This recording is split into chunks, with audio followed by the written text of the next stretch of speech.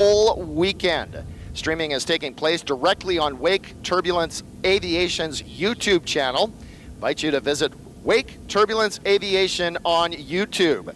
If you get an alert from any other source about a live stream from Airshow London, it is not official, and we want to encourage you to beware. Do not, under any circumstances, share your credit card information because except for the Wake Turbulence official live stream, there is no other live stream of Airshow London. All right, folks, we're getting underway again with our opening ceremonies at noon. Hope you're enjoying your morning. We'll talk to you very soon. 1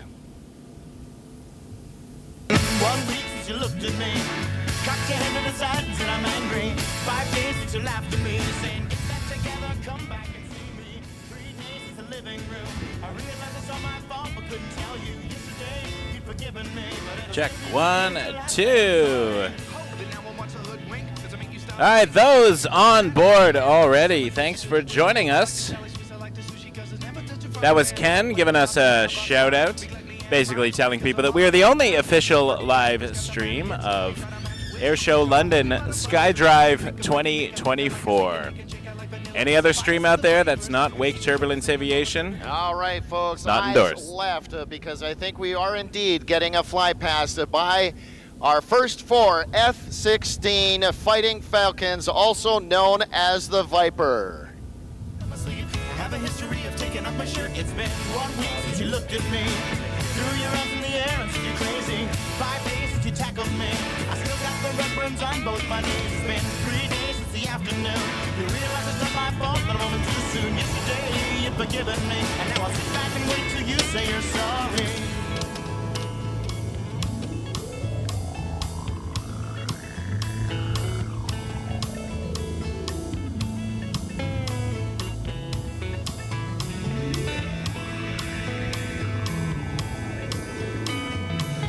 China, the Chinese chicken. You have a drumstick and your brain stops sticking. Watching X-Files with no lights on. We turn on these eyes.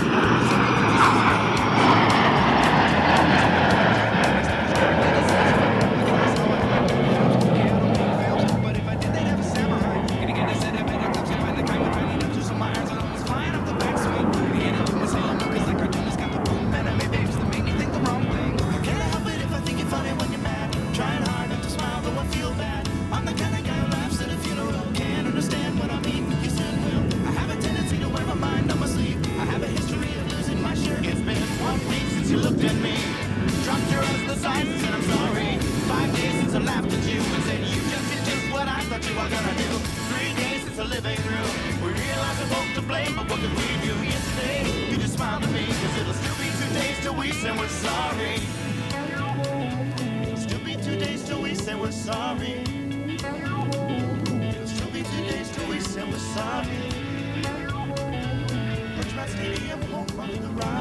Birchmount Stadium, home of the Robbie. Shout out to Scarborough fans out there. That was a bonus F-16 flyby.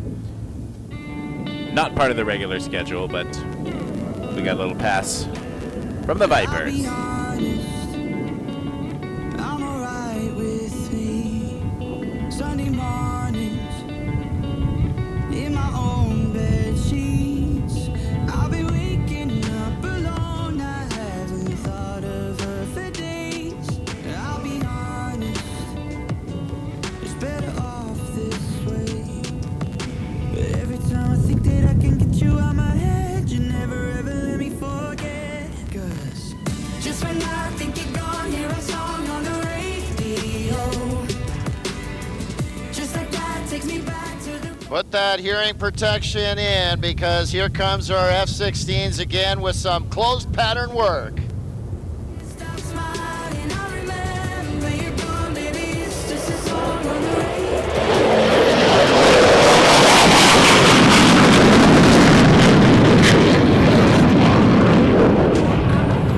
With me, Sunday mornings in my own white tee.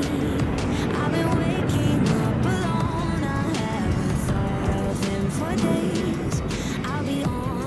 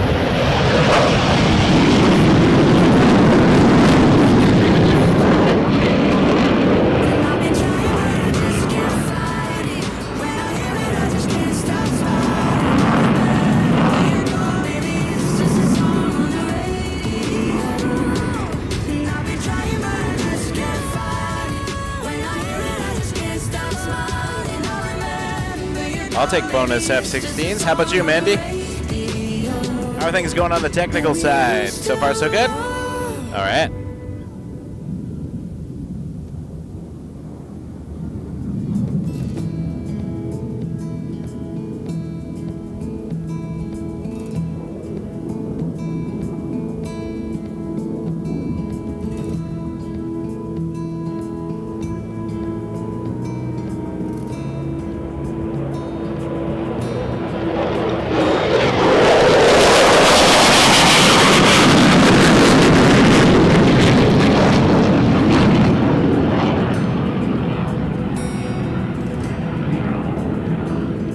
I spent much time reading windows. We go side by side, laughing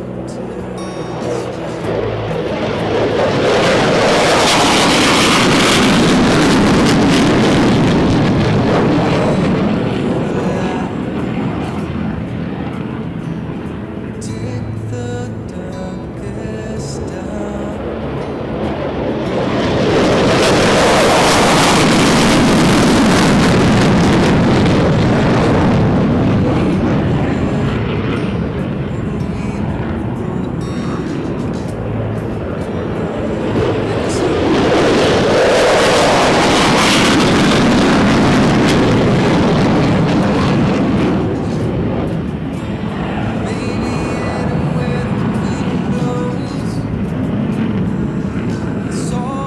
Fantastic to have you all here today for our little bonus F-16. The show hasn't even started yet. We're getting a whole bunch of F-16 flybys, so I'm enjoying this very much. Hit that subscribe button if you haven't already. Just a note, I'm glad you're here live because this video will immediately become blocked globally shortly after the show ends, as it was yesterday due to the music copyright. So we're just going to play it loud and proud and enjoy it. I'll try to post some highlights later on tonight, tomorrow, the next few days so that we can at least enjoy the show, even if I have to mute some of the audio. It'd be fun to have you get people to watch us. Much time seeking shelter. World without end couldn't hold.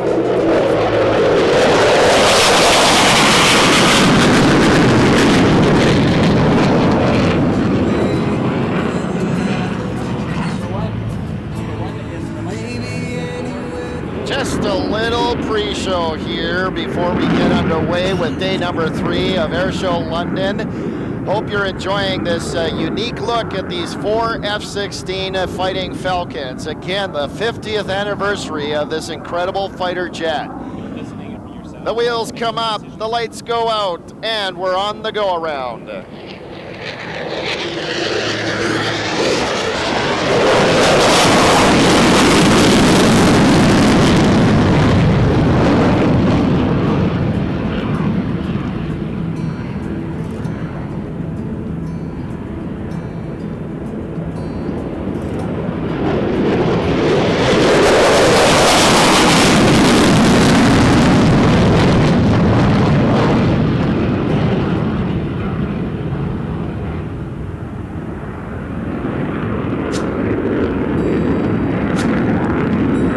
F-16 a wave as we say farewell and thanks for joining us at Airshow London.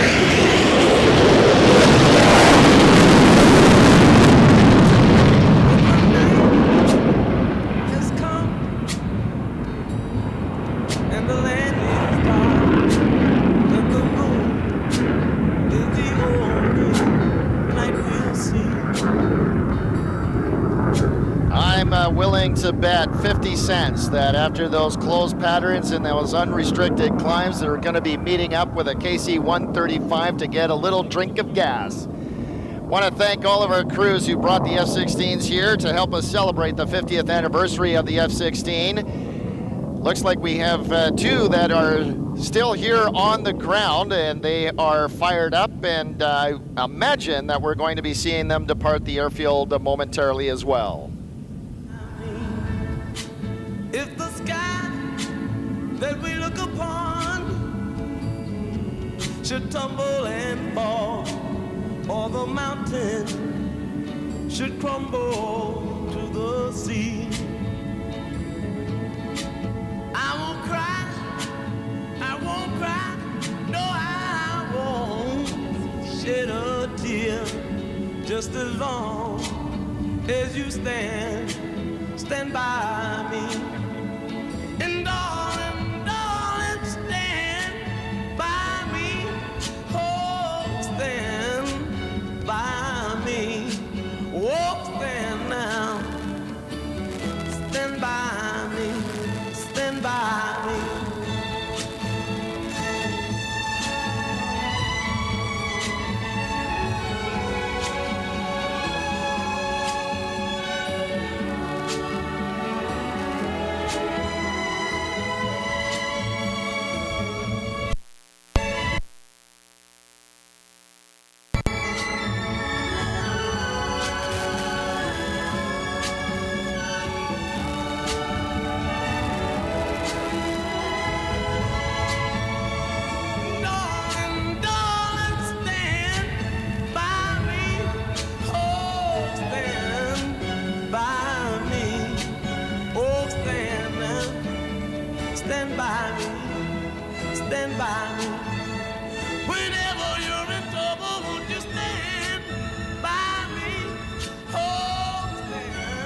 What a great song by Ben King, Stand By Me. You know, folks, you can listen to this live broadcast on FM 88.9. That's FM 88.9. We're also live streaming this air show on the only official live stream webpage of Wake Turbulence. Make sure you go to the Wake Turbulence YouTube channel. Sorry, I was being offered potato chips as I was in the middle of my speech, and that's just not a good combination while I'm talking. Potato chips. But Wake good Turbulence is interruption for offering Wake a Turbulence. free live stream. If you find a live stream anywhere else, especially if they're asking for money, don't fall for it. It is a scam. The only official live stream is by Wake Turbulence, and you can find that live stream on the Wake Turbulence YouTube page.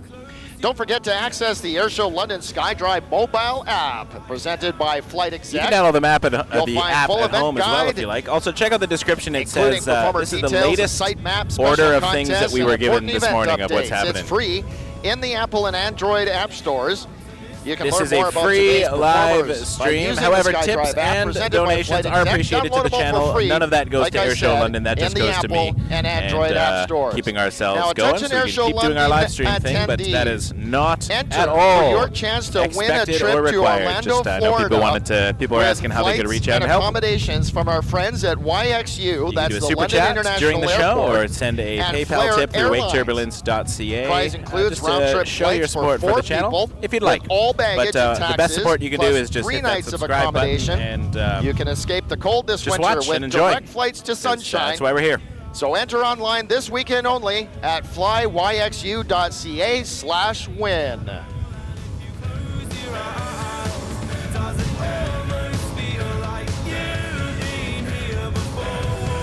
Probably the most copyright infringement stream I've ever done. This is why this will not be probably saved as a live broadcast after. Yesterday's was blocked globally within 45 minutes due to the copyright claims, so enjoy it while it's on live. I'll see if I can repost it later, and if it allows it to upload as a video, perhaps. But we may have to mute the entire thing, which is annoying. Or just mute the mute these bits in between. I don't know. I'm working on it.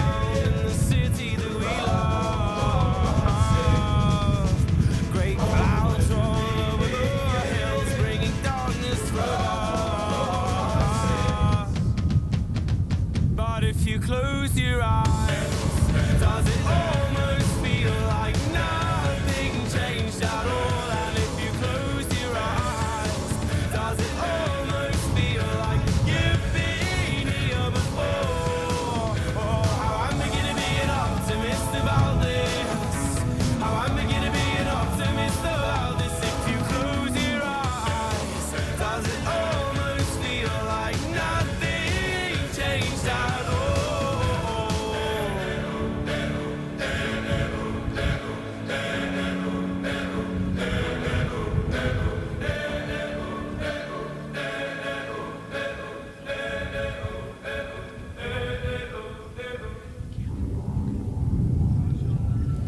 folks, you want to know how to make thunder on a clear day like today?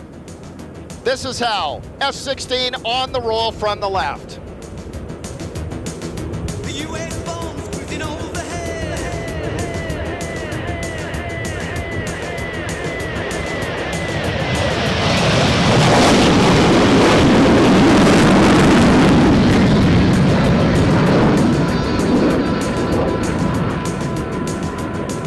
Shoot it up. Shoot it up.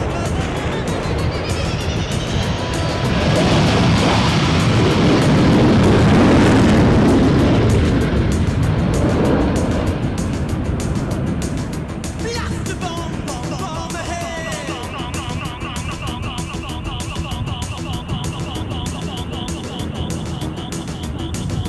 Multi-millions still unfed.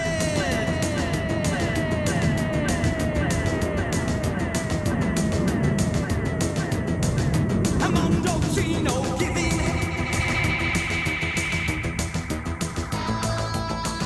Shoot it up. Well, my audio has just doubled again, so I'm hearing myself again.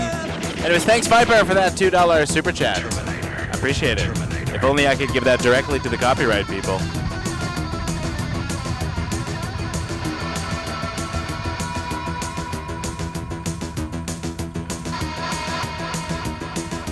Hold me, shake me, I'm all shook up.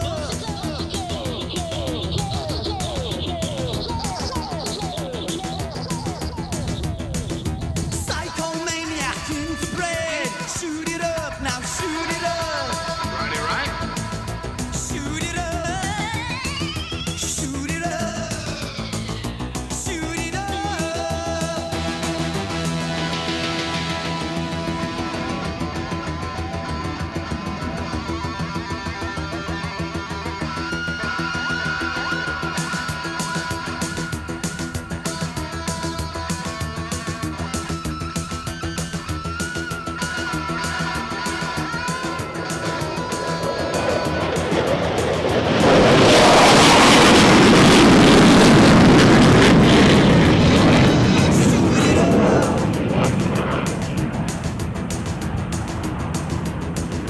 There goes my little rocket red.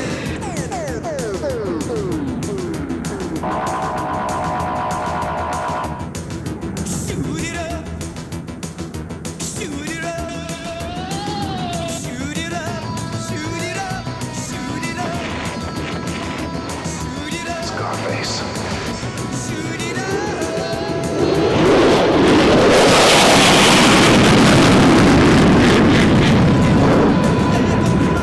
Rocket red. Shoot it up. Then when you get the money, you get the power. Shoot it up. Ultra-violence in Japan. Around Babylon, better thank you, man. Shoot it up. Shoot it up. Shoot it up. Shoot it up. Soon, the whole world will know my name. A little reminder that you can meet our performers at the Autograph Tent today. The Autograph Tent is located near the merchandise tent with the blue and white stripes in Hub 1. More details available on the official Airshow London app, which you can download for free on Apple and Android app stores. Grew up in a small town, and when the rain would fall down, I'd just stare out my window, dreaming of what could be. And if I'd end up happy, I would pray, trying hard to reach out, but when I tried to speak out, no one could hear me. Wanted to belong here, but something felt so wrong here. So I could break away.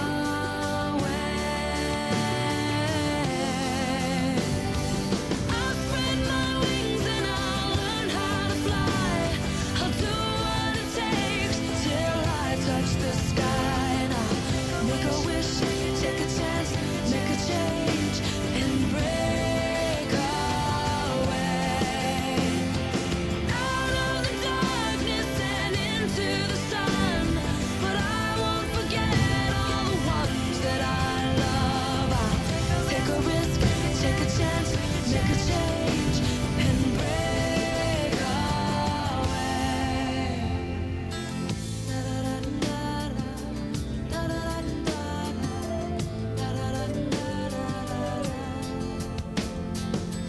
Wanna feel the warm breeze, sleep under a palm tree, feel the rush of the ocean.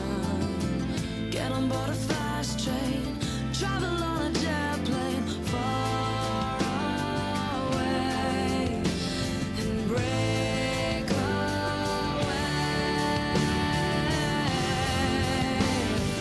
I'll spread my wings and I'll learn how to fly. I'll do what it takes till I touch the sky.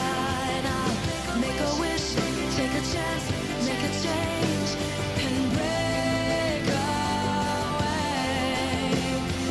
Out of the darkness and into the sun, I won't forget all the ones that I love. I gotta take a risk, take a chance, make a change and break away. Buildings with 100 floors, swinging with revolving doors. Maybe I don't know where they'll take me, but gotta keep moving on, moving SkyDrive on. 2024. Break away. I'll spread my wings and I'll learn how to fly. Oh, it's not easy to tell you goodbye. Gotta take a risk, take a chance, make a change. Thank you, Faith. £2 super chat. Much appreciated. Out of the darkness and into the sun, but I won't forget the place I come from. I gotta take a risk, take a chance, make a change and break away, break away, break away.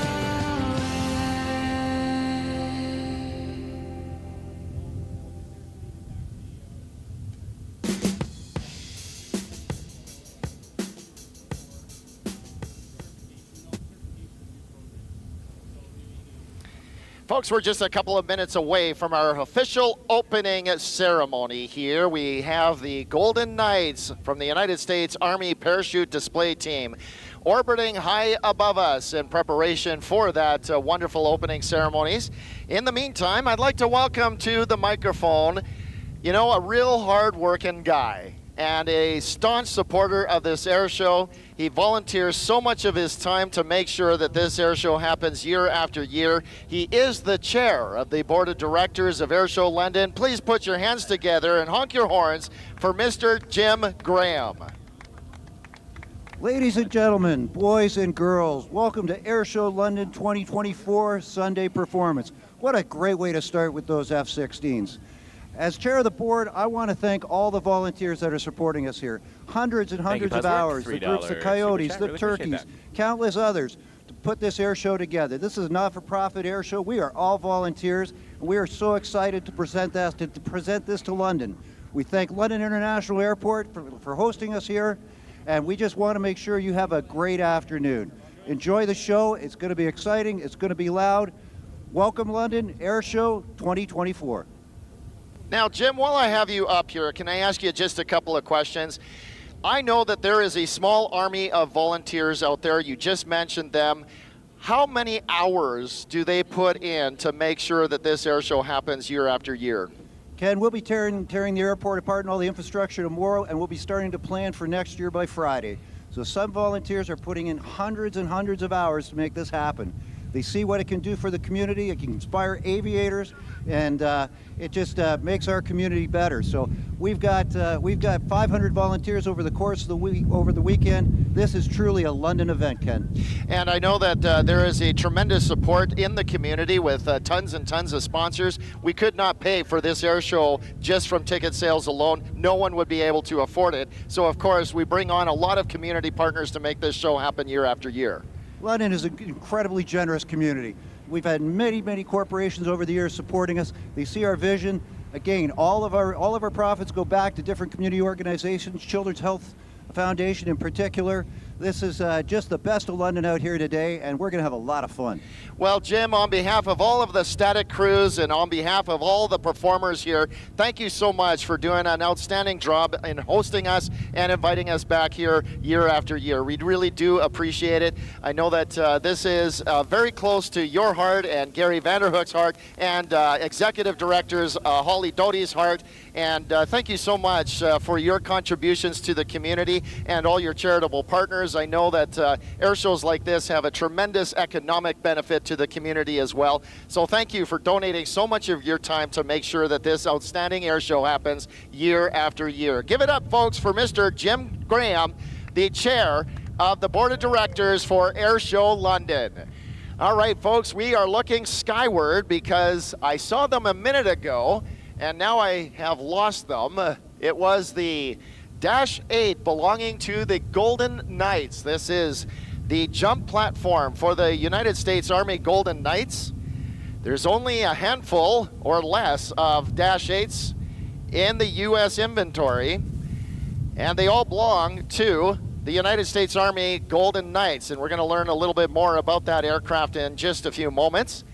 But again, we're looking skyward, and in just a few moments, you're going to see a number of jumpers exit that perfectly good airplane, and they're going to help us start off our air show today in style. Again, I just want to say that we do have a air show app presented by Flight Exec. You'll find a full event guide there. There will also be for performer details, a site map, special contests, and an important event updates. Speaking of contests, you can enter your chance to win a trip to Orlando, Florida with flights and accommodations from our friends at CYXU and Flair Airlines. Prizes include round-trip flights for 4 people with all baggage and taxes plus 3 nights of accommodation. You can escape the cold this winter with direct flights to Sunshine. Enter online this weekend only at flyYXU.ca/win.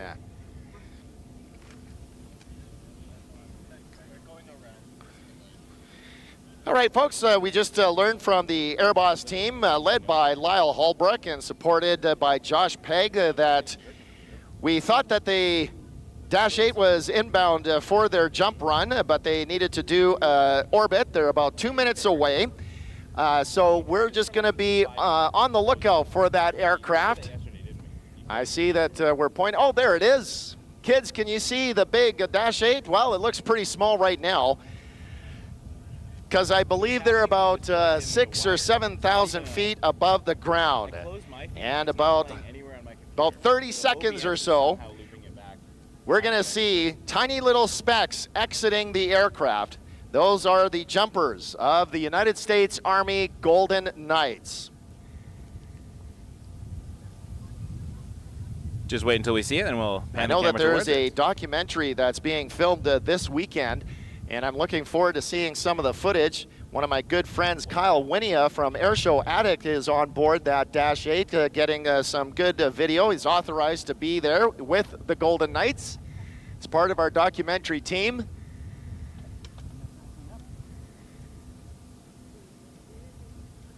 And we're just still looking skyward, and it looks like we have jumpers away.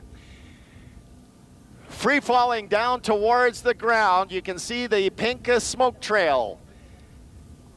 That is from a smoke canister attached to the ankle of our jumpers, and this is so we can track their movement through the sky. You can see they're continuing to descend towards the ground, reaching almost terminal velocity. And it looks like we have 3 jumpers up there from what I can see from here. One is splitting away right now. I believe that might be our videographer. I cannot reach for the moment. From the Golden Knights. As our other 2 jumpers are locked hand in hand, doing a couple of spirals there. Now they're splitting away. And in just a couple of moments, we're going to see the chutes pop out from the Golden Knights.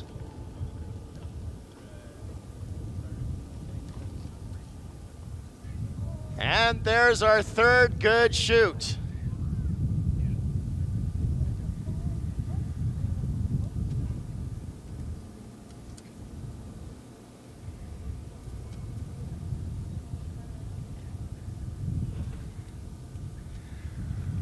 And we're just going to get them a little bit closer to the ground here in preparation for our opening ceremonies. All right, folks, if you can and are able, would you please rise, remove your hats, as we salute our friends from across the pond in the United Kingdom. Here is their national anthem, God Save the King.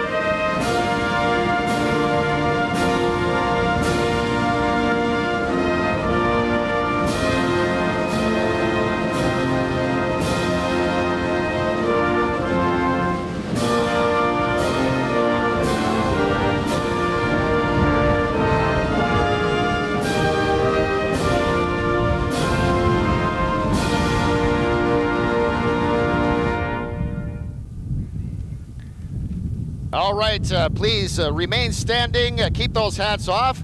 Let's honor our friends from south of the 49th parallel. Here it is, the Star-Spangled Banner, the national anthem of the United States of America.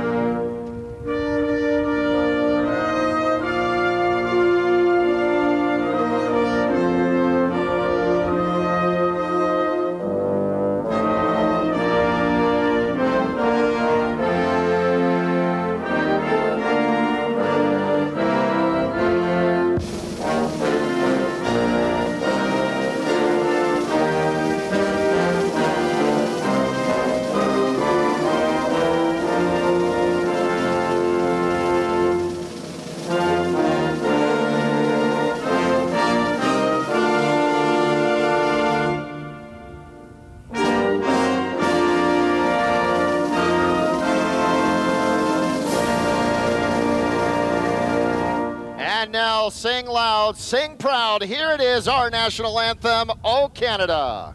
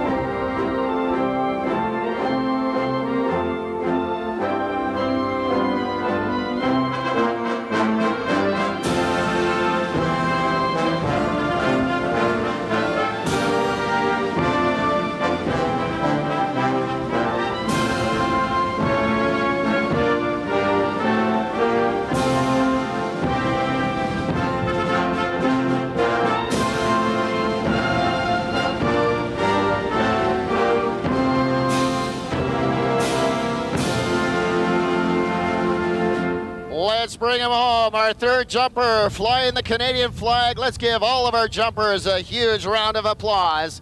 The United States Army Golden Knights.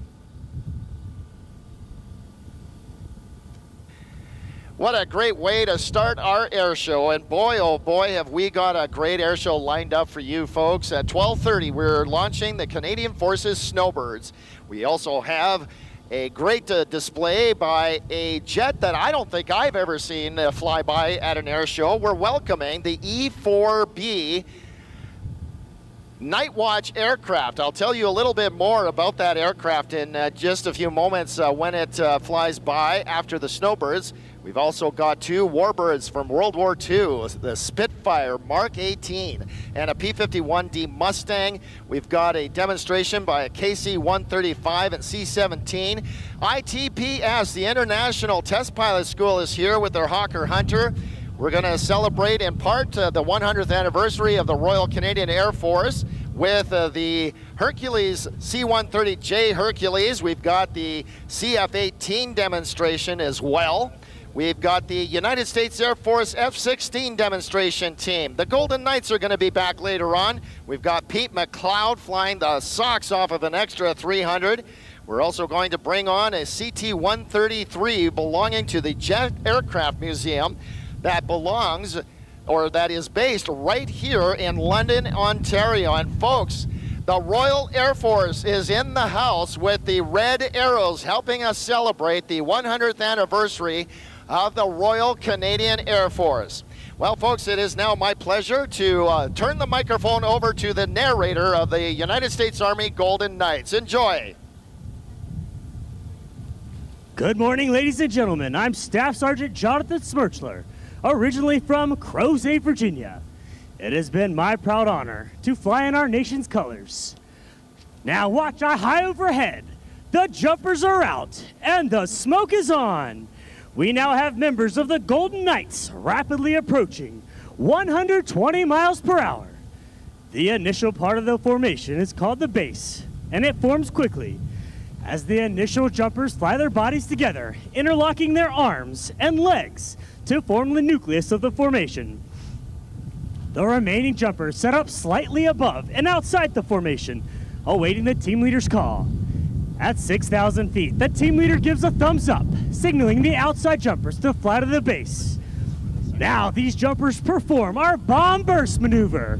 This is our salute to all of you attending today's show. Now watch for black and gold canopies to light up the sky. And there you have the high-flying black and gold of your United States Army parachute team, the Golden Knights.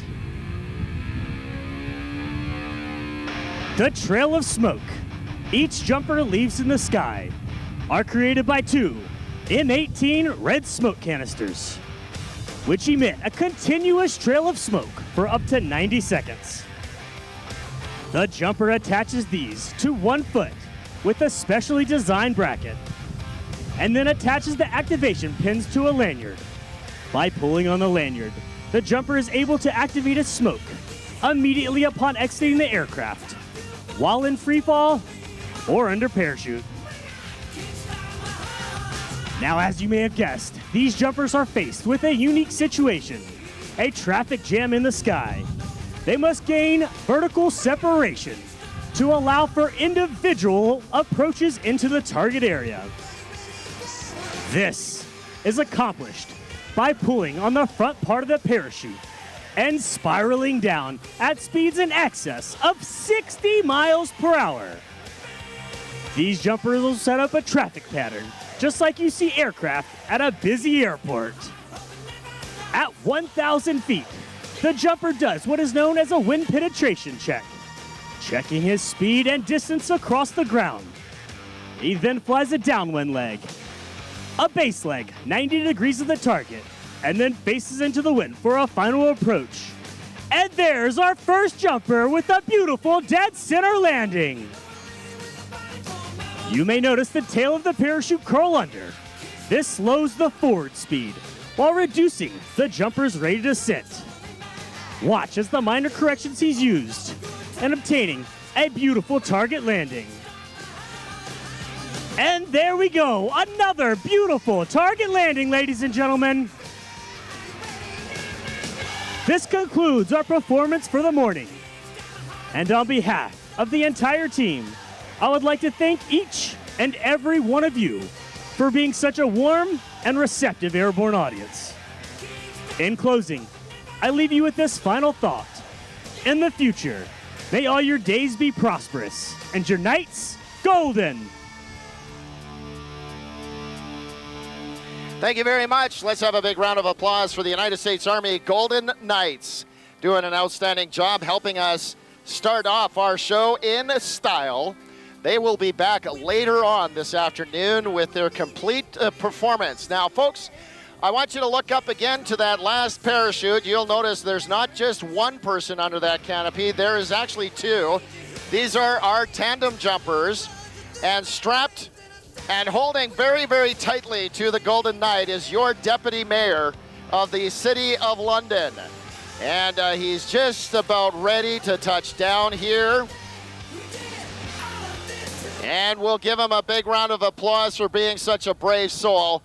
There they are, safely back on terra firma. Let's give them a big round of applause. If we have a chance, we're going to bring our Deputy Mayor up to the announcer stage, and we'll talk to him a little bit about his experience. And Robert, thank you so much. He'll Really talk a appreciate little bit about that Rob. experience. $100 tip via PayPal. And I That think is he so brings kind of you. Thank you greetings so on much. I behalf really of the appreciate City that. of London. That will help cover the emergency hotel stay that we had to have. Now, folks, if you look up to Thank your you right, so much. You're fantastic. you I will really see appreciate the beautiful I believe lines they said that was the of deputy the mayor. I'm de having a hard time Havilland hearing the, Canada the sound 'cause I'm getting 8. doubled in my ear again. An earlier Maybe model, something you weird, still but, see I'm the talking next over generation of these That's pretty aircraft cool. flying in the form of the Q400. I believe that during the air show today, we'll be seeing an arrival and a departure of the next generation of Dash 8s, known as the Q400. The Dash 8, one of many aircraft designed and built by de Havilland Canada, capable of STOL, which is short takeoff and landing. Let's see if I can rattle off some other great de Havilland Canada aircraft. The Buffalo, that served as our search and rescue platform for many, many years. It just retired in the last couple of years. Designed and built by de Havilland Canada. I believe the Dash 7 is still being used by the Canadian government. They built the Otter, the Twin Otter, the Beaver.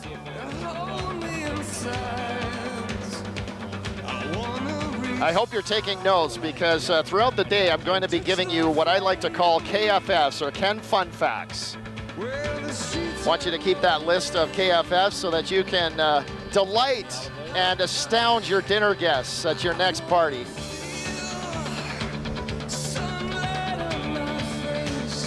All right, just turning final, getting ready for touchdown on runway 15. Here, well, you asked for another KFF, here's a KFF. Runway 15, a compass heading of approximately 150 degrees. I say that approximately because we round up or down to the nearest 10. I hope you're ready for a great air show. I hope you've got your refreshments. I hope you've got your food. We've got lots and lots of food vendors on site here this weekend. You can find out more information about those food vendors by visiting the official Airshow London app. Jumping platform coming into land. Because we're getting underway with our air show as soon as we get this Dash 8 on the ground. We're going to turn the microphone over to your Canadian Forces Snowbirds. Give our crew on board the Dash 8 a wave.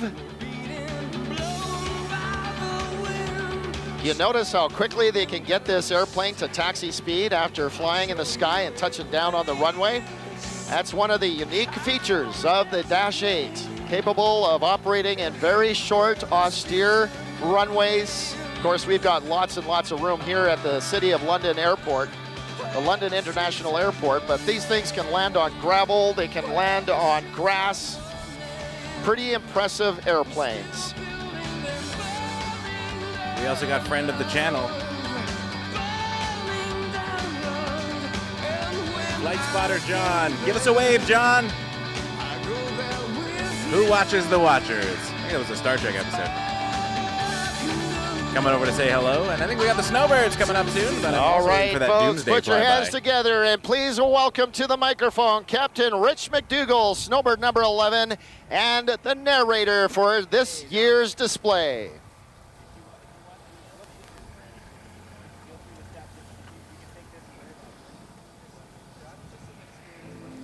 Good afternoon, London. Are you ready for a Snowbirds performance? On behalf of our command team, Lieutenant Colonel Jean-François Dupont and Chief Warrant Officer Cheryl Abernethy and all members of 431 Air Demonstration Squadron, welcome to the 2024 Canadian Forces Snowbirds performance. This year we are celebrating 100 years of the Royal Canadian Air Force. Mesdames et messieurs, bonjour. Au nom de notre commandant, le lieutenant-colonel Jean-François Dupont, et de tous les membres de l'escadron de démonstration aérienne 431, bienvenue au spectacle des Snowbirds 2024.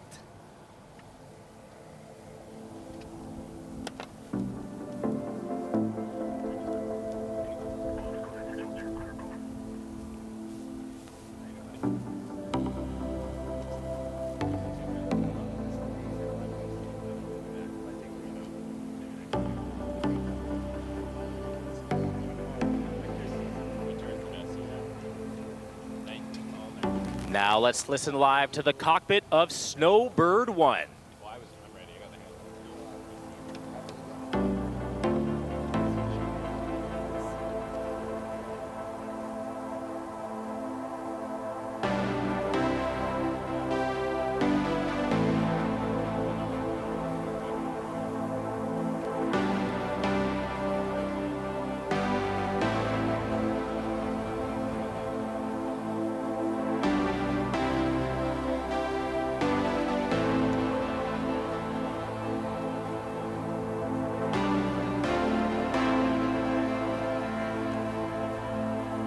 We are waiting for the Canadian Forces Snowbirds.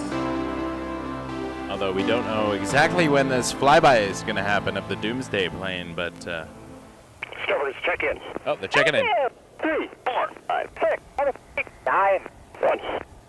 Snowbirds, start them up.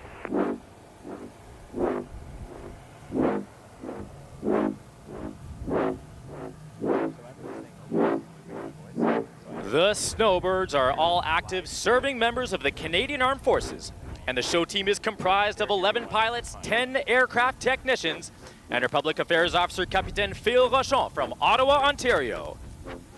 Les Snowbirds sont tous des membres des Forces armées canadiennes, et l'équipe du spectacle est composée de 11 pilotes, 10 techniciens et techniciennes d'aéronefs, et notre officier des affaires publiques, le Capitaine Phil Rochon, originaire d'Ottawa, en Ontario. Capitaine Rochon veut partager vos photos avec le monde. Suivez-nous au Snowbirds FC sur Instagram, X et Facebook et identifiez-nous dans vos publications. Captain Rochon wants to share your photos with the world. Follow us at CF Snowbirds on Instagram, Facebook, and X, and tag us in your posts. To my left is your safety pilot today, Snowbird 10 Captain Edward Soy.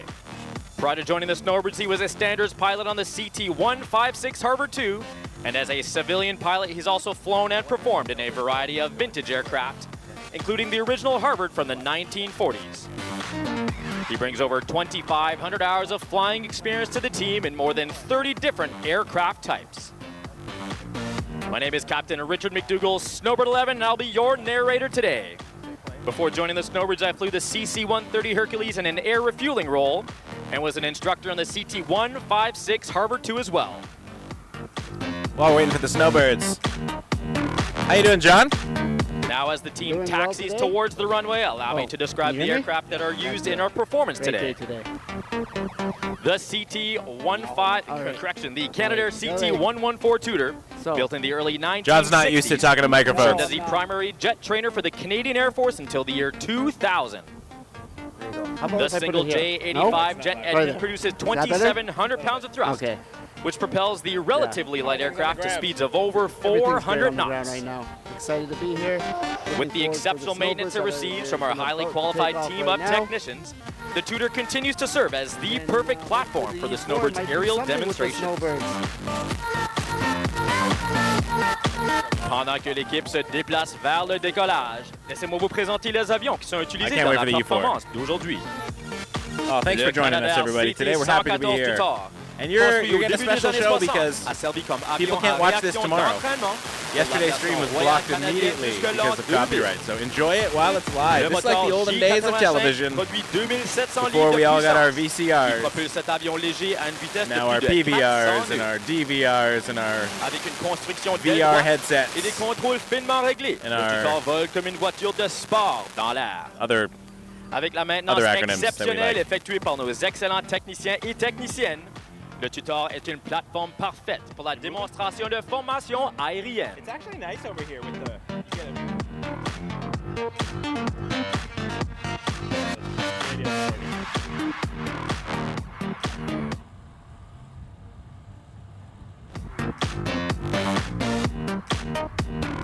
Et si vous regardez vers votre droite, l'équipe se déplace. We might have to put the radio down on the ground and do it through the microphone because we're getting a lot of crackling up here. It depends on the interference in the equipment. Sorry folks, it is an FM radio. You tilt a little bit to the left and sometimes you get a crackle. You move it to the right, you get another crackle. Actually, if it's further away from the electronics, it's probably better.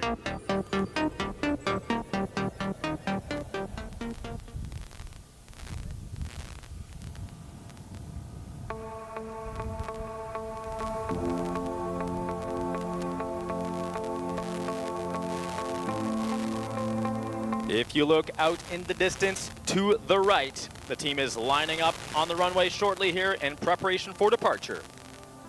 Today's takeoff will be a triple Vic takeoff. You'll notice 3 groups, each with 3 aircraft arranged in a V formation. The formations are 500 feet apart, allowing for all 9 airplanes to rejoin quickly once airborne. He said look to the right, they're lining up for takeoff. Oh, they're there.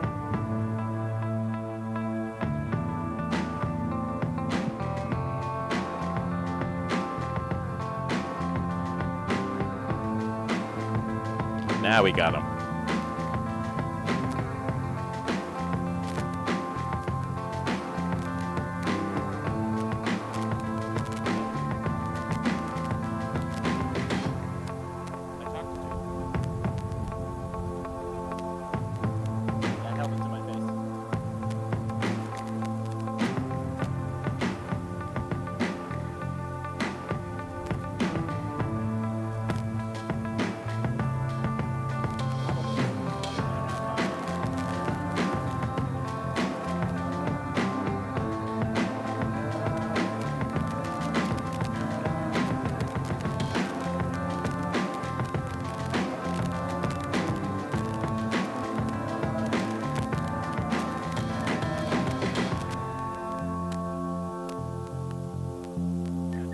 Les voilà tous les 9 sur la piste. L'équipe va décoller prochainement.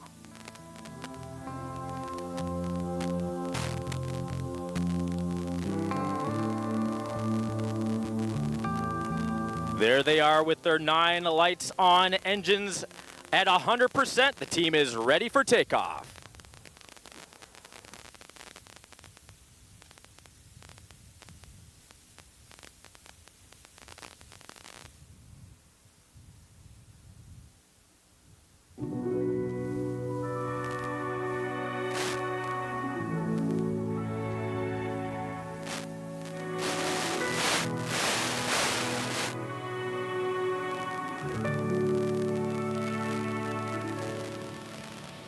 Let me down easy,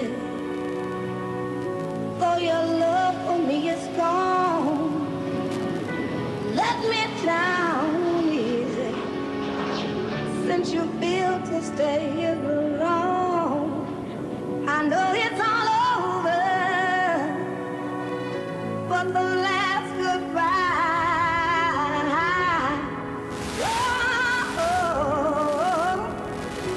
Let me down easy. Let me down easy. Let me down easy. Let me down easy. Let me down easy.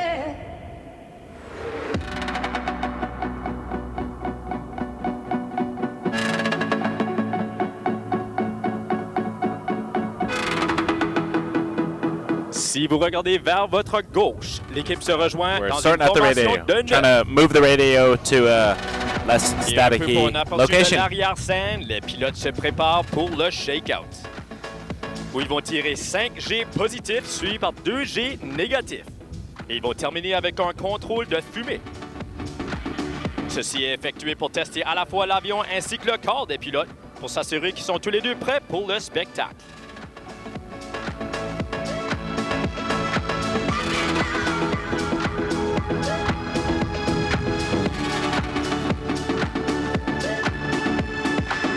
When you pass by me, say hello once in a while. When you pass by me, baby, doesn't it hurt so much to smile? We promised that we'd still be friends till the very end. Begging you, babe. Now, folks, if you look straight ahead out in the distance, you'll capture a glimpse behind the scenes where the pilots are setting up for what we call the shakeout. This procedure starts with a positive 5G pull, then a negative 2G push, followed by a smoke check. We use it to test both the aircraft and the pilots' bodies to ensure they're both ready for the show.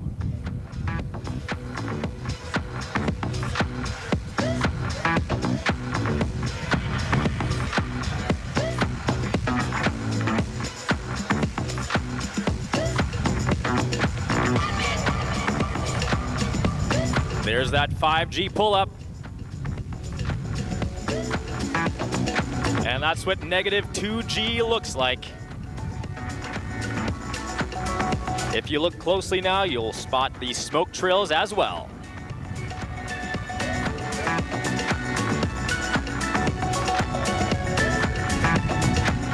We're just tracking the E4. It is over Lake Michigan right now. It looks like it's about half an hour out, perhaps, of a flyby at the speed it's going. It's currently traveling at 489 knots, ground speed at 33,000 feet. The U.S. Army E4, the Doomsday plane. We're going to get a flyby of that. Snowbirds are just shaking out. Their show's going to start very shortly. And I'm very excited for this flyby. So after the Snowbirds are done, it looks like we're going to get that pass Maintenant qu'on a fini of le the Doomsday shakeout. plane. Cannot wait. Salut tout le monde, c'est Philippe Laprise. On célèbre cette année le centenaire de l'aviation royale canadienne. Les habitués le savent, mais le classique au pageant aérien, c'est les Snowbirds. Les Snowbirds, c'est une escouade extraordinaire. Moi, je les appelle les magiciens du ciel. Parce qu'ils nous font rêver, ils nous font faire des oh, des ah, des aïe aïe aïe. Mais c'est vraiment une équipe extraordinaire. Hello, aviation enthusiasts. My name is Rick Mercer. 2024 is a very big year for the Royal Canadian Air Force and for the men and women who proudly serve in this remarkable institution. This is a centennial year. Also being celebrated, over half a century of the Air Force doing incredibly cool dynamic aeronautical maneuvers in CT-114 Tudor aircraft. One of the greatest experiences of my life was flying with the Snowbirds. It was thrilling, it was exhilarating, and I would not do it again for all the money in the world. However, I will never miss an opportunity to stand firmly on the ground and watch this incredible team in action, hurtling through the air at tremendous speeds, close enough to one another to read each other's thoughts. The Snowbirds not only demonstrate the skill, professionalism, and teamwork that runs throughout the Canadian Armed Forces, they put on a heck of a show. And it is about to begin. It is my great honor to ask you all to look straight ahead for the 9 twinkling lights and listen for team lead Major Brent Handy as he calls for the team to check in.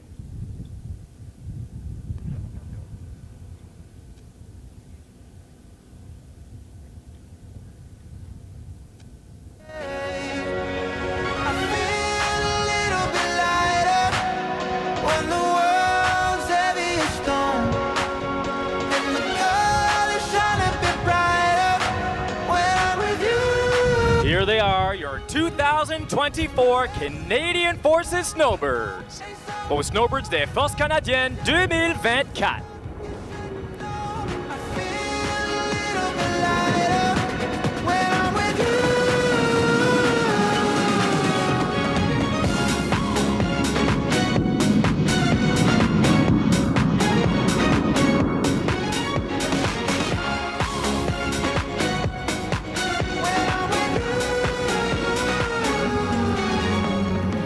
The tide can pull us away. Don't matter where we are. 'Cause when you're inches away, heaven's never that far. I know, when I know. Take it all away and fill the empty spaces. Don't know about tomorrow. But I know that today I feel a little bit lighter when the world's heavy as stone. Prochaine passe de la droite. L'équipe revient en formation de triangle inversé. Look to your right as Snowbirds 1 through 9 reposition for the inverted wedge bottom side pass.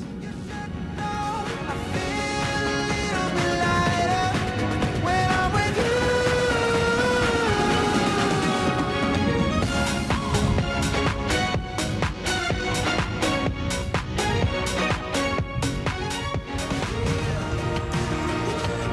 Cause you burn with the first flame. And the world's gonna know your name. And you'll be on the walls of the Hall of Fame. You can go the distance, you can run the mile. You can walk straight through hell with a smile. Get the gold, breaking all the records they thought never could be broken. Do it for your people, do it for your pride. Are you ever gonna know if you never even try? Do it for your country, do it for your name. 'Cause there's gonna be a day when you're standing in the Hall of Fame. Looking left, you'll see the team change to condor formation for another bottom side pass. They will then pull up into a loop and change back to Big Diamond.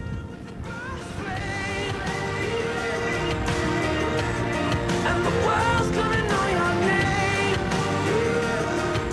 And you'll be on the walls of the Hall of Fame. Be a champion. Be a champion. Be a champion. Be a champion.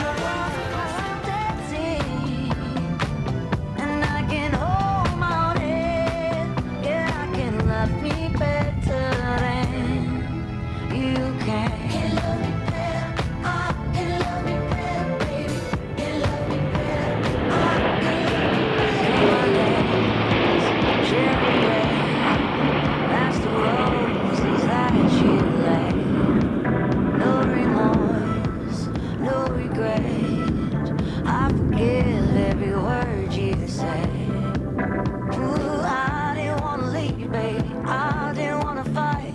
Started to cry, but then remembered I can buy myself flowers.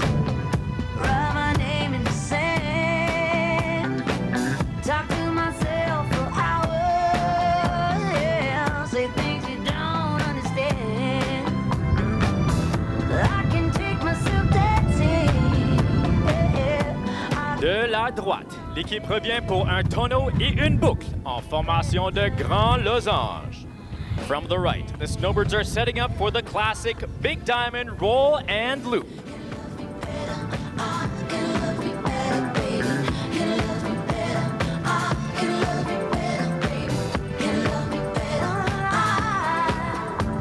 I didn't wanna leave you. I didn't wanna fight. Started to cry, but then remembered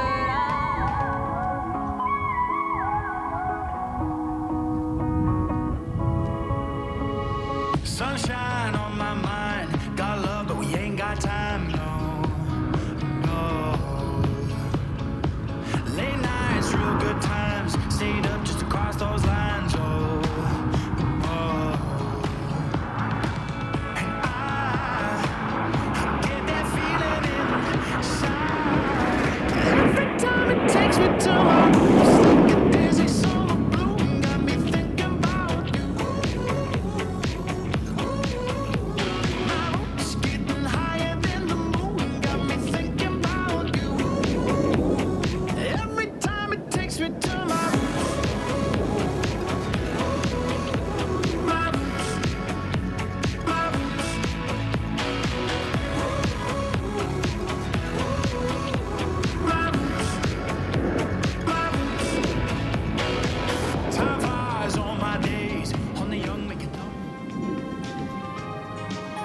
Smooth and accurate flying is essential for our two inner pilots. Flying in the inner right wing position is Snowbird 2 Captain Katie Clapp from Ottawa, Ontario. Captain Clapp previously flew the C-130 Hercules in a search and rescue role and the CT-156 Harvard 2 as an instructor. She brings over 3,500 hours of military flying experience to the team. Anchored in the inner left wing position is Snowbird 3 Major Steve Tim from Surrey, British Columbia. Major Tim is a former CF-18 Hornet section lead with over 1,200 hours of fast jet experience. The backbone of our formation consists of two line-astern pilots, better known as the STEMcats. Our first line-astern pilot is Snowbird 4 Captain Scott Boyd from Burnaby, British Columbia. He's a senior Harvard 2 flight instructor and has over 2,100 hours of flying time.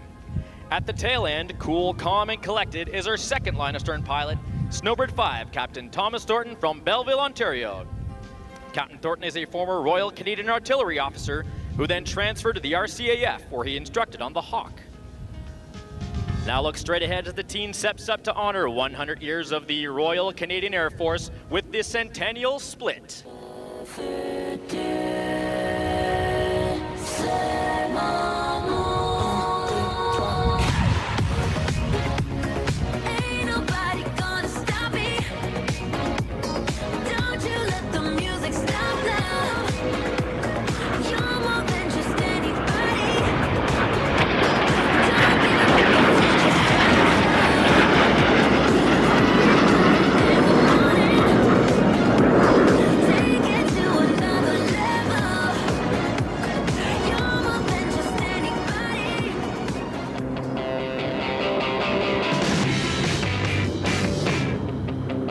From left and right, Snowbirds 8 and 9 are repositioning for the Knife Edge Pass.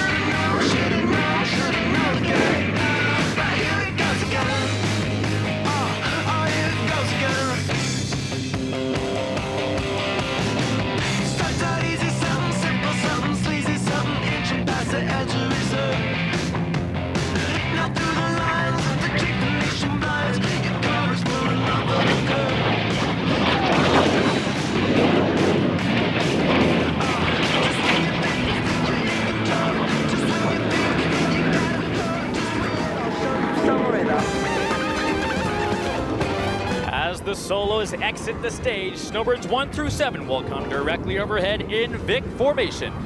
As they pull up into a loop, watch as they first change to wedge and then to arrow formation. I should show you somewhere.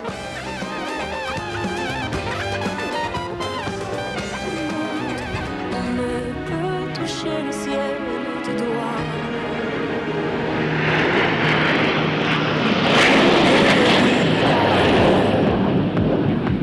Toutes ces belles promesses que j'entends, ce n'est que du vent, évidemment. Et ramener le beau temps et la pluie, c'est ce qu'on oublie. C'est toujours trop beau pour être vrai, mais c'est jamais trop laid pour être faux, évidemment.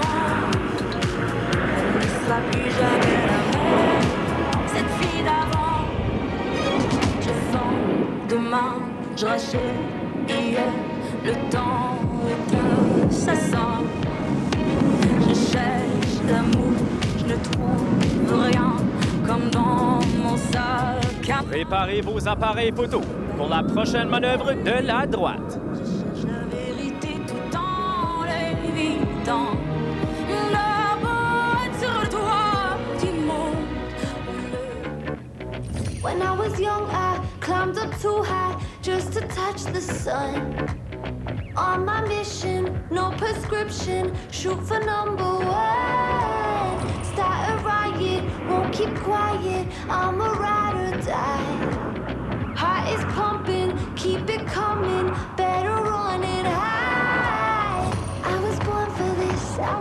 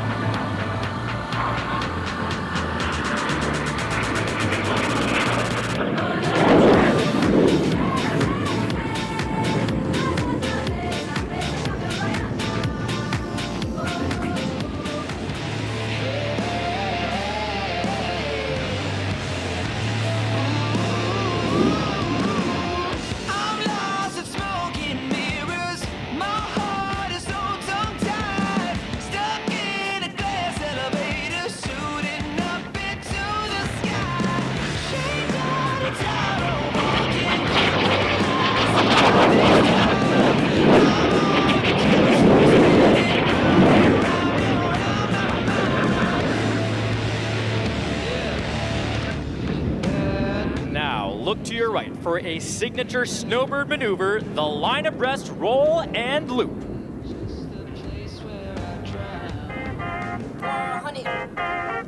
The number you have dialed is not available at present. Please leave your message after the beep. Yeah, trendsetter, whoa, league of my own, it don't get better. No, read what I wrote, I'm a bestseller. Yeah, reach for my goals, hit it dead center, hit it dead center. Bullseye, hit it the most, there's no misses. Something like fish in a barrel, it's no different. Blindfold on me, I still got the most vision. Trendsetter told them before, but they don't listen. Better, bring a better bad because I'm bigger, better. Solo, single, selling several shows at every single second. Peter Piper, pick the peck, pick up rappers, Tommy King, because the competition. Hope they get the message. Look, living it fast, spinning my M in the bag. I never go slow, thinking I'll crash. End up a thing in the past, they know I won't though. Big fish catching me, they gon' need a bigger bowl. Ironic how the world stops when I spin a globe. Always showing up. Right. Last year's song still holding up. See the name now and they know what's up. Right. Price hit the top and it's going up. I'm a trendsetter. Whoa, league of my own, it don't get better. No, read what I wrote, I'm a bestseller. Yeah, reach for my goals, hit it dead center. Hit it dead center. Yeah, trendsetter. Whoa, league of my own, it don't get better. No, read what I wrote, I'm a bestseller. Yeah, reach for my goals, hit it dead center. Hit it dead center. B.O.D. Get the spell check, a fact check, and prevent errors going up. See the bent lever, jalapeno hot. Y'all just red peppers, all y'all carbon copies, but I'm left center. And your shorty glitching on me like a tech center. Hit her with a French tenor. Crazy, wait until I do the next record. I leave head severed. I don't need to hit the bench ever. But if I do, I'm PRing to the next level. Condo flights to Lufthansa. Already know who you people fans of. Call me Big Daddy in a big body Wrangler. Call me Big Daddy Adam Sandler. Bullseye, aiming for a cottage with a poolside, full size. Always showing up. Right. Last year's song still holding up. See the name. Flying on the edges of our large formation requires aggressive and responsive flying from our outer pilots. Snowbird 6 is Captain Kyle Taylor from London, Ontario. He's a former Harvard 2 instructor and flying in the outer right wing position brings over 1,600 flying hours to the team. In the outer left wing position is Snowbird 7 Captain Dominic Apolloni from Winnipeg, Manitoba. He's a former Harvard 2 instructor pilot and brings over 2,200 hours of ejection seat experience to our team.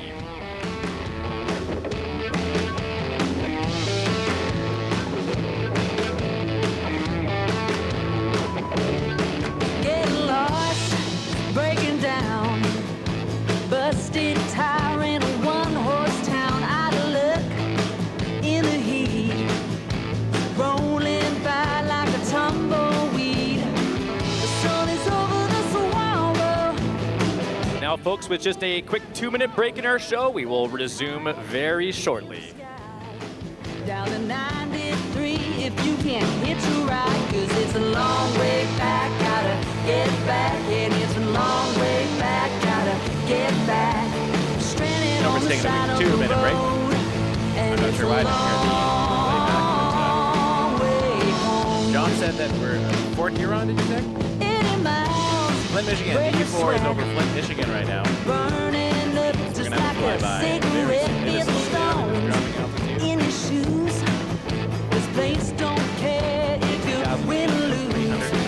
The gig is getting overrated, and I just wanna face it daily, 'cause it's a long way back, gotta get back. It's a long way back, gotta Avec un petit délai dans notre spectacle, on va recommencer dans peu. Regardez devant vous pour une manœuvre sensationnelle. Préparez vos appareils photo.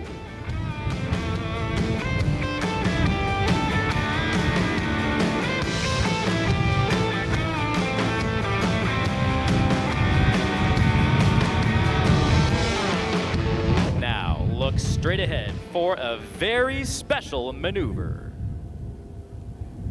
So bright tonight, but don't you let go of my hand. You can cry every last tear. I won't leave them understand. Promise me, just hold my hand. Raise your head, look into my wishful eyes. That fear The Snowbirds would like to dedicate today's heart to all the veterans and military families who have joined us here this weekend. Maintenant, regardez en avant pour un changement de rythme, alors que Snowbird 7 roule autour de la formation, suivi par une manœuvre sensationnelle, le lag back cross.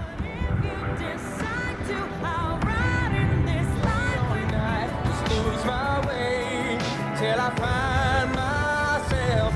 Call to arms, life is smoking. Carry on, take the moment.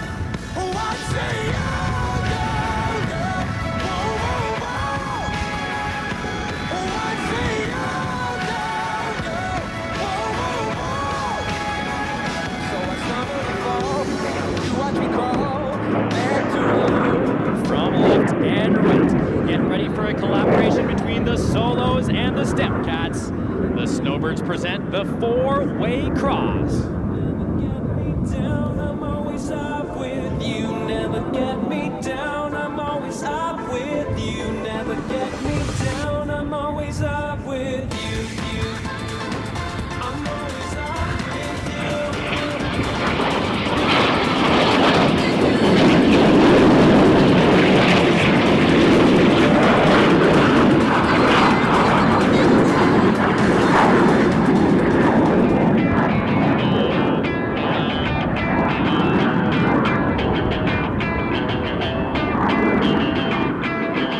Can't stop addicted to the shindig.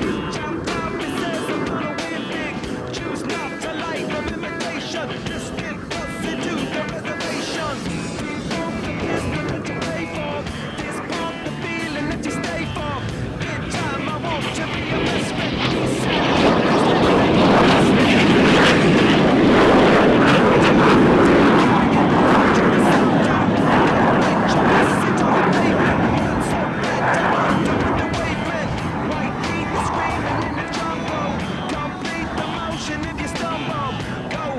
Next up, from your right, Snowbirds 1 through 7 return for the double diamond roll.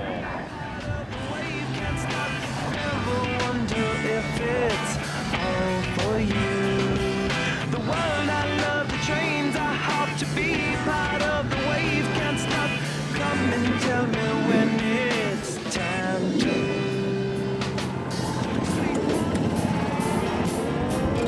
And I think it's gonna be a long, long time till touchdown brings me round again to find I'm not the man they think I am at home. Oh, no, no, no. I'm a rocket man, burning down the fuse out there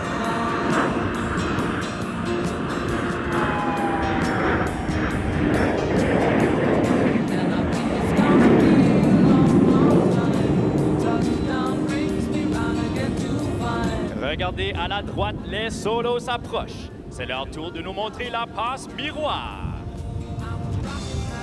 Now watch carefully as the Solos fly canopy to canopy and perform the mirror pass.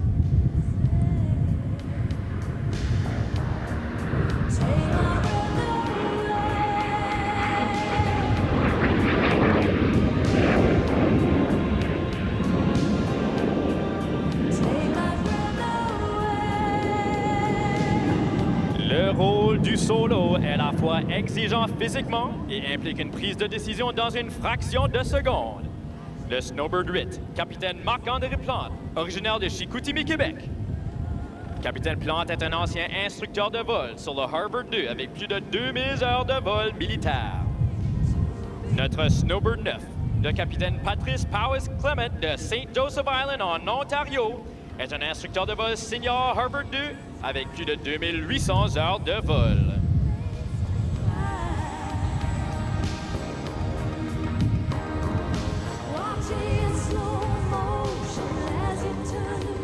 Now, folks, we're about to do a quick 2-minute delay here just to allow a ambulance helicopter from Orange to conduct their takeoff and departure. We will resume the show shortly.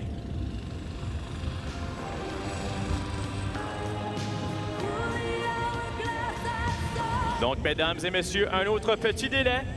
On va faire une petite pause dans notre spectacle pour permettre à un hélicoptère de sauvetage. Il pourrait faire son décollage et sortir de la région. On va recommencer dans 2 minutes.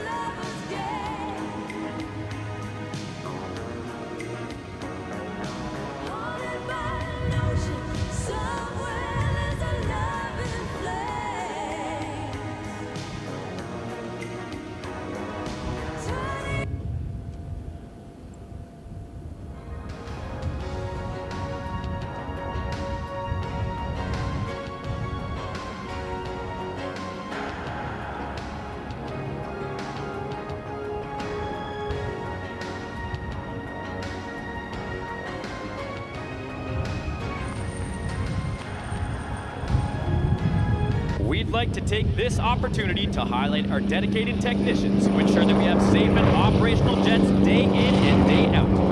Our performance today would not have been possible without these amazing members of our team. Nos techniciens dédiés s'assurent que nous avons des avions prêts à voler jour après jour. Nous ne pourrions tout simplement pas voler sans ces incroyables Snowbirds.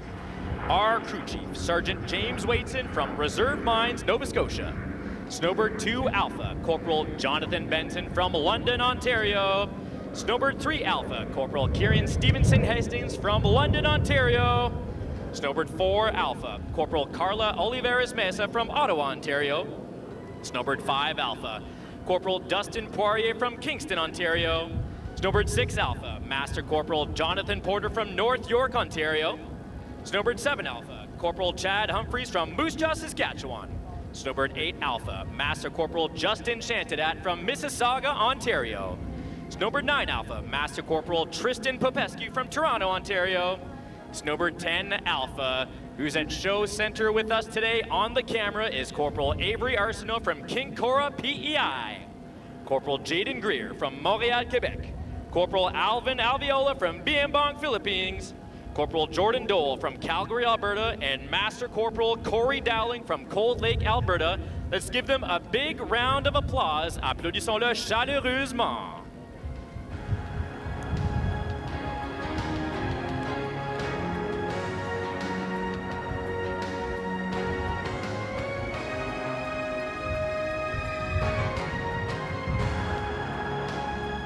Now look straight ahead at those 9 twinkling lights as the team returns in 9-plane line abreast pass.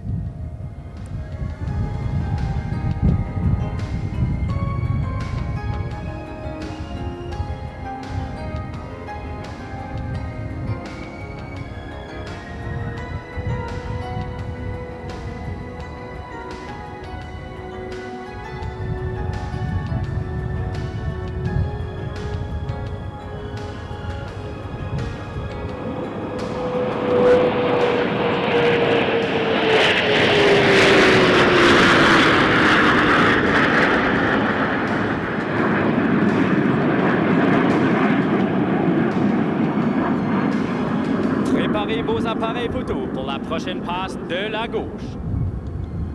L'équipe revient en passage supérieur de Grand Losange. Now get your cameras ready and look left as the team returns for the iconic Big Diamond topside pass.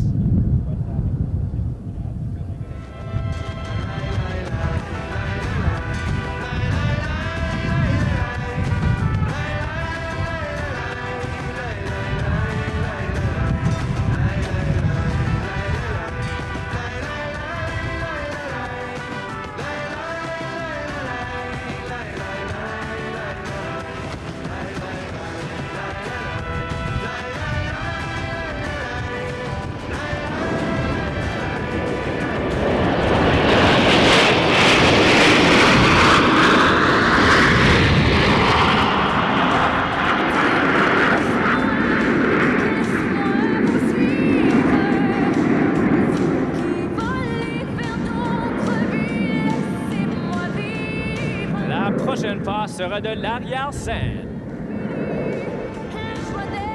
For those who feel like Now let's rage watch the quitting, team like my return daughter from after Mara behind the graduated crowd music, in a please direct your Nookshuk concerns to formation. the Canadian Forces.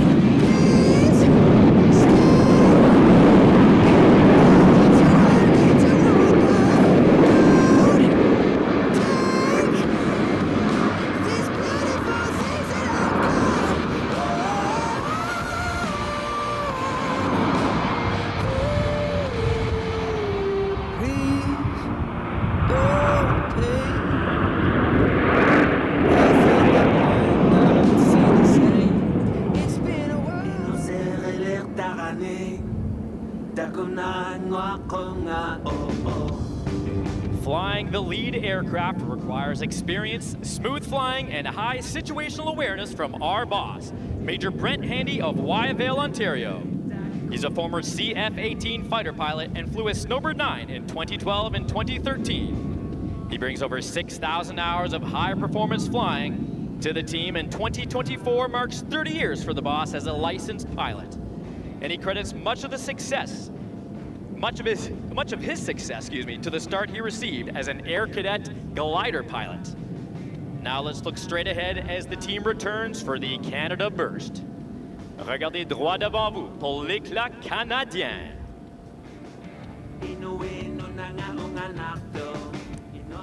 I'm gonna fly.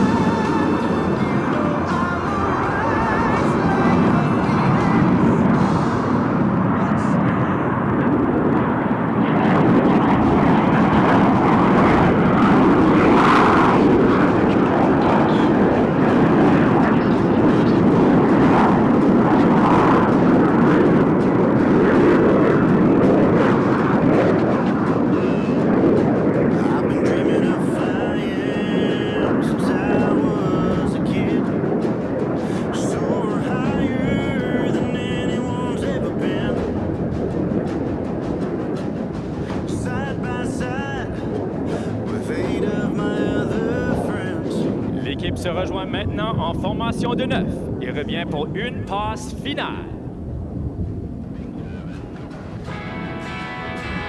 They wear the red and the white. Watch for those 9 twinkling lights. Big diamond go. I hope you enjoy The team is now returning back into their 9 aircraft formation for one final loop and spectacular split to land. coming to a town near you.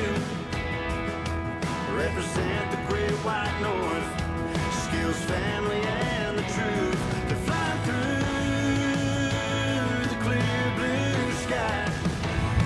Their white smoke trails behind, rolling to that sunshine. Split now when you hear the word.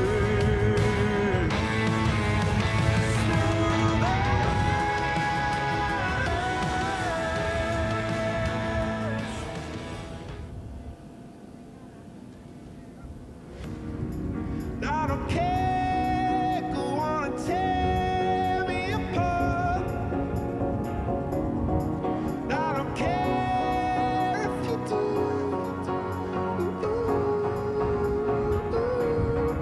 'Cause in the sky, full of stars, I think I saw you.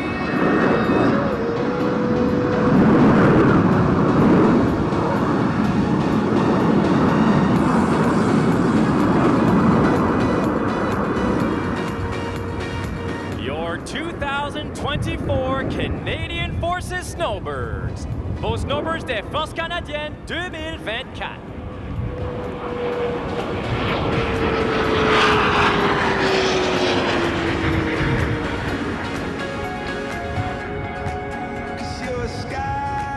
Cause you're a sky full of stars.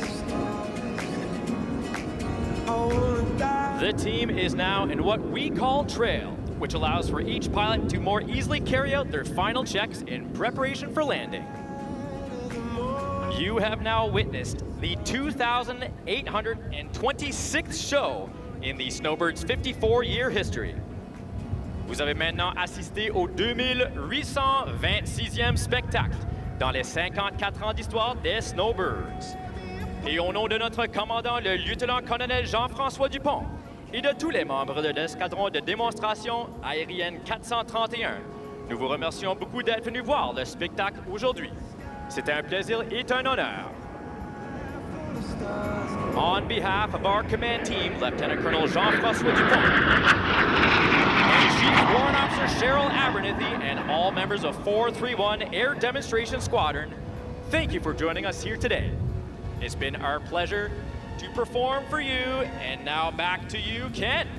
Thank you very much, Captain McDougall, doing an outstanding job once again on the narration. Let's have a big round of horn honking and applause for your Canadian Forces Snowbirds. Folks, we have a very special guest up here on the announcer stage with me. It's Deputy Mayor Sean Lewis. You just, my friend, had an adventure of a lifetime. Tell us about it. Yeah, not every day that you get to arrive at the air show from 12,500 feet with the U.S. Army's Golden Knights jump team. What a rush, what a fantastic way to start the day for me. But I hope it's a fantastic day for everybody here. Ladies and gentlemen, kids of all ages, whether you're a Londoner, whether you're visiting our fine city, here we are, last day of Air Show 2024. We got a spectacular show ahead for you. We got great ground displays going on too. So I hope everybody's having just as good a day as I had. Right on, and I know that I'm already having fun. We just saw your Canadian Forces Snowbirds doing an outstanding job exemplifying the precision, the professionalism, the excellence of our Royal Canadian Air Force personnel. I gotta ask a question. I'm pretty sure the heart is beating extra fast as you're sitting in that airplane, as you get up to altitude. Talk to us about the feeling as you just exit and enter the airspace. You know, it's a shot of adrenaline at first. Now, listen, I'm a night guy. I am not a morning guy. Nobody wants to deal with me till I've had like 3 cups of coffee in the morning. But I was up early this morning, counting down the seconds until I was going to be able to get here and get on the plane with those guys. The adrenaline rush in that first couple seconds of free fall is amazing, but then there's this just moment of serenity that kicks in. You're just seeing and feeling everything going on around you. You know, I don't know how many mayors or deputy mayors, and of course Mayor Morgan jumped yesterday, get to see their city from, 10,000 feet or so in free fall. But there's just so much to take in. It's just an amazing thing, but it's not a fear thing, it's a serenity thing. You're just enjoying the ride, and of course the Golden Knights, I mean, what an amazing team. Absolutely. In the most safe hands you could possibly be, jumping with those guys, so it just the thrill of a lifetime today. Well, before we take the microphone away from you, do you have any final words that you'd like to share on behalf of the City of London? Well, again, as I said, certainly to our guests, we hope you're having a great stay in London this weekend. Of course, all those Londoners who are coming out, we appreciate the support for Airshow 2024. 3 years in a row, Airshow London has been the best air show in North America. This year, we are going for a 4-peat, and I'm pretty sure with the show we've got going on, with the Snowbirds, with the Red Arrows, all of our guest demo teams, it's just going to be a fantastic final day of the show, so I hope everybody enjoys. And of course, don't hesitate to stick around London and grab something to eat and have something cold afterwards. This is about tourism in part, and we love having our guests here enjoying everything the Forest City has to offer. Awesome. Thank you so much for taking a moment to come up here and join us. Give it up for Deputy Mayor of the City of London, Mr. Sean Lewis. All right, folks, we're going to be doing a little bit of juggling around of aircraft. You can see that the Snowbirds are heading back to the nest, otherwise known as the performer parking area. And you see that great big gray bird just starting to taxi out onto the active runway towards our right. That is the KC-135 aerial refueler aircraft. And in just a moment, we're going to be launching them, putting them into a hold, because we have a very, very special treat for you. It's an airplane that we're going to bring by that I don't think I have ever seen in my life, much less at an air show. I'm talking, of course, the E-4B aircraft, and I'll tell you a little bit more about that airplane once it is a center stage. In the meantime, we're going to taxi or backtrack that KC-135 so that they have the full runway available to them. They're going to be launching off of runway 33, and if you remember what I told you about 15, just to reverse that 180 degrees, and you're taking off on a compass heading of, wait for it, 330 degrees. That's right, Rich McDougall. Good job. Want to remind you that you can meet all of our performers at the autograph tent today. The autograph tent located near the merchandise tent with the blue and white stripes in Hub 1. More details available in the official Airshow London app, which you can download for free at the Apple and Android app stores. Now, folks, we'd like to give a big welcome to our groups in Red Zone. We hope that all of you are enjoying your time here with us today. Joining us especially here today for this number 3 edition of SkyDrive 2024, I'd like to say hello to the ALPA WestJet pilots, as well as the ALPA Air Canada pilots. ALPA Canada is here, as well as ADB SafeGate, and a big shout out to Nikon. Good. Now from the right, you will see the KC-135, known as the Strato Tanker, preparing to take off for their demonstration. This KC-135 hails from the 97th Air Mobility Wing at Altus Air Force Base, Oklahoma, in the wonderful United States of America. And in just a moment, they're going to be pouring the coal to the fire on those 4 great big engines. And that KC-135 is going to be on the takeoff roll. One of the nice things about Airshow London is we get you as close as safely as possible to the runway, so you can get some very dramatic video and photos of our departing aircraft. Here you have it, folks, from the right, on the takeoff roll, the KC-135 Strato Tanker.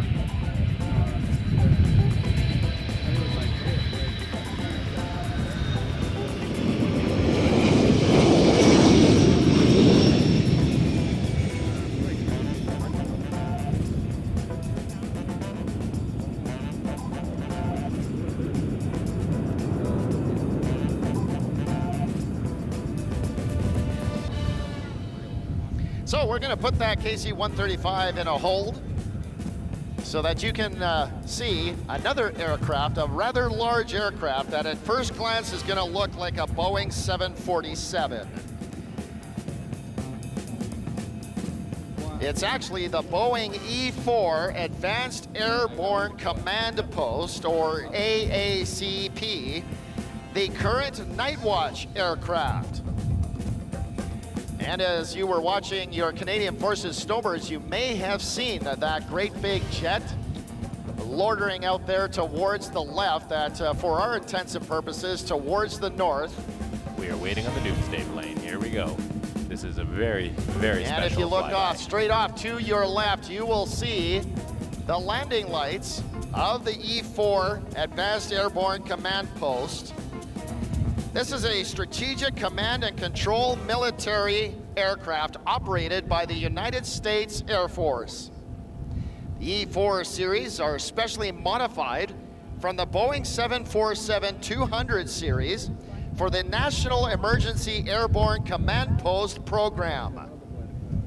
The E-4 serves as a survivable mobile command post for the National Command Authority, namely the President of the United States, the Secretary of Defense, and successors. The 4 E4s are operated by the 1st Airborne Command and Control Squadron of the 595th Command and Control Group located at Offutt Air Force Base near Omaha, Nebraska. An E4, when in action, is denoted a National Airborne Operations Center. Crews of the E4B is kept on alert at all times. That's the crew of 1 E4B is kept on alert at all times. And we're going to get 2 passes of this incredible airplane. This is the first one. Look off to the left. The very distinctive profile of the classic Boeing 747, highly modified, of course, to be the Advanced Airborne Command Post known as the E4.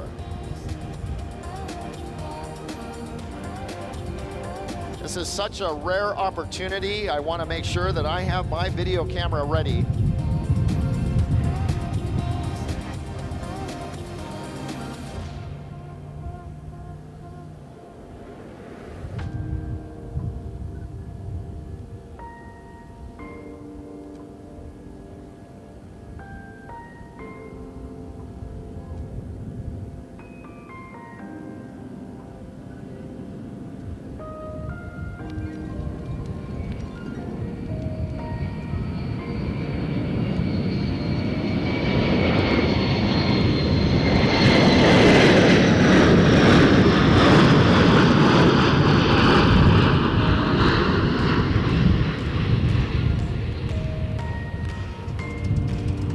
What did you think of that, folks? The On Alert E4B is crewed 24 hours a day with the watch crew on board guarding all communication systems, awaiting a launch order, also known as a klaxon launch. Those crew members not on watch would be on the alert barracks, gymnasium, or at other base facilities. The 24-hour alert status at Andrews Air Force Base ended when President Clinton ordered the aircraft to remain at Offutt unless needed. Relief crews remain based at Andrews as well as Wright-Patterson Air Force Base.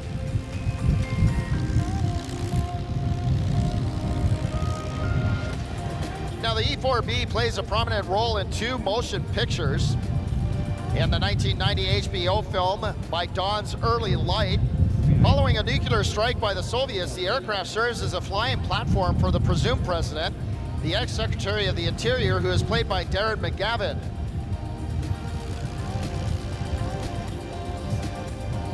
In 2002, motion picture The Sum of All Fears. The president and his staff travel on the E4B following the detonation of a nuclear weapon by terrorists.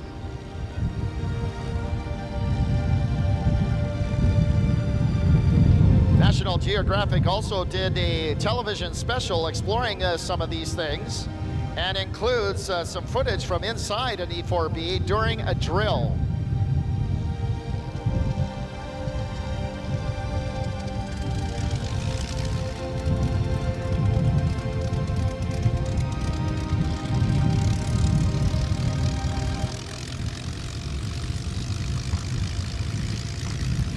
The E4B is piloted by a crew of 4, but it can have a capacity of up to 108 mission crew. There you have a good look at the profile of the aircraft as it turns inbound for its second and final pass. That airplane over 231 feet, has a wingspan of just under 196 feet. Its gross weight, 800,000 pounds. And it's powered by 4 General Electric F103 turbofan engines that generate over 52,000 pounds of thrust each.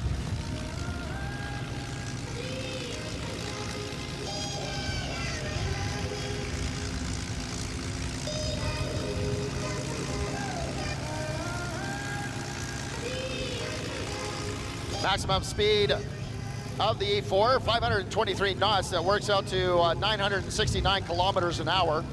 Has a range of over 6,200 nautical miles, but I would think that that would be an indefinite endurance given refueling options. It could stay in the air for 150 plus hours with refueling or 12 hours without refueling. and has a service ceiling of 45,000 feet. One more look here, folks, at the E-4B Advanced Airborne Command Post from the left.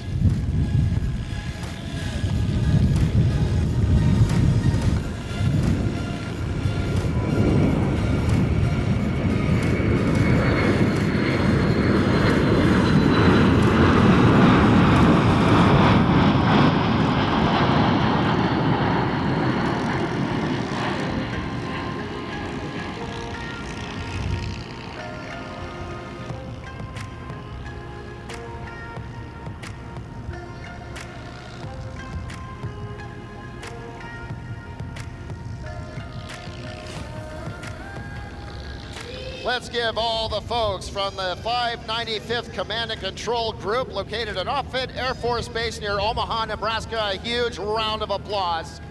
Honk those horns. We'll pass on your appreciation. Like I said, I don't think I've ever seen that airplane fly at an air show. So you were in for a real treat there, folks. Hope you enjoyed it.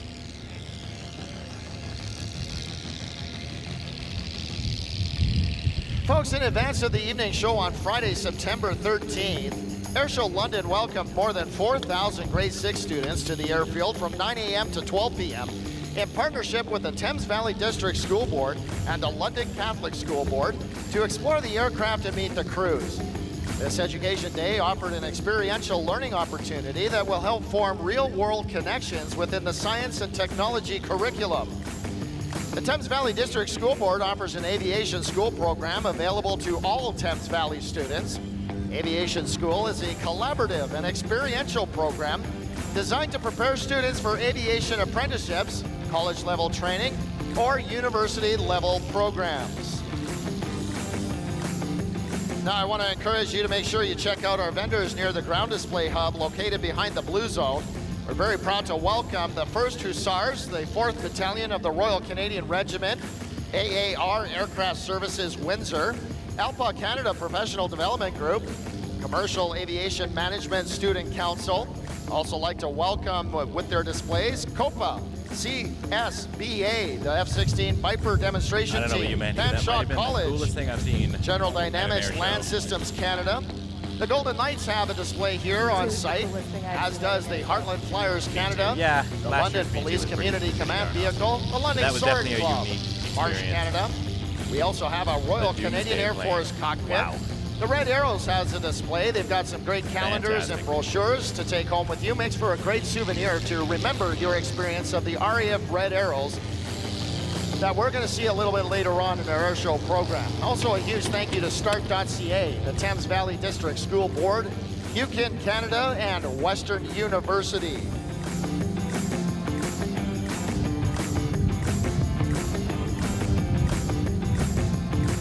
We also have a number of charitable partners on site today. Beck Hearing is here, Casera, the CHAA Static Display.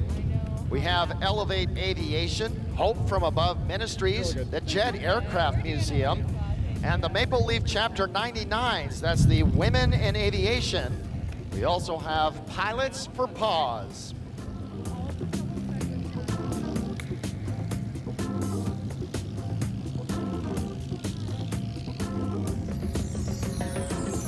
If you're not sure what to eat here today at the air show, I do hope you left your diets at home because we've got lots of outstanding air show food. Let me help you out with a few options.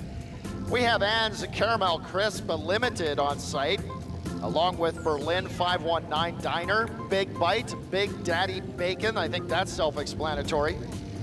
Brannigan's Coastal Coffee, Dippin' Dots, Domino's Pizza, Match on the Move, Meat Candy Food Truck, Magacone London, New Leaf, North of the Border Tacos, Shaw's Gourmet Dogs, Smokestacks, The Streetery, Tikka Tomato. If you want to review the full vendor list, you can go to our official app, available on the Apple and Android app stores. You can find the food vendor areas by looking for the large navy blue Air Show London flags. All right, folks, taxiing out onto the runway right now. Two classic World War II fighter aircraft. The first one in the camouflage paint scheme is the Supermarine Spitfire Mark 18. In behind in that polished paint scheme is Double Trouble 2, also known as the P-51D Mustang. Both are powered by Rolls-Royce Merlins. The first one in the Spitfire is a Griffin. Listen to this.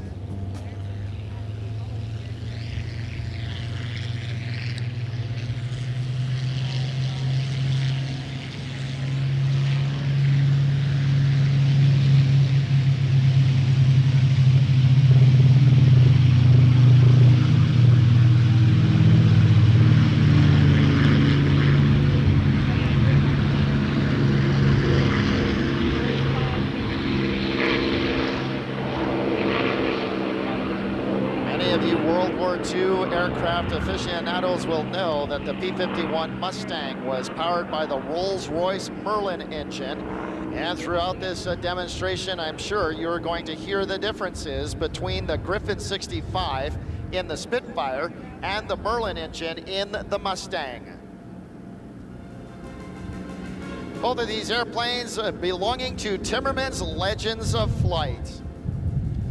Mission of the Timmerman's Legends of Flight collection is to honor the bravery, sacrifice, and ingenuity of the heroic men and women who flew and supported first-generation fighter aircraft. Timmerman's Legends of Flight are dedicated to preserving and showcasing these historic relics, educating future generations about the significance of this era, and ensuring that the various and the valorous stories associated with these iconic planes live on. For Annie and Peter Timmermans, the Legends of Flight is more than just a testament to their love for aviation. It's a tribute to the enduring spirit of human ingenuity and perseverance, a legacy they hope will soar for generations to come. We're going to get a number of passes by Spitfire these and the two Mustang just classic behind me right warbirds. now. The We're going to get a few first passes will from be in each of formation. them. And it'd be cool to see these old World War II planes. And that first in pass is action. coming in My high father-in-law's nearby too. and He's from a fan. behind. Check this out: the Timmermans P-51 Mustang and the Supermarine Spitfire.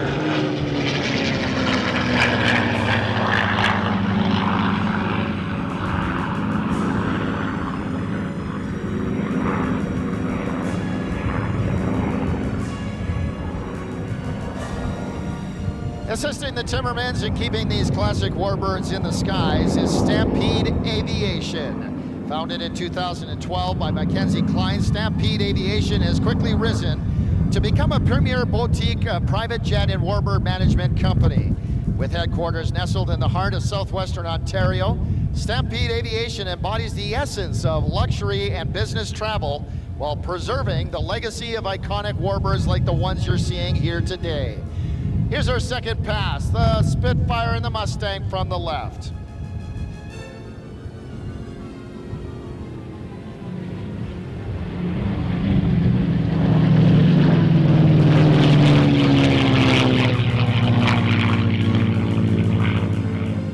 With a team of experienced pilots, mechanics, and aviation experts, Stampede Aviation sets the standard for excellence in aircraft management and brokerage experiences. Now, folks, we are celebrating the 100th anniversary of the Royal Canadian Air Force. And today is also a special day. It is the 84th anniversary of the Battle of Britain, and it is very fitting that we have a Spitfire in our display this weekend, because the Spitfire was very, very active during those early days of World War II and the Battle of Britain. Get your cameras ready again, folks. I think they're going to do now a formation topside pass from the right.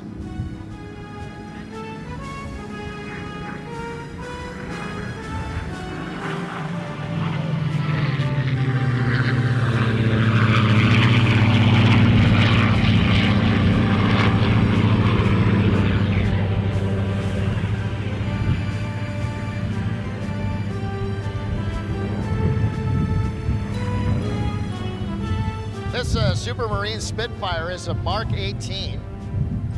Has a compelling history that begins with its production back in 1945. Was originally manufactured to be part of the British Royal Air Force 60 Squadron, would later be reassigned to Air Command Southeast Asia, and based in India. The remaining members of 60 Squadron have adorned the rear fuselage with signatures, and notably among these signatures is that of Jeffrey Quill, Supermarine's chief test pilot from 1936 to 1947. Quill's contributions to the development and success of the Spitfire underscore its significance in aviation history. Another pass, this time from the left, the Timmerman's legacy of flight, Supermarine Spitfire and Mustang.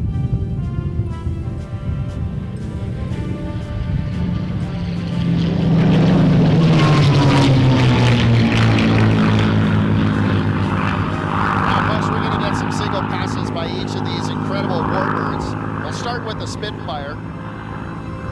In 1948, this aircraft was transferred to the Indian Air Force, where it continued to serve with distinction for several years.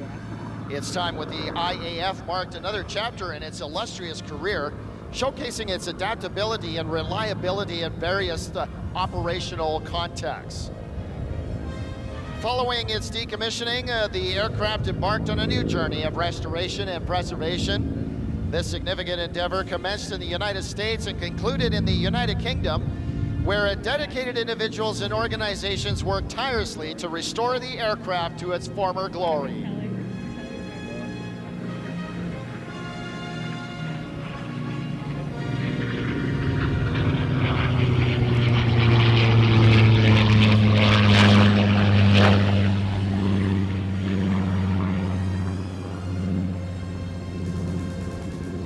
That Spitfire, powered by the Rolls-Royce Griffin 65 engine.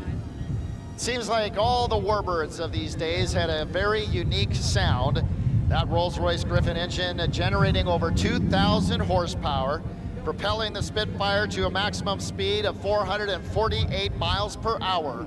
That works out to about 721 kilometers an hour. On July 5th, 1992, this aircraft made its historic flight after decades of restoration efforts, symbolizing its resilience and the dedication of those involved in its preservation. From the left, the Supermarine Spitfire Mark 18.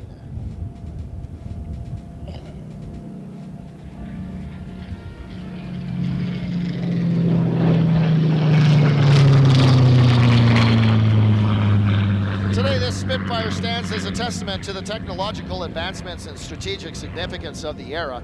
Its remarkable journey from the battlefields of World War II to the restoration hangars and skies of the modern age, it encapsulates a legacy of valor, innovation, and perseverance.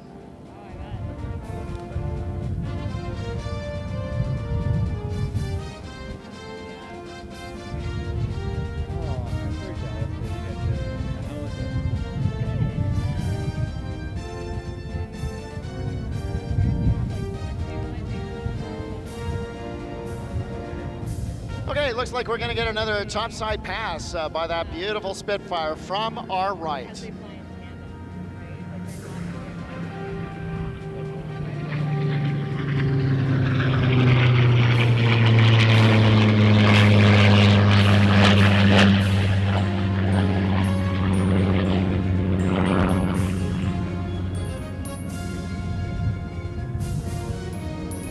And now let's take a good look at the P-51 Mustang, sneaking in also from the right in a topside pass.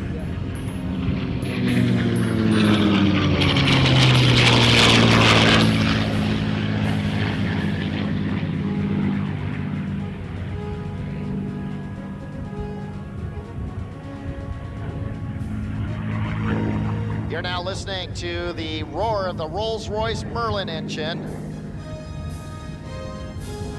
Was produced by North American in 1944. The prototype was designed in just 102 days. This particular airframe, manufactured in Inglewood, California.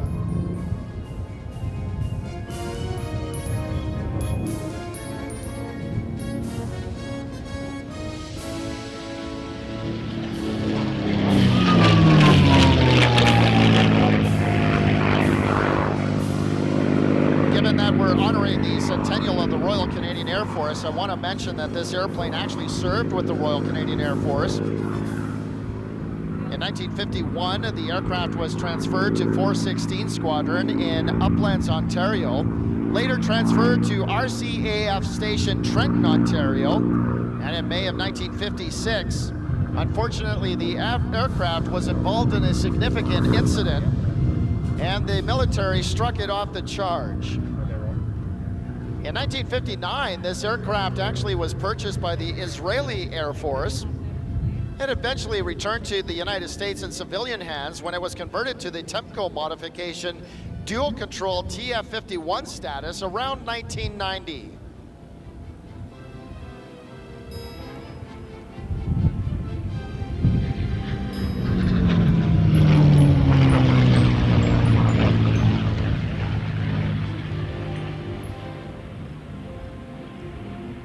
In the early 2000s, the aircraft was shipped to Germany, spent many years without a name, but briefly called Dream Girl on the nose, as well as the more known Miss Stephanie. In 2009, the aircraft's current markings of Double Trouble 2 were applied. The original Double Trouble 2 was piloted by Lieutenant Colonel William Bailey of the 353rd Fighter Group, 8th Air Force, in the United States Army Air Force.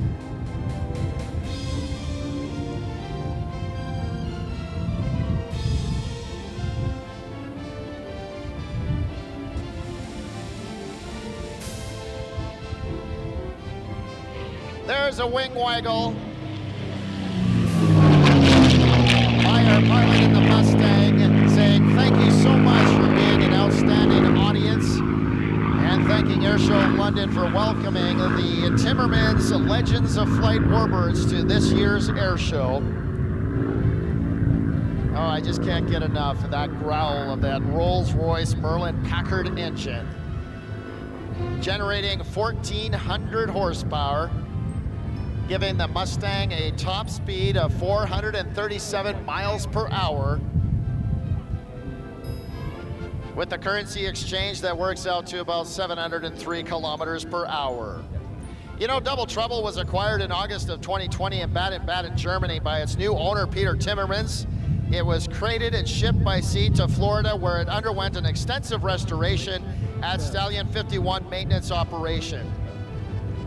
And it arrived in the summer of 2021 in Chatham, piloted by Mackenzie Klein of Port Stanley, Ontario. Folks, what did you think of the Timmermans Legends of Flight, the Supermarine Spitfire, and the P-51D Mustang? They are actually heading back to their home base in Chatham. Just want to thank them once again for bringing these two incredible airplanes to our air show.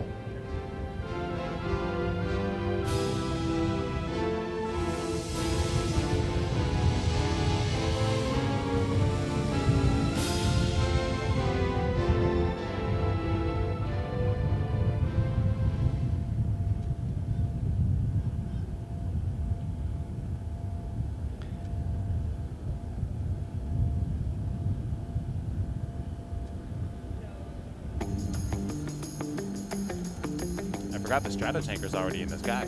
Well, folks, I hope you're enjoying your day here at day number 3 of Airshow Thanks for London watching, everybody. We're Wake Turbulence 2024. Aviation. Lots you want to see and another lots cool of World War Airshows II plane? still to We come, did folks. at Maryland Bell Park. In just we a saw few the moments, we Canadian are going to be International Airshow a launching couple that weeks great ago. big The airplane that you Lancaster see flew off by to on your the right. Sunday, That so is the C-17 that stream is Globemaster archived. 3, That one had no belonging to the music in it, United so States you Air didn't Force. vlog it. Nicknamed Hit that the subscribe button Moose. if you haven't already. Give us a like. I really appreciate We've it. got a Help the channel medevac out. helicopter inbound to the airport. I should mention right now that this airport does remain semi-operational throughout the airshow weekend, and we do need to make way for our medevacs and our commercial operators.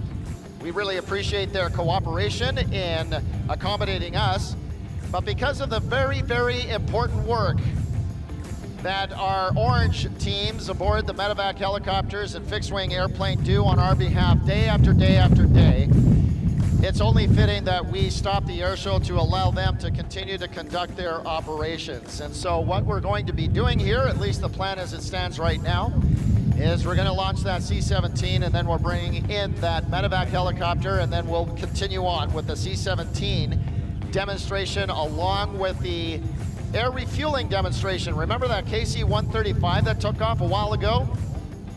Well, they've been holding out there somewhere towards the west all this time, and they're eagerly awaiting their demonstration as well.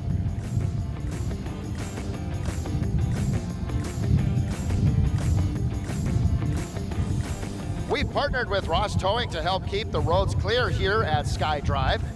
Ross Towing is on site and can assist with all vehicle issues, including boosting batteries. Contact a volunteer if assistance is required.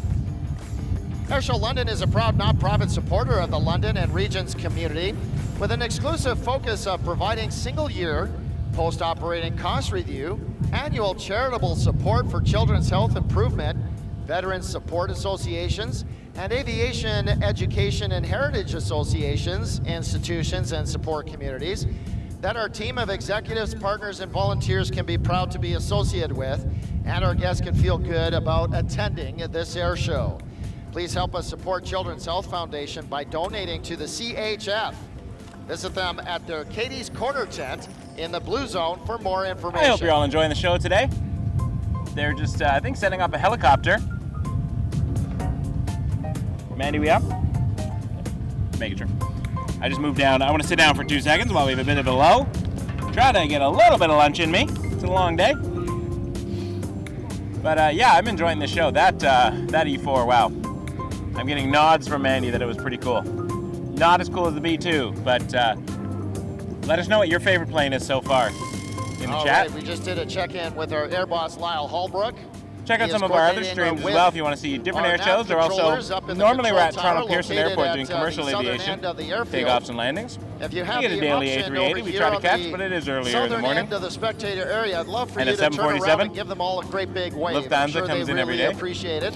And I heard they're doing the 747 for the entire winter season as well, which was a Dreamliner last year. So if you like big planes, as well as you can subscribe to our channel. Come visit us. We also have commercial Also, you can visit us at waketurbulence.ca. As well Find as out a little bit about the channel. And NAV Canada controllers. Ways you can support, but Lyle Holbrook, supported by enjoy. Josh Pegg, our Air Boss team. Very happy to have you Make here. sure that there's no conflicts. Generally speaking, there is up to a 5-mile or 10-mile radius of airspace around this airfield that you shall not fly into during the air show. And like I alluded to a little bit earlier on, we do make a couple of exceptions for our commercial operators that work out of the London International Airport, as well as our medevacs. All that to say is that we have changed the order here. We're going to bring in the medevac helicopter first, and then we'll launch the C-17.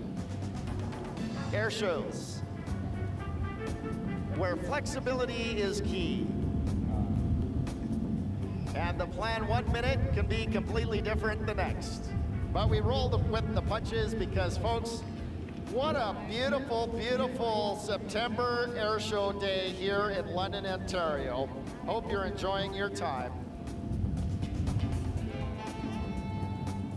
I want to take this opportunity to mention that the GDLS Vet Zone is a special area at Airshow London that hosts veterans from Parkwood Hospital Veterans Care and additional veteran support programs to enjoy the show.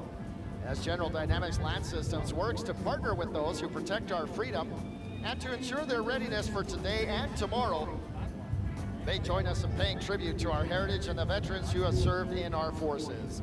So thank you to GDLS and a big welcome to our veterans.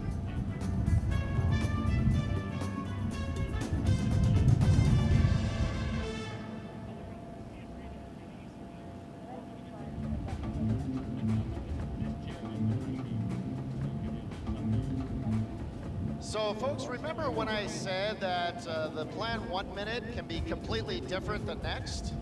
Well, the 3rd minute has passed and the plan has changed yet again. Our medevac helicopter has now been diverted east, which means we're going to be getting back the airspace here to continue on with our air show. And just as soon as that airspace is properly handed over to our Air Boss team, you will see that giant C-17 taxiing into position.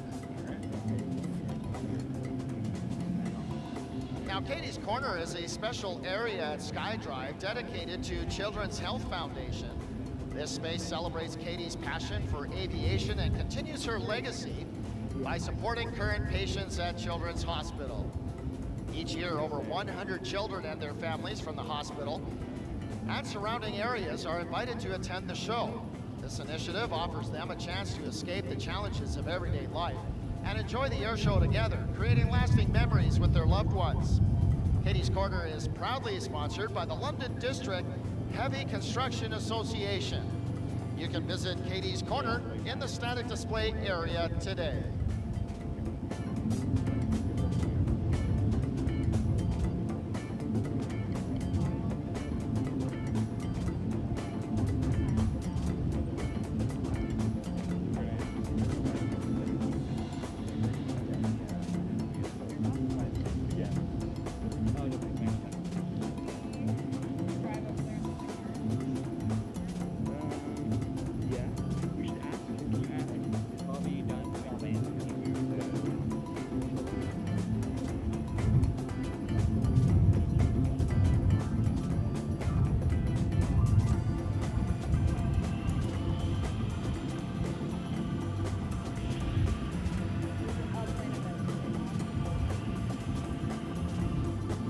Feels like there's a bit of an air show going up 37,000 feet above the ground. You see those two commercial airliners. It looks like they're doing the knife edge cross up there. Believe it or not, they're separated by at least 1,000 feet between them.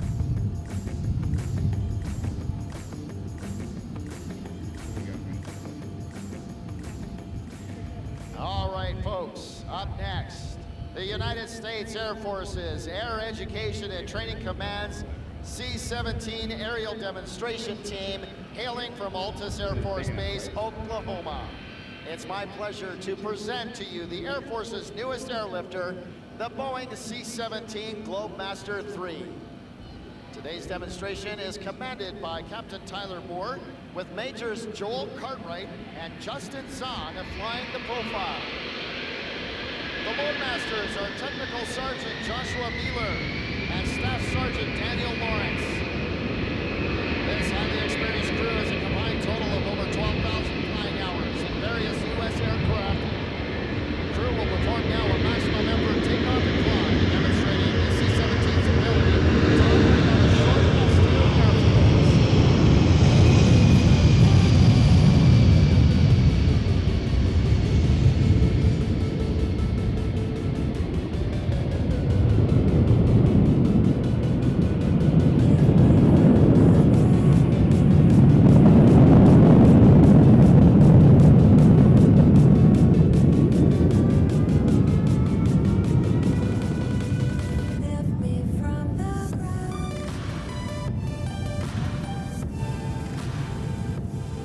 The C-17 made its first flight in September of 1991, and since then the aircraft has set over 30 world records, including payload to altitude, time to climb, and the longest airdrop mission in history.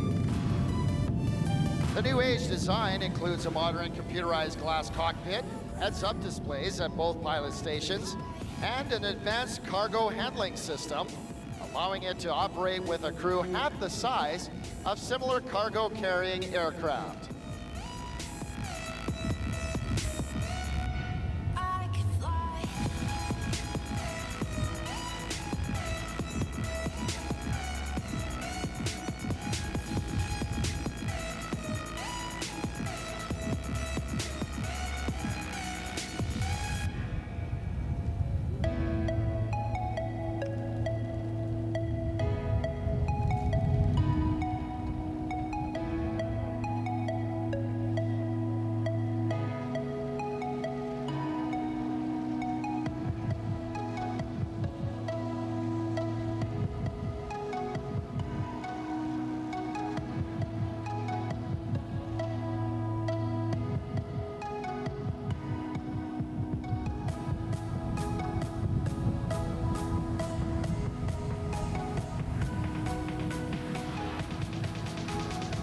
To start out today's demonstration, the crew will perform a high-speed pass, with the aircraft capable of accelerating to over 350 miles per hour This pass demonstrates the extremely powerful engines of this magnificent jet.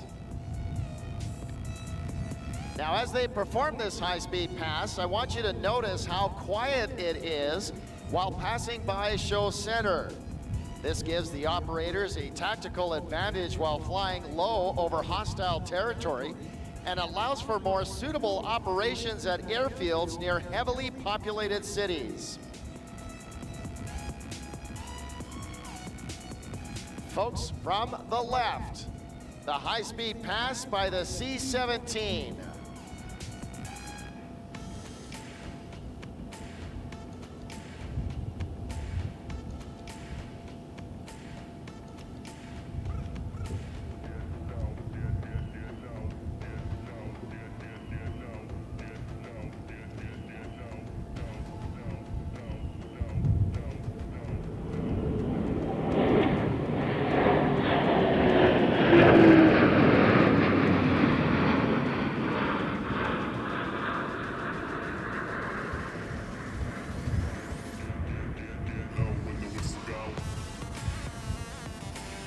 This reliable airlifter combines the intercontinental cargo carrying capabilities of large aircraft, such as the C-5 Galaxy, with the short field landing potential of the much smaller C-130 Hercules.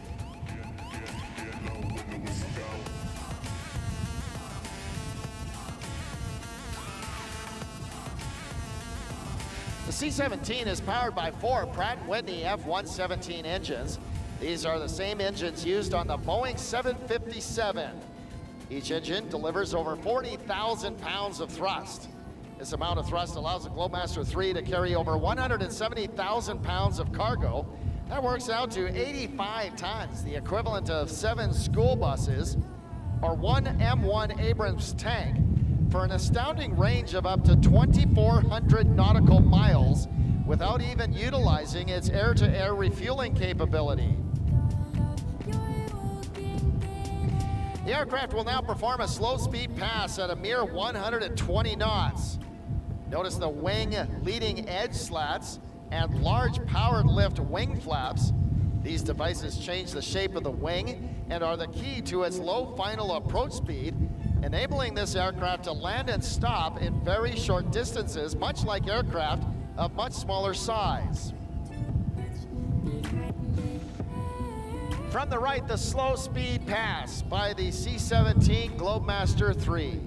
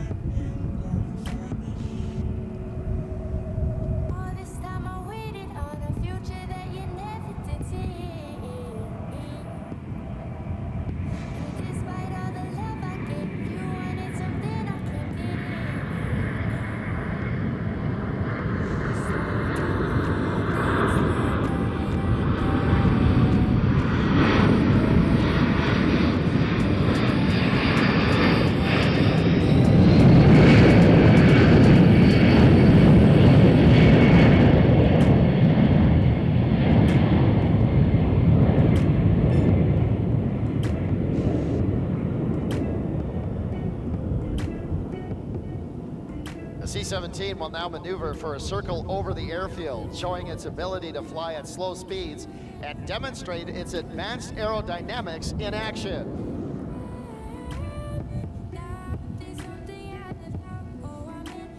The aircraft uses a quadruple redundant fly-by-wire system for the operation of flight controls. This is combined with 4 separate flight control computers, each capable of controlling the entire system independently. The system is designed to optimize the capabilities of the C-17, yet maintain enough redundancy to protect against a wide variety of failure conditions. Another feature of this amazing flight control system is that the aircraft can also be flown in an entirely mechanical backup mode, further safeguarding against abnormal situations.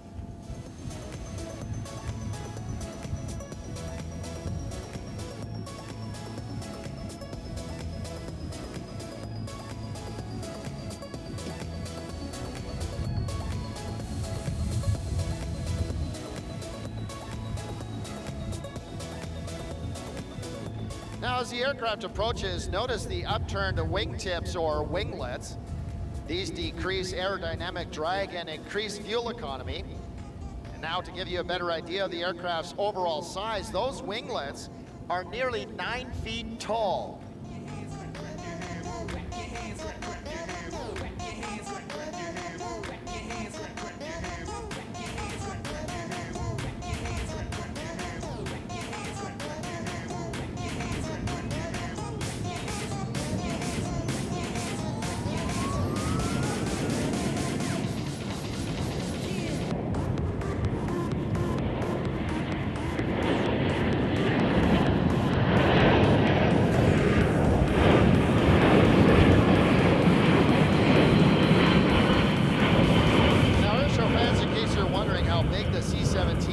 Wingspan is 170 feet. The tail is over 5 stories tall, and fully loaded, it weighs over 580,000 pounds.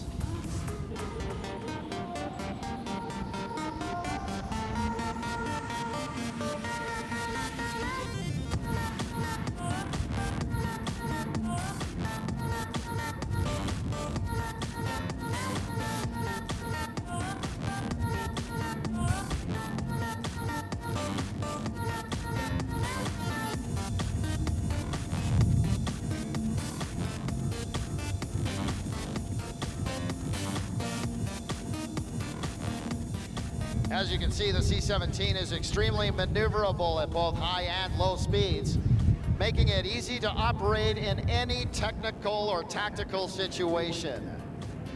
As our C-17 comes out of that very tight 360-degree turn, let me share a few more interesting facts about the Globemaster. First off, this aircraft can fly anywhere in the world non-stop using its air-to-air refueling capability.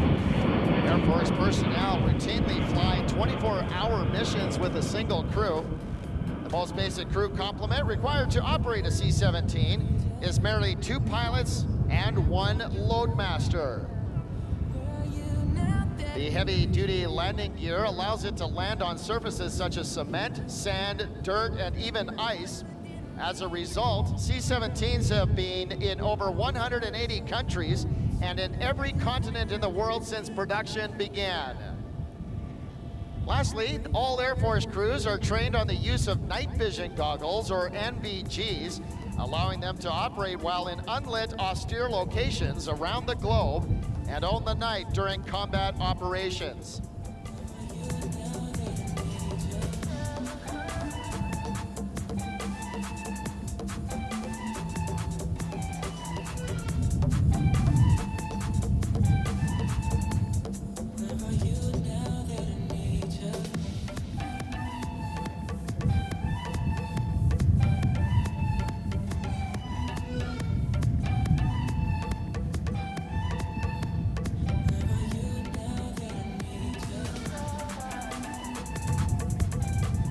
The C-17 will now rejoin with the KC-135 aerial demonstration team for the aerial refueling pass, followed by the KC-135 demonstration. The 97th Air Mobility Wing at Altus Air Force Base, Oklahoma, has the unique mission of training the world C-17 and KC-135 pilots, loadmasters, and boom operators. Every year, over 2,000 students graduate from the rigorous aircrew training at Altus. To showcase some of this unique training, the KC-135 and the C-17 will begin an air refueling pass, demonstrating the skill required to precisely fly this type of formation.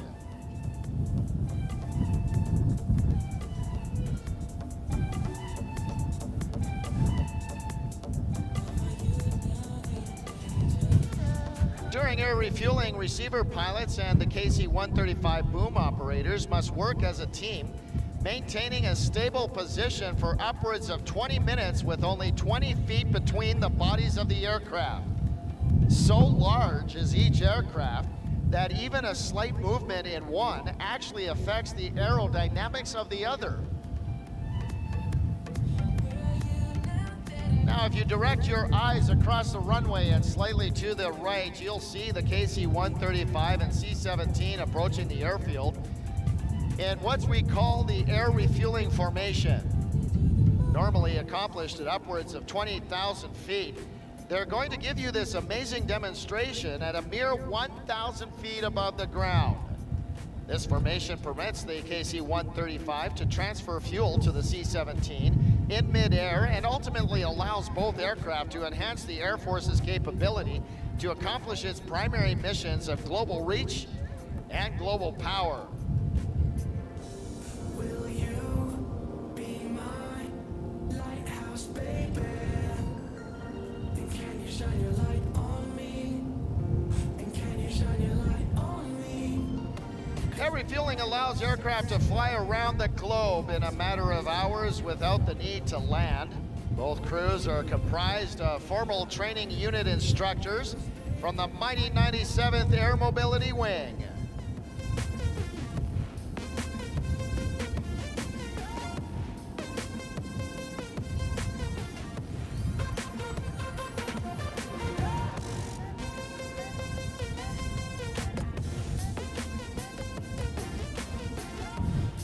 Now, folks, get your cameras ready, because coming in from our right is this incredible air refueling formation. As they go by, make sure you stand and cheer as these two huge aircraft fly past at just 1,000 feet above you and at more than 300 miles per hour. Following this low altitude pass, you'll see both massive aircraft turn on the tanker pilot's command. Will you be my lighthouse, baby? And can you shine your light on me? And can you shine your light on me? 'Cause when my love sets sail, it's always time to fall.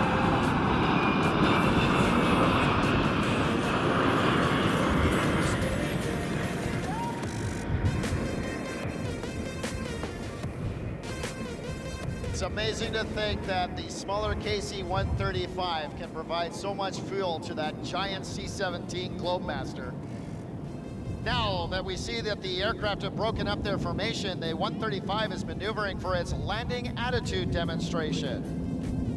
This will give me a chance to introduce the pilots for today's show. They are Majors John Wetzig, Vic Bro, and Matthew Crandall. Their boom operators are Technical Sergeants Seth Corliss and Dalton Bray.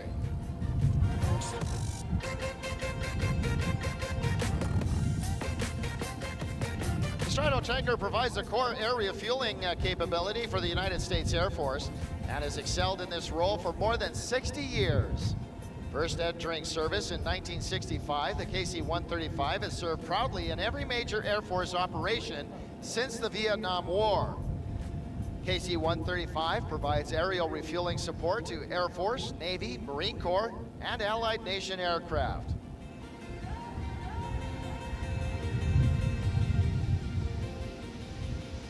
We set out on a mission to find our inner peace. Make it KC-135 carries up to 200,000 pounds of fuel, or 30,000 gallons. A skilled boom operator can offload enough fuel in 1 minute to provide a single car with a year's supply of fuel. With its capacity, the KC-135 would be able to fuel over 1,800 cars. key out up to the bay, strolling so casually. We're different and the same. Gave you another name. Switch up the batteries. If you gave me a chance, I would take it. It's a shot in the dark, but KC-135 now maneuvering for a low-speed pass within 10 feet of the runway surface. The low-hanging engines on the aircraft provide only 18 inches of clearance from the ground. This landing demonstration is performed to show student pilots the proper landing picture for a safe touchdown. KC-135 is limited to 4 degrees of bank upon landing, making it a challenging aircraft to land in windy conditions.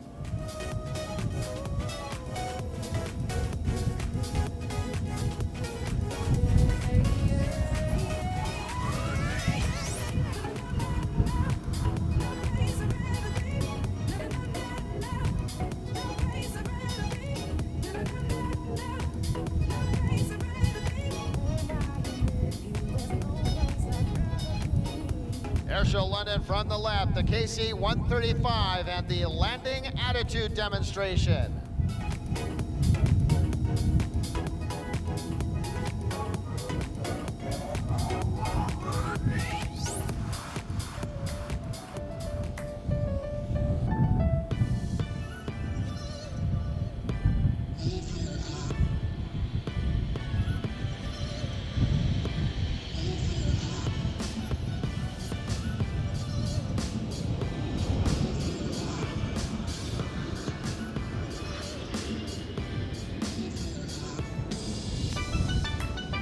All right, folks, eyes left again. The C-17 now inbound will maneuver for a short distance full stop assault landing. The aircraft is flying at just under 120 miles per hour, just hanging on to those flaps, flying a steep 5-degree approach angle. And now the aircrew will demonstrate the very short landing distance of the C-17 using just over 1,000 feet of runway. And then the C-17 will back up under its own power.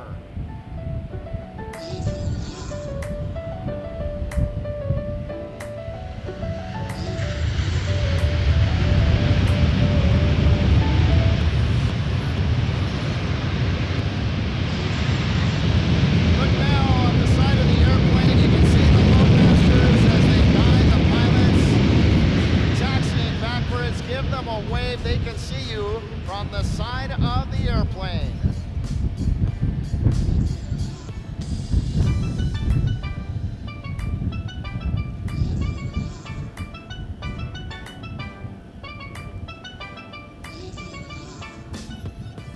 Now, believe it or not, folks, all the maneuvers you've seen here today are examples of those flown by the United States Air Force's operational air crews on a regular basis, as they provide the highly responsive and flexible airlift capability for us and our allies.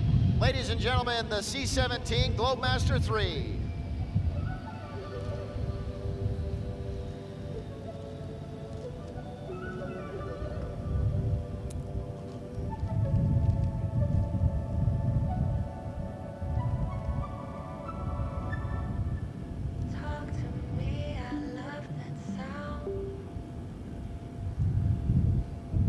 All right, folks, we're gonna just taxi the C-17 back into the performer parking area, but let's not forget about that beautiful KC-135 just on the downwind leg.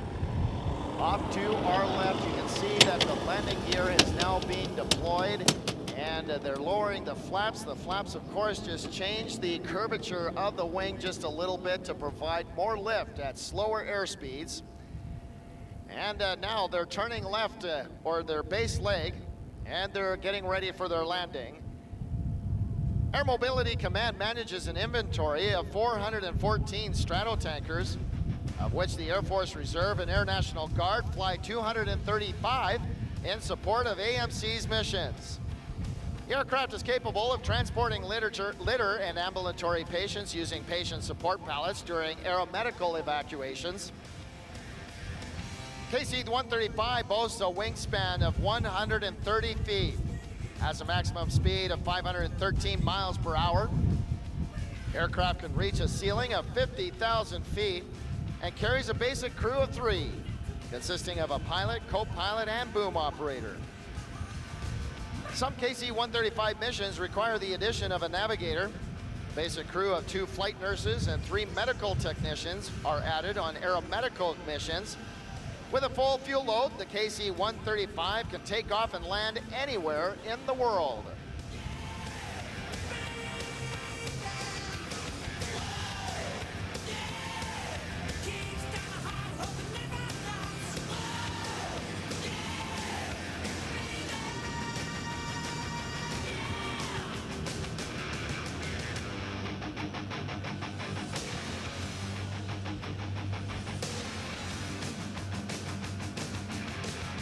Over the threshold. At our left, the KC-135. From Altus Air Force Base, Oklahoma. And with a little bit of smoke coming off the mains, we are confirmed that the 135 is now safely back on the ground. And as they do their rollout, let's hear it for the tanker. They did such a great job. They're getting a few extra minutes in their logbook for holding so long, getting ready for this demonstration. I don't think they minded. It's a beautiful day for flying. Well, folks, that concludes today's demonstration.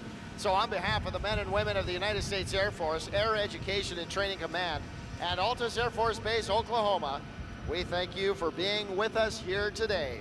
And we hope you enjoyed this brief look at the C-17 Globemaster 3 and the KC-135 Stratotanker, true workhorses for the United States Air Force's core airlift and air refueling operations, which will continue to provide rapid global mobility for America today, tomorrow, and well into the 21st century.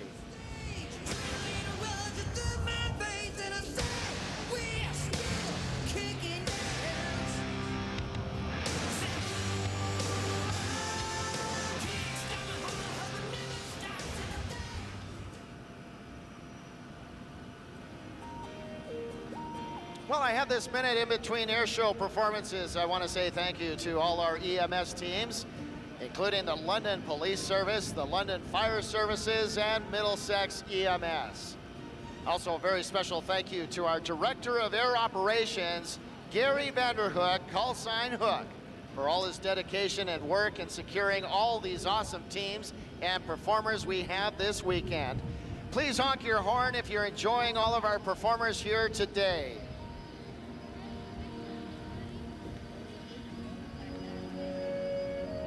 All right, folks, we have another aircraft back taxiing down the runway, the beautiful Hawker Hunter. And to describe today's display, I'm going to turn the microphone over to Mr. Nicholas Shute. Thank you very much, Ken. Good afternoon, London. My name is Nicholas Shute, and on behalf of the International Test Pilot School, its staff, instructors, and students, we take pride in showcasing at Airshow London SkyDrive our 5th generation surrogate training aircraft, the Hawker Hunter T7. Based right here at London International Airport, we are proud to be flying in today's incredible lineup. ITPS is Canada's only test pilot school and one of the few. People at home, feel free to go outside and honk your own horns. I think your neighbors would enjoy that and completely understand immediately why you are doing it. To your left, our Hawker No, I'm Hunter just is kidding. taxiing Thanks for watching, down everybody. to Hit the that threshold subscribe of button if you haven't runway already. We're 15, Wake Turbulence Aviation, where Tiago, the official our live lead stream pilot of Airshow piloting London command, will SkyDrive push those engines 2024. forward into full thrust and get our Hawker Hunter airborne for today's demonstration flight display.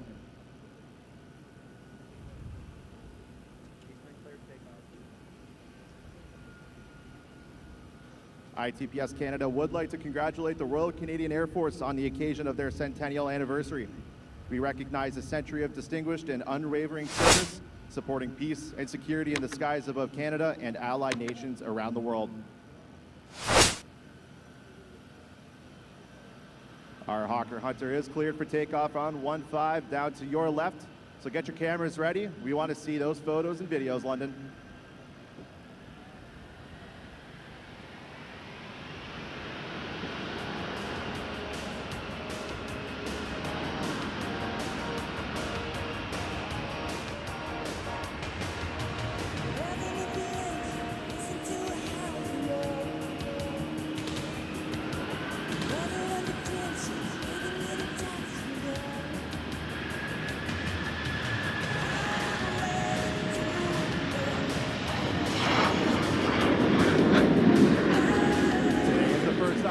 Publicly displaying our company's flagship training aircraft, our Hawker Hunter T7.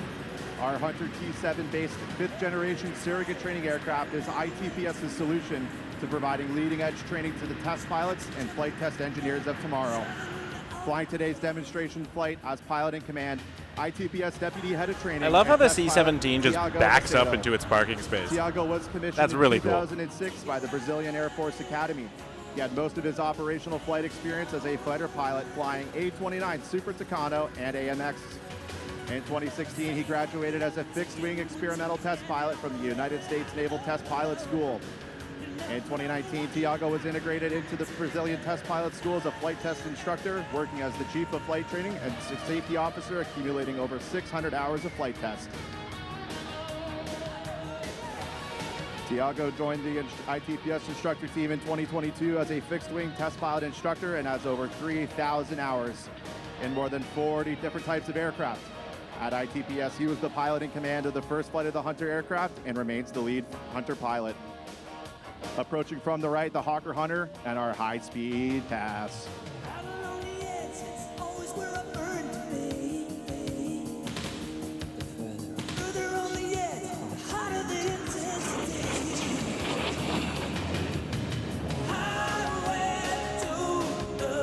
Also flying in today's demonstration flight, ITPS test pilot instructor Hélène Lacharette. Hélène graduated in mechanical engineering from the University of Laval. He would go on to fly F5s operationally with the Royal Canadian Air Force. Upon graduation from Empire Test Pilot School, he was assigned to Aerospace Engineering Test Establishment at Canadian Forces Base Cold Lake, where he carried out testing on the F5, F-18 Hornet, and acceptance flights on the Bombardier Challenger.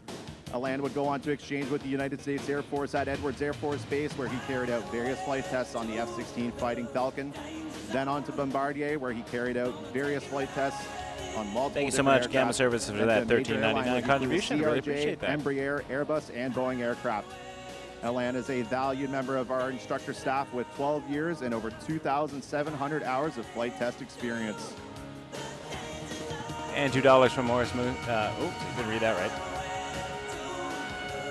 Morris is me. Thank you so much. We support Canadian sovereign capability by providing flight test training to the men and women of the RCAF, helping to ensure their distinguished record of service to our country. Approaching from the left, get those cameras ready, London, because the Hawker is going to give you a beautiful look at that aircraft.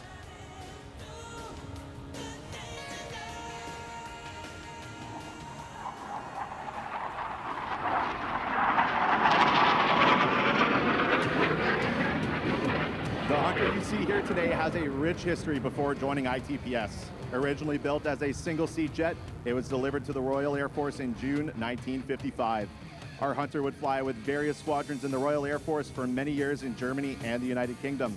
The jet would then be configured to a two-seat aircraft and stayed in active service until 1994, when it was retired from the RAF as one of the country's last serving Hunters. After its operational service, the aircraft would fall into private hands for years afterwards, until in May 2019, she left Sweden for its new home in London, Ontario.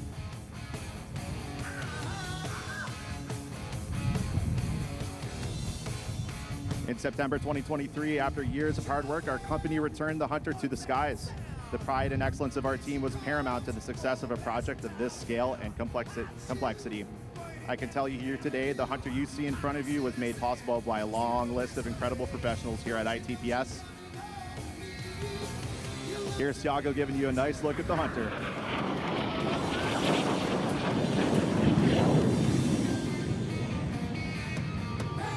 Ladies and gentlemen, I'd like to please give a nice round of applause or honk your horns for all of our professional maintenance and engineer team at ITPS for all of their hard work and dedication in bringing this gorgeous airplane back to the skies. Because of our history with the Royal Air Force, it is a true honor to share the skies this weekend with the Royal Air Force Red Arrows. Our Hunter spent so much of her life in operational duties with the RAF, and we'd love to extend a special shout out to the Red Arrows for joining us here in Canada on their Maple Hawk tour.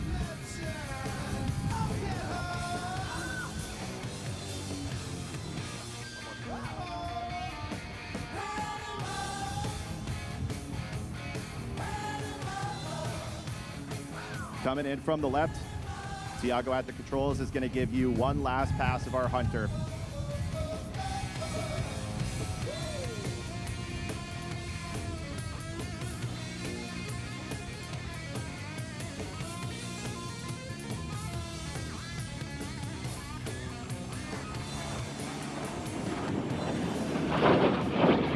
I'd like to take a quick opportunity to thank all the volunteers and staff at Airshow London for their effort in putting on this renowned event.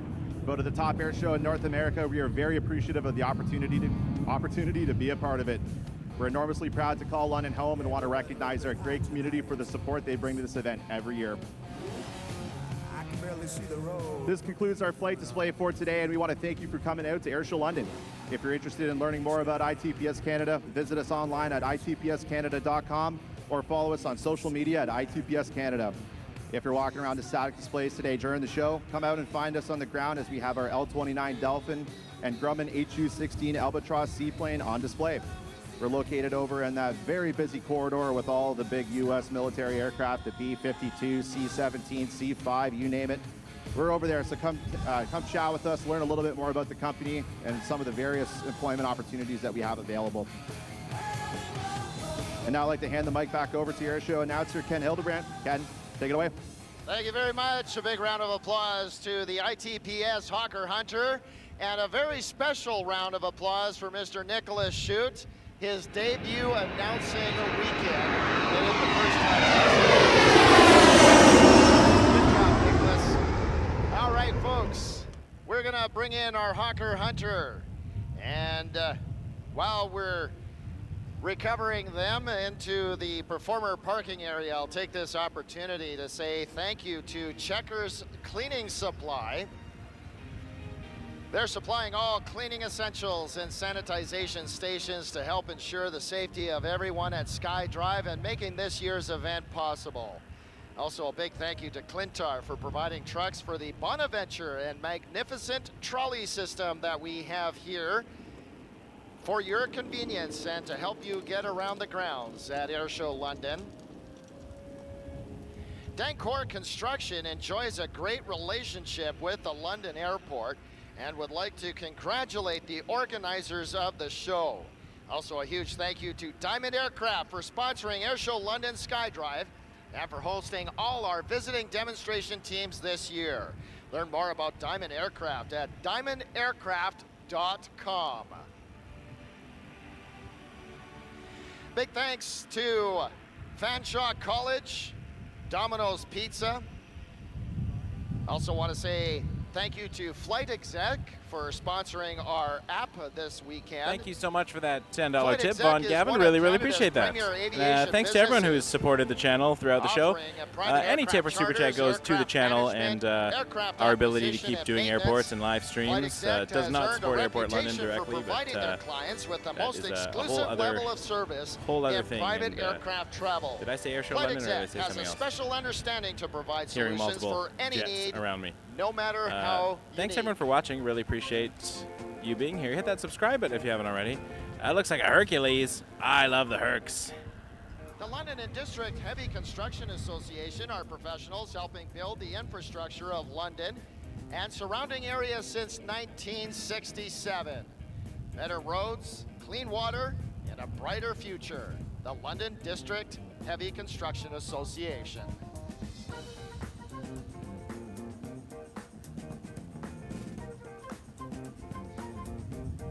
All right, folks, we're going to continue on with our airshow program now. If you look off to your right, one of your fine Royal Canadian Air Force aircraft lining up for takeoff. This is the C-130J Hercules. And with their takeoff, they're going to perform for us a maximum effort takeoff, demonstrating the incredible power and capability of the C-130J Hercules. Now on the takeoff roll from the right.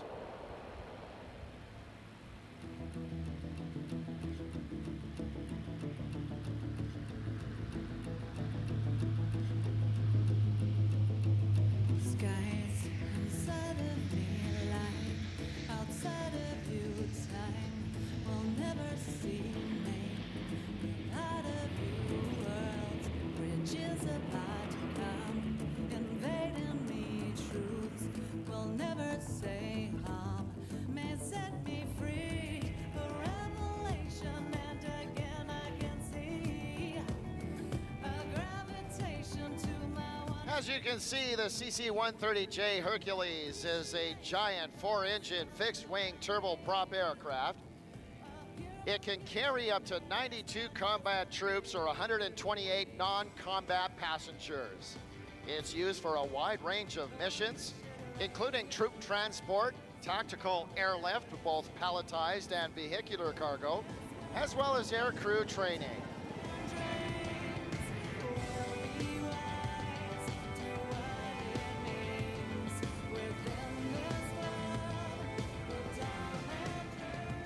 While on the outside, the CC-130J looks almost identical to the older Hercules. Internally, the J model Hercules is essentially a completely new airplane. The new Hercs fly faster, higher, and farther, and they carry heavier loads while burning less fuel.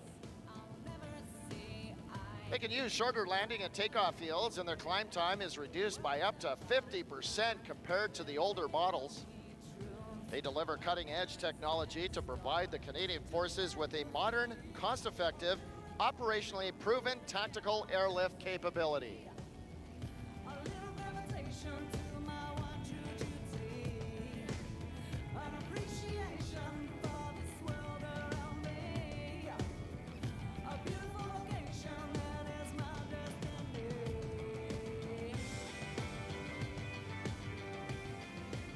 As you can see off to our left, your crew on board the Hercules is keeping the aircraft slow and low. That's because they are setting up now for the airdrop configuration pass. As you see them go by, I want you to look at the rear end of the airplane. You'll see that the big cargo ramp will be lowered. And if you're lucky, you will see our Globemaster on board the aircraft waving to us from on board the C-130 Hercules.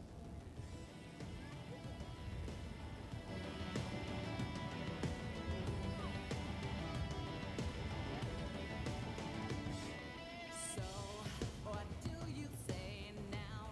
What can you be like? It's up to you how you set it free. So, what do you Today's CC-130J crew is Aircraft Commander Captain Cam Kingston from Holland Landing, Ontario. His first officer is Major Jeremy Waller from London, Ontario, right here, hometown boy. Safety pilot Major Cam McKay from Mississauga, Ontario. And the loadmaster is Master Corporal Cody Doucette from Trenton, Ontario. And the tech crew member Corporal Melanie Moran from Trenton, Ontario. Here it is, folks, the airdrop configuration pass. The Hercules slowed right down, the cargo door at the back of the airplane open. Look for the Loadmaster waving to us from within the aircraft. I think he's dangling his feet off the edge of the cargo ramp.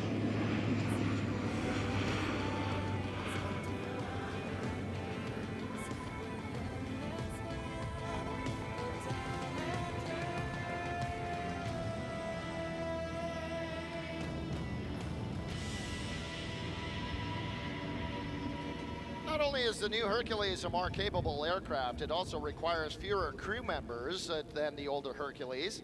It flies with a minimum crew of 3, 2 pilots and a loadmaster, compared to 5 on the older Hercules.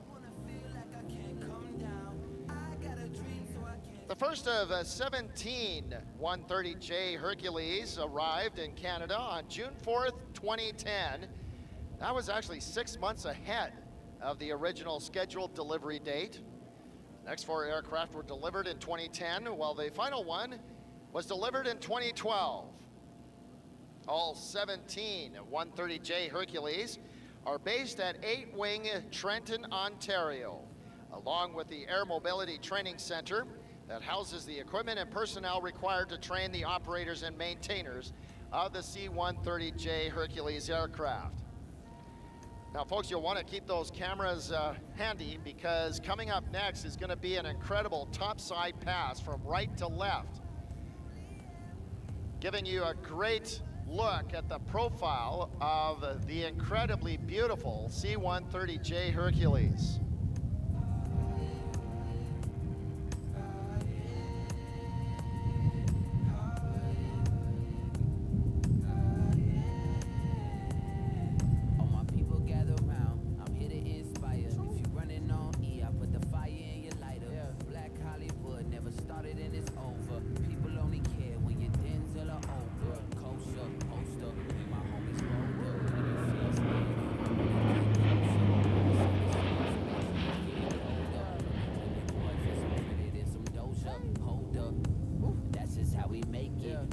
never breaks, so you. All right, folks, let's talk some stats.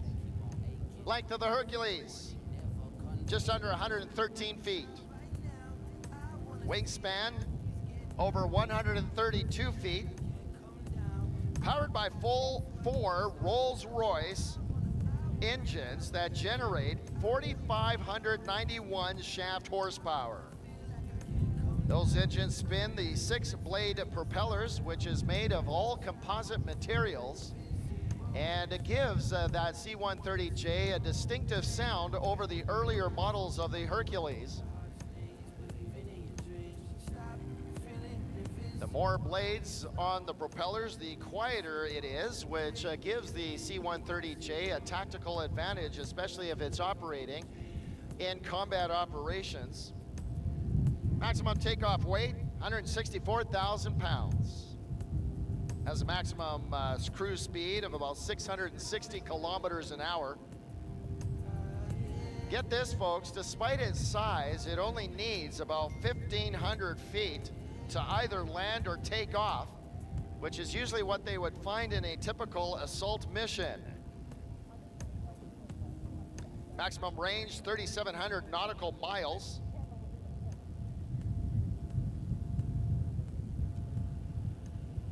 We have 17 of these aircraft, all based again at 8 Wing Trenton, Ontario.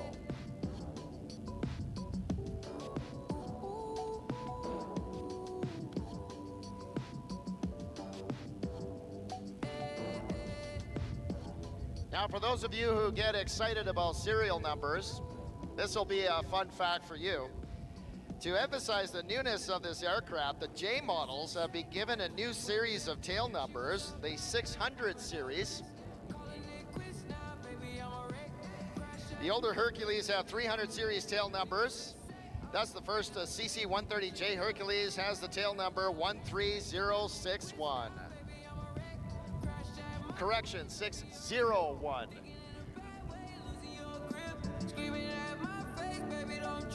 Someone took a big L, don't know how that felt.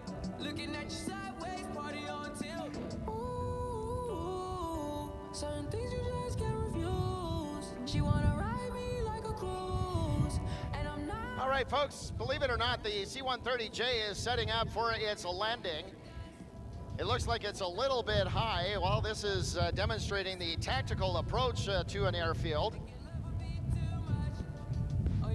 You'll notice that there's a much steeper approach as the 130 approaches the threshold of the runway out there.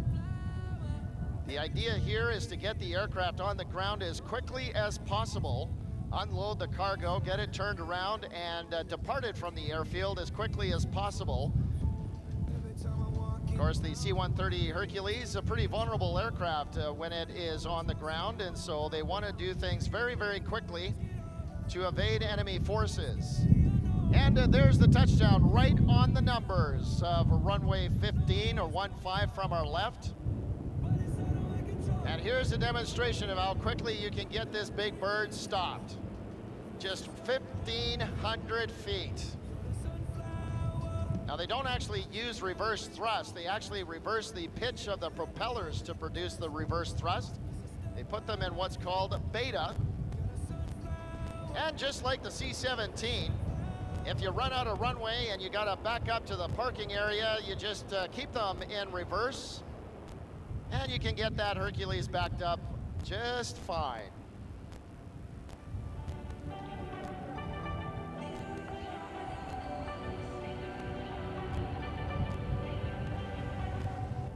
I don't wanna jinx this thing, but I think we got something swimming in our feelings, staring at the ceiling. Right now, I'm keeping my back to former C-130 Hercules pilots. I'm feeling slightly judged.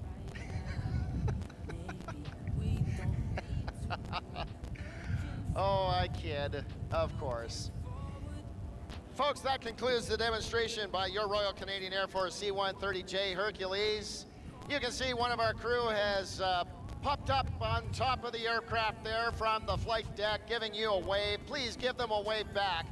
Let them know how much you appreciated their performance here today. While I'm getting high off the fumes, and I'm thinking these are our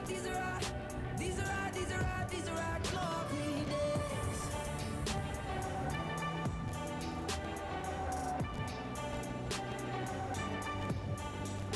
I just wanna take some time to say.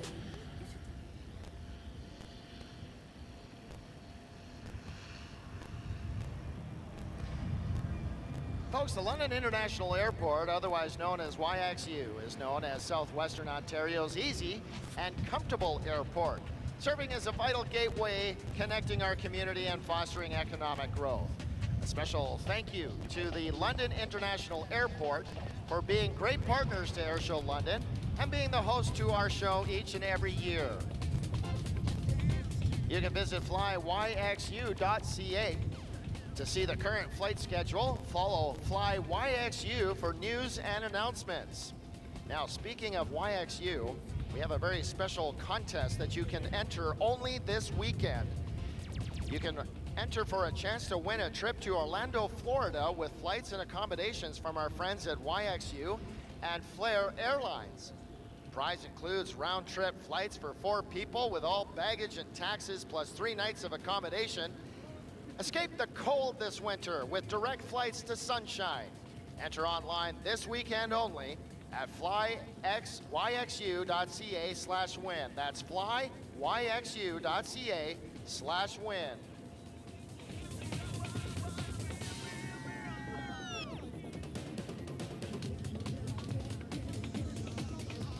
Folks, did you know that Marsh is an official SkyDrive partner of this year's Airshow London? To learn more, visit marshwings.ca to get a quick aviation insurance quote online in minutes. Bring your friends and family to their tent to get some fun aviation-themed swag.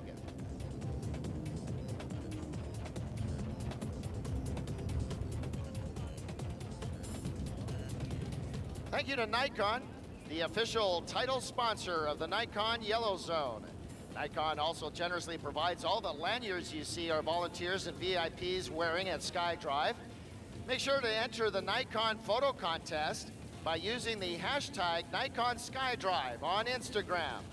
Full contest details on the Airshow London app.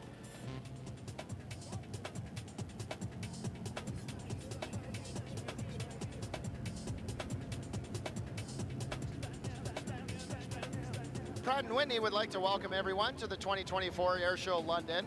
Pratt & Whitney is a world leader in the design, manufacture, and service of aircraft engines and auxiliary power units.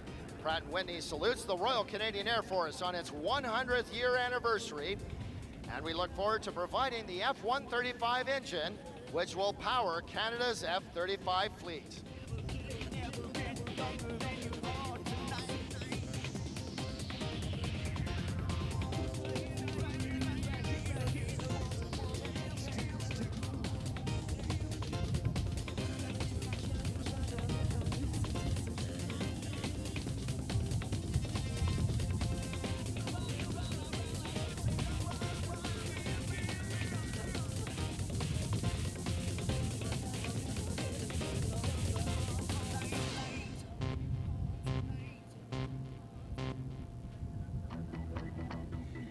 All right, folks, just getting an update from our Airboss team, Lyle Holbrook and Josh Pegg. I'd like to also extend a huge thank you to Andrew Chen, who's doing an outstanding job assisting me here on the announcer stage.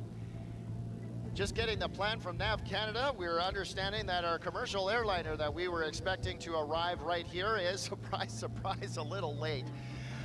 So what we're doing is a little bit of juggling around. We're fast trying to get our United States Air Force F-16 Falcon demonstration team up and ready to go. And if you look off to your right, I want you to pay attention, or try to pay attention, to a couple of vehicles that you see that are operating way at the southern end of our runway. You'll also see some personnel out there. They belong to our Moz crew. These are Canadian Forces personnel that person this important safety system that we have here. Just imagine Moz as a, well, for lack of a better term, a giant elastic band that's stretched across the runway for our military performers. It's an extra safety precaution in case an aircraft needs to get stopped in quick order. Airplanes like the CF-18 and the F-16 are equipped to use the MOZ system.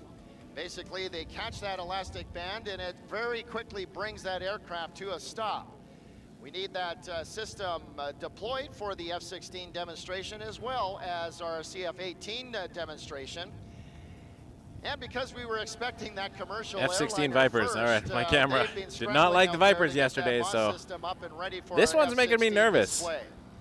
So we're But just gonna have hope we at a least get short a few little good break shots here as it goes as by. we But allow that our tore MOZ through this team to place, get and the, well, my camera could not all resolve the the Canadian colors against the Forces people are sky. gonna be mocking me tonight. It's We're gonna let the MOZ team not get their Viper work rated, done and this get that Panasonic. elastic band across Great the for runway. family No, it's of vacations. course Take it to the not an beach. actual elastic band, but it Take it up a works mountain like if you want, similar but to that. F-16 Viper is not We gotta get Viper that done. certified. We've got to get our F-16 crew to their jets and up here on the announcer stage. Thanks for watching, so though, we'll everybody. be back Appreciate with you being here. in just a few moments. It's be good We'll get those opportunity Vipers for you to grab a refreshment on the stream very something short, to or eat, the one Viper, get sorry. back to your The seats Viper because team. we're bringing on the United States Air Force Looking forward. F-16 What a great family demonstration event team, here, Airshow London, SkyDrive 2024. celebrating 50 years of that incredible That fighter is jet. the lineup.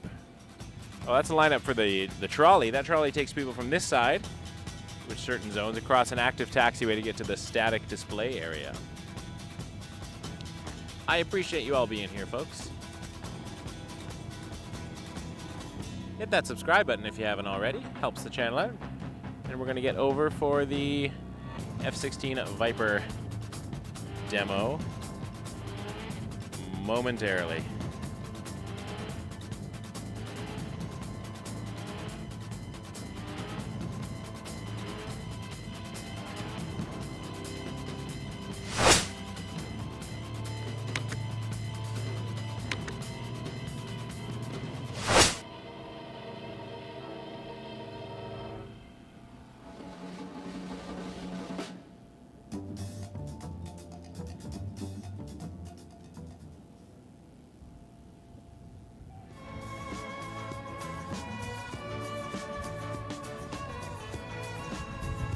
Folks, I would like to dedicate this song to Lyle Holbrook and Josh Pegg and all of our NAV Canada controllers who are literally dancing with the music.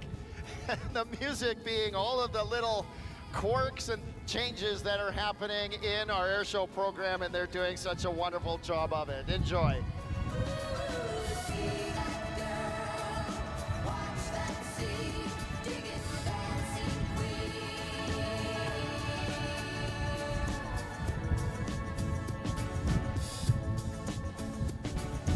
Friday night and the lights are low.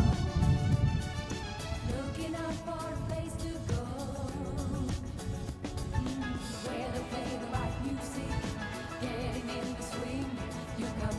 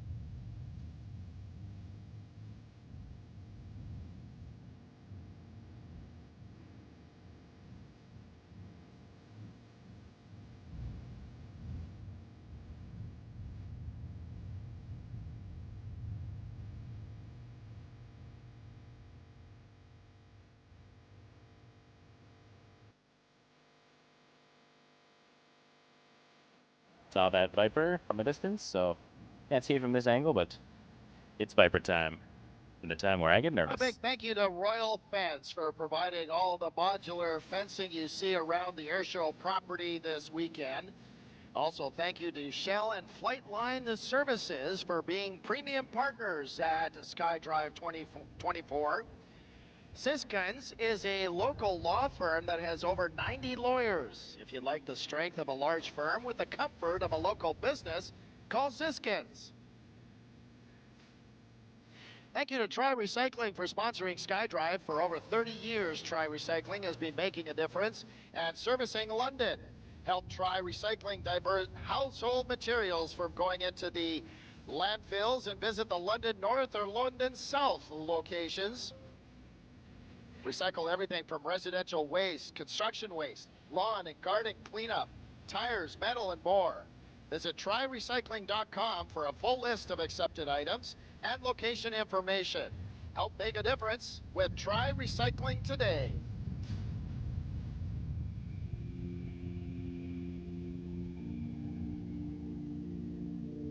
Is it easier to stay? Is it easier to go? I don't wanna know, but I know that I'm never ever gonna change. All right, folks, we got everything sorted out. You can see the F-16 taxiing by to get ready for the performance. And it is my pleasure now to turn the microphone over to the United States Air Force F-16 Fighting Falcon demonstration team. Take it away.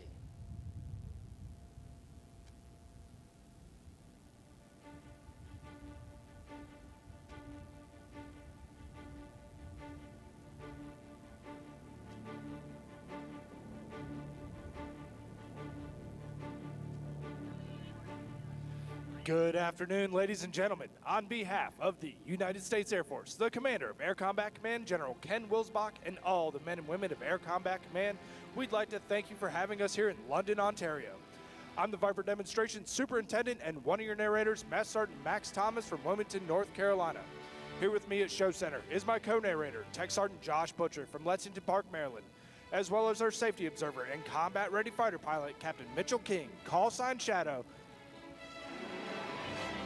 from Kansas City, Missouri. As members of Air Combat Command's 20th Fighter Wing located at Shaw Air Force Base in the beautiful Sumter, South Carolina, it is our distinct pleasure to describe for you today a combat capability demonstration by the world premier multi-role fighter F-16 Fighting Falcon, affectionately known as the Viper. The commander and pilot for the Viper demonstration team is Captain Taylor Heister, call sign FEMA, from Robsonia, Pennsylvania. Captain Heister joined the Air Force in 2015 after graduating from Penn State University. He's been flying the F-16 since 2018 and serves as a combat-ready instructor pilot. The Block 50 Viper you'll see in today's demonstration is equipped with the General Electric F-129 afterburning turbofan jet engine.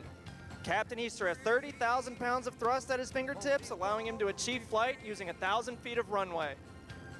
Ladies and gentlemen, stand up and put your hands together for Captain Heister and the F-16 Fighting Falcon!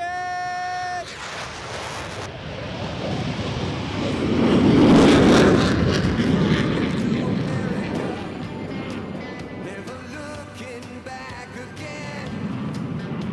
Coming to America. Don't seem so far away. Captain Heister is now repositioning for his first aerobatic maneuver, the Cuban 8.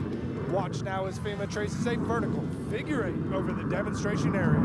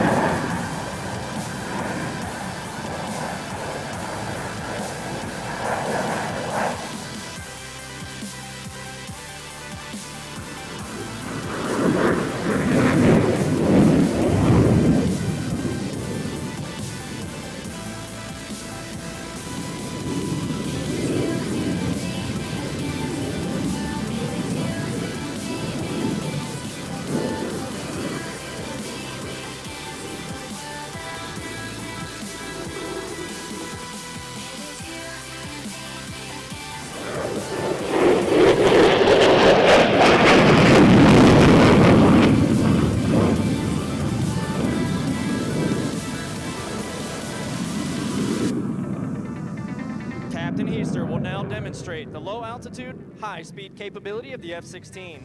As he passes show center, he'll be in full afterburner just under the speed of sound at 700 miles per hour, burning 2 gallons of fuel per second. Captain Heister would like to address the crowd from the cockpit. Let's listen in now. Hey, London, it's FEMA. I want to dedicate this first pass to the American airmen that you see at Show Center that make the show possible. We're not only celebrating 50 years of this amazing airplane, but with 100 years, centennial of the Royal Canadian Air Force. Our presence here at this show is a symbol of the partnership between the United States of America and the people of Canada. We're so grateful for your hospitality. This is our 3rd and final Canadian show for the year. We're so grateful. Thank you very much. God bless America. God bless Canada.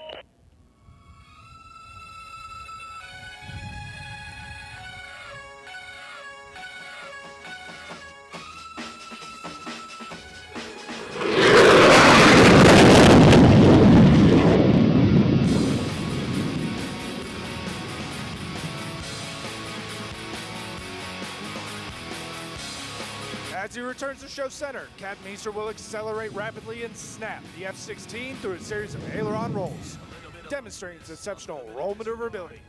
In from the left, FEMA and the triple roll.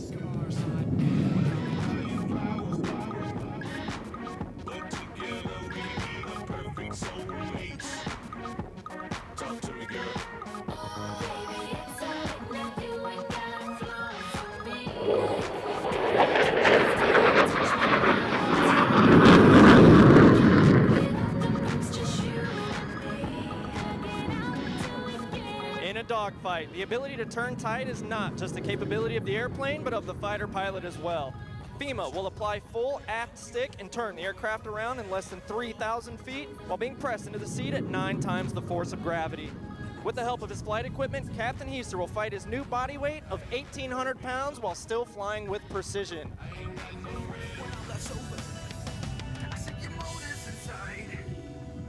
Decisions to hide.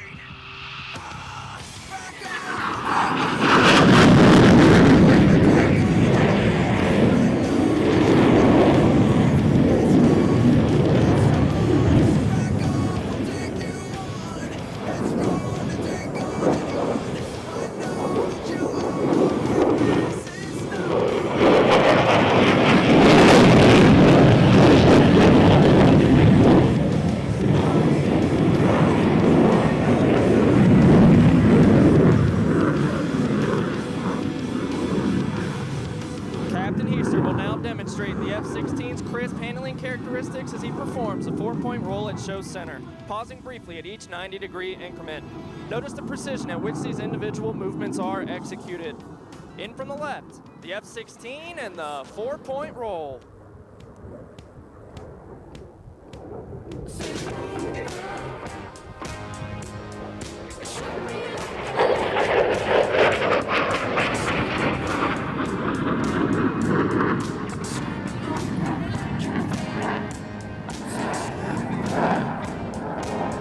And now, one more time from your right, FEMA's inbound for another high-speed pass. Every second, he'll be covering the distance of 3 football fields or 950 feet per second. This is still less than half the Viper's top speed of Mach 2.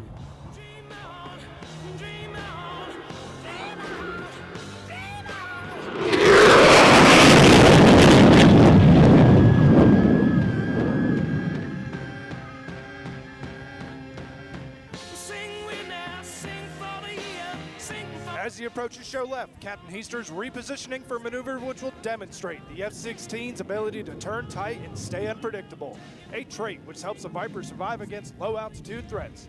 He will then quickly transition from horizontal flight into the vertical. Ladies and gentlemen, from your left, it's the Falcon turn.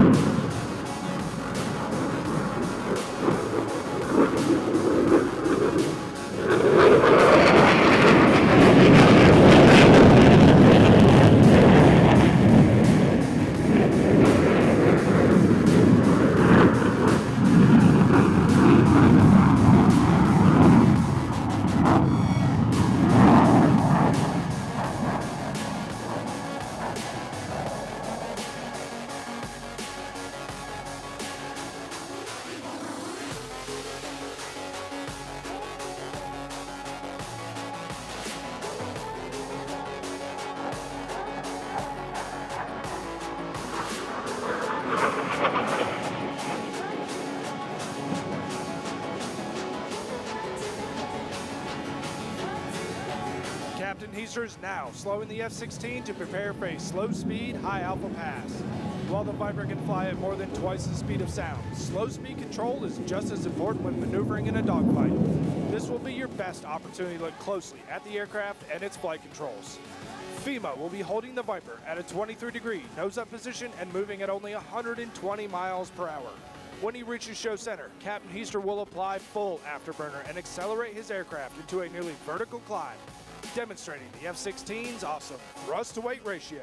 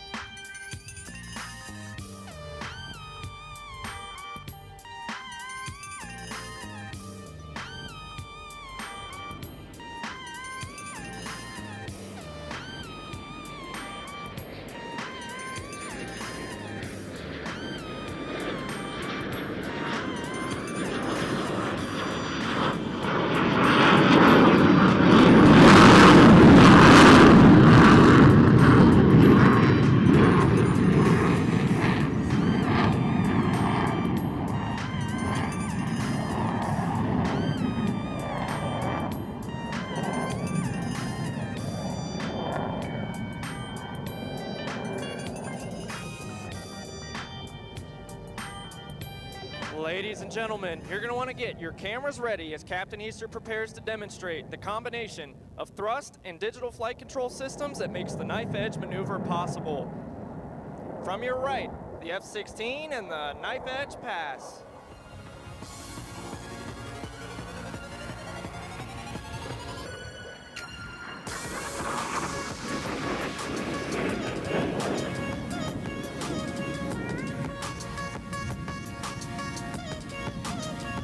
Now, watch as FEMA sets up for a maximum performance climb with a series of aileron rolls. As he pulls back on the stick, you'll see the Viper's exceptional power and rolling ability as he sends it from 300 feet to over 3 miles in less than 20 seconds. Hey, London, it's FEMA one last time. Check this out. We're going to go from 500 feet to 3 miles in 20 seconds. This airplane makes more thrust than it weighs. I'm going to be accelerating the whole way, and I'm going to count thousands of feet in altitude that I'll climb in the whole way.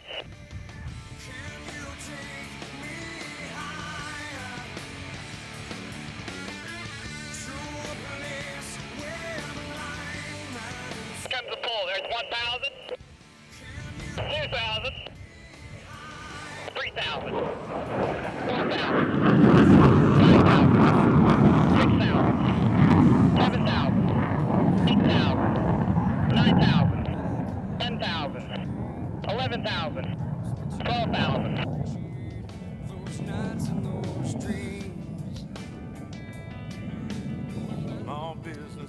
Ladies and gentlemen, Captain Heister has begun a spiraling descent in preparation for the dedication pass. Captain Heister and the rest of the F-16 Viper demonstration team from the 20th Fighter Wing wish to dedicate this pass to the men and women from all branches of the armed forces and their families who are so bravely fighting today's joint fight. We would also like to remember our wounded warriors and veterans in attendance, and those who have given their lives defending this great nation. This will be your best photo opportunity, so get your cameras ready to capture this salute. I can't call in sick on Mondays when the weekend's been too strong. I just work straight through the holidays, sometimes all night long. You can bet that I stand ready when the wolf growls at the door. Hey, I'm solid, hey, I'm steady, hey, I'm true down to the core. And I will always do my duty, no matter what the price. I've counted up the cost. And now, from behind the crowd and to the right, the F-16 Viper demonstration team proudly presents the dedication pass. But if dying's asking me,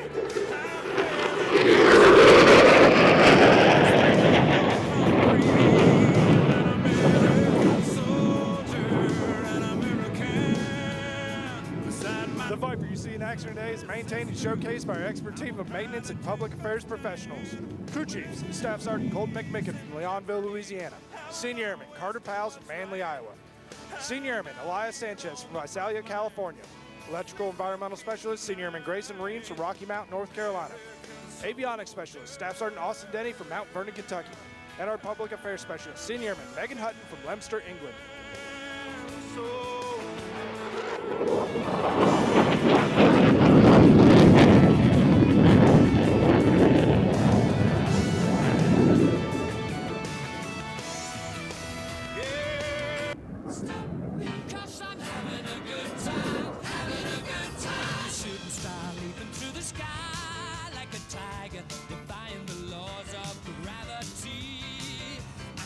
All right, ladies and gentlemen, FEMA's got a little gas left in the tank.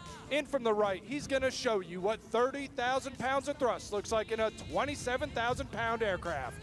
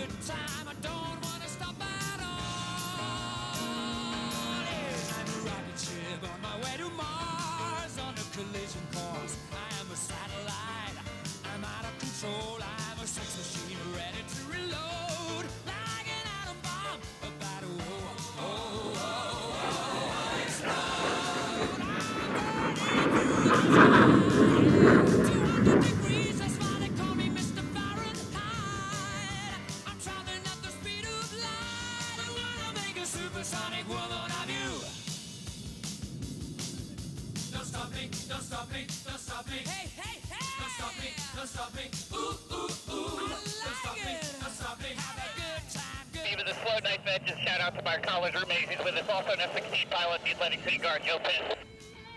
He's been the force behind me and motivation for most of my life since college. Wouldn't be doing this job without him. Thanks very much, Joe. Thanks for being here.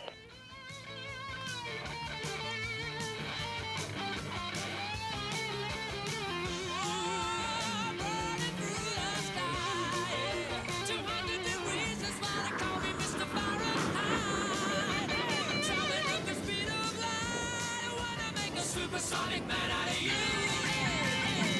Stop me now. I'm having such a good time. I'm having a ball. Don't stop me now.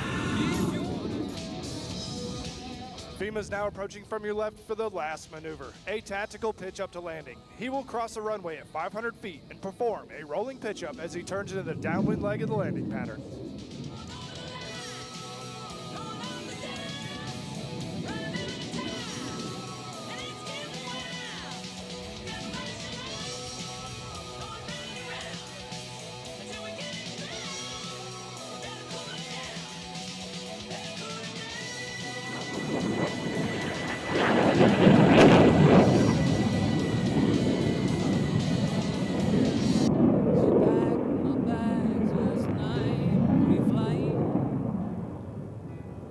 Captain Heiser is now lowered the landing gear. As he approaches the runway, he will decelerate to about 150 miles per hour, enabling the F-16 to stop in less than 3,000 feet if necessary. Add its ability to take off from relatively short runways, and you have a fighter that can operate from thousands of airfields in virtually every country in the world. While today's demonstration shows you how well the F-16 can maneuver in combat, what we cannot show you is its striking power, or accuracy and lethality of the weapons that it carries. The Viper can hit targets well outside of visual range while flying faster than the speed of sound. Coupled with innovative, motivated, versatile, and adaptable airmen, the United States Air Force F-16 Fighting Falcon is applying new technologies and capabilities never before employed on a fighter. On behalf of the United States Air Force, the Commander of Air Combat Command, General Ken Wilsbach, and all the men and women of Air Combat Command, thank you for your attendance, patriotism, and support. Not the man they think I am at home. Oh, no, no, no. I'm a rocket man. Let's give it up for the United States Air Force F-16 demonstration team. What an outstanding performance here.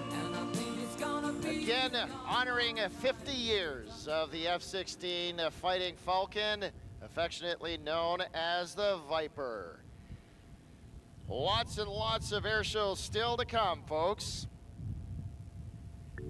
In just a few moments, we're going to be launching the Dash 8 belonging to the Golden Knights. You saw their pentambulant performance earlier on today, and we're going to see their final performance in just a few moments' time.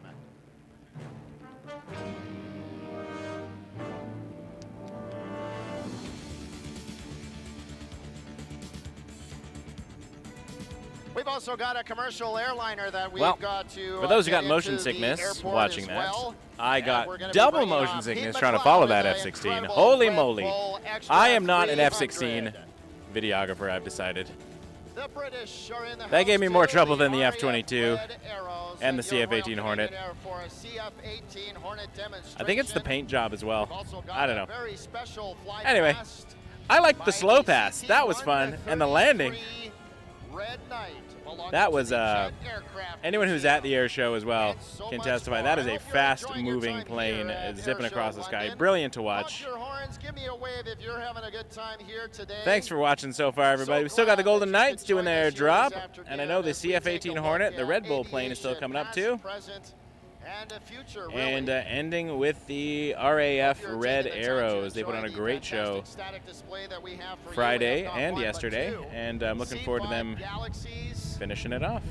We have a Hercules from the United States Coast Guard, a C-17, the CP-140 Aurora is here, a KC-135, and the list goes on and on and on. Just a spectacular static display. All right, our Golden Knights Dash 8 is airborne. As I said earlier, they did their pentambulant performance earlier today, and they're getting ready for their final performance in just a few minutes' time. In the meantime, I'm going to welcome back to the microphone Mr. Jim Graham, the chair of the board of directors for Airshow London, who has a very special announcement. Take it away there, Jim. Thank you so much, Ken, and what an afternoon, folks. Just amazing. I just wanted to bring an announcement from the Minister of Agriculture, Rob Flack, Province of Ontario, representing Elgin, Middlesex, London. We are proud to announce that Airshow London has received support and is a recipient of a grant from the Minister of Tourism, Culture and Gaming. Tourism Minister Stan Cho recognizes the significant contribution that Airshow London makes in support of tourism and the tourism and hospitality sector in Ontario, and is therefore pleased to authorize this support. Government of Ontario's unwavering commitment to Airshow London's sustainability strengthens Ontario's reputation as a major event destination, not only for today, but in the future. And for those folks visiting London from far and wide, we welcome you. We hope you enjoyed our city, and we know you're going to enjoy the rest of our afternoon air show. Well, congratulations to you, Jim, and Executive Director Holly Doty, and the rest of the incredible Airshow London team for all your hard work in bringing this show here to London. And congratulations on that outstanding grant that you have received to ensure that this air show continues for years to come. Folks, TVDSB's Aviation School is a collaborative and experiential program designed to prepare students for aviation apprenticeships, college-level training, or university-level programs. Stop by TVDSB's Aviation School booth to learn more. VersaBank welcomes you to Airshow London. VersaBank is the world's first digital bank, originating right here in London, Ontario, and they've just been granted an American National Bank license and access to the entire U.S. market. VersaBank is cleared to land in the United States of America and is proud to be Canadian. You know who else is proud of being a Western University student? That's right, it's my good friend Andrew Chan who's helping me up here on the announcer stand. Thank you to Western University for being SkyDrive sponsor. Western offers more than 400 specializations, majors, and minors to 26,000 plus students. Allows them to gain innovative modular degrees, including a commercial aviation program. They make it their goal to deliver the Western experience, an exemplary learning experience that engages students to challenge themselves to meet ever higher standards in the classroom and beyond.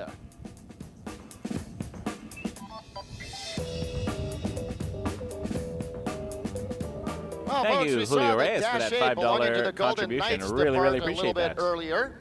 Here's the next everyone. generation of Dash 8s. It's known as the Q400, and this is, of course, belonging to Air Canada Express, one of several commercial operators that are using London International Airport to provide services. We're going to get that commercial airliner back into the parking area in the terminal section of our We call airport. that a minty fresh Dash 8 because it's got the toothpaste And livery. then we're going to have the streamer drop run from your Golden Knights Dash 8.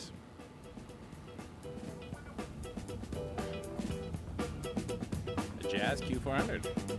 Want to invite you to check out all of our Waiting on the Golden Knights and the venue streamers and vendors their near the final ground display hub performance located behind Blue for them Zone. of this Proud show. to welcome the 1st Hussars, the 4th Battalion of the come, Royal though. Canadian Regiment, tuned, don't go anywhere. AAR Aircraft Services Windsor, ALPA Canada Professional Development Group.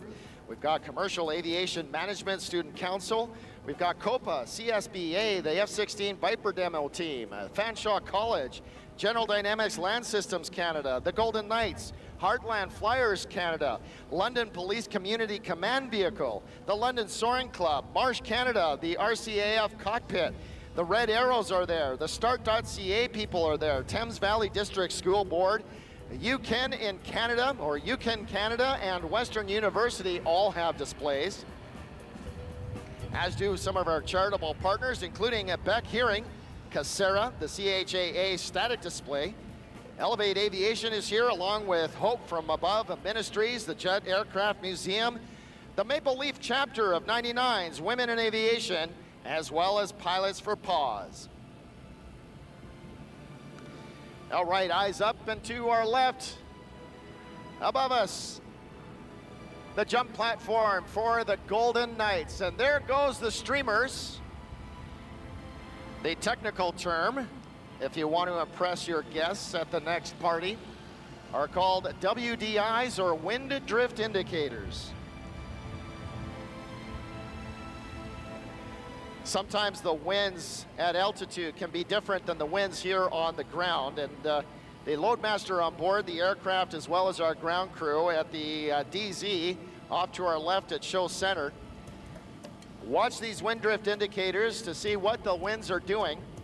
And after some calculations and communication between the ground personnel and the people on board the aircraft, they instruct the pilot exactly where to position the aircraft for the Golden Knights to exit the airplane and make sure they land right there in the DZ on target.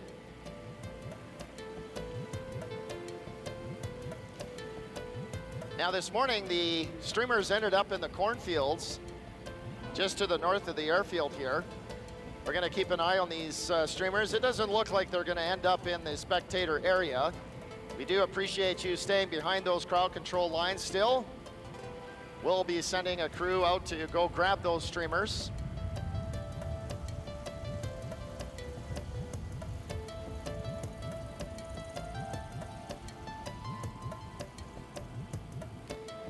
And as we finish off our streamer drop, I just want to mention the women in aviation that are here at Airshow London. We're proud to spotlight the remarkable contributions of women across various facets of the aviation industry. I'd like to give mention to Holly Doty, the Executive Director of Airshow London. Alia Brew, the Airboss, assisting our Airboss team from NAV Canada. Special shout out to the Maple Leaf chapter, part of the 99's International Organization of Women Pilots. Captain Katie Clapp, you saw her perform as Snowbird number 2 in the Canadian Forces Snowbirds demonstration. You want to give a shout out, or we want to give a shout out to Corporal Carla Olivers Meza, Technical Coordinator, Snowbird 4 Alpha from the Canadian Forces Snowbirds.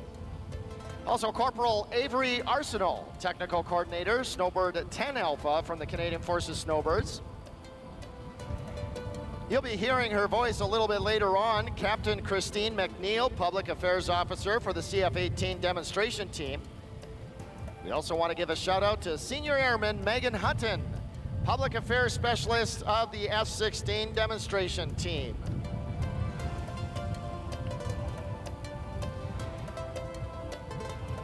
give you one last reminder to enter for your chance to win a trip to Orlando, Florida, with flights and accommodations from our friends at CYXU and Flair Airlines. The prize includes round-trip flights for 4 people with all baggage and taxes, plus 3 nights of accommodation. Escape the cold this winter with direct flights to Sunshine. Enter online this weekend only at flyYXU.ca/win.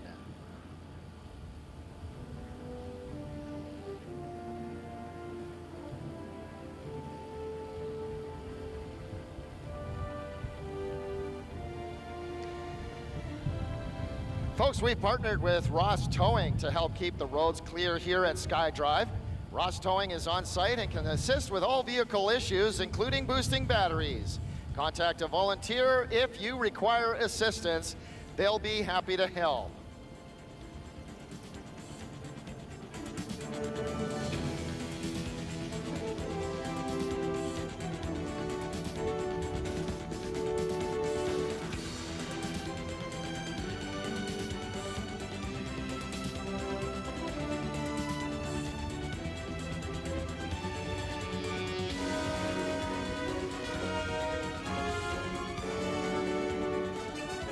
Airshow London is proud nonprofit supporter of the London and regions community with an exclusive focus of providing single-year post-operating cost review, annual charitable support for children's health improvement, veteran support associations, and aviation education and heritage associations, institutions, and support communities that our team of executives, partners, and volunteers can be proud to be associated with, and our guests can feel good about attending.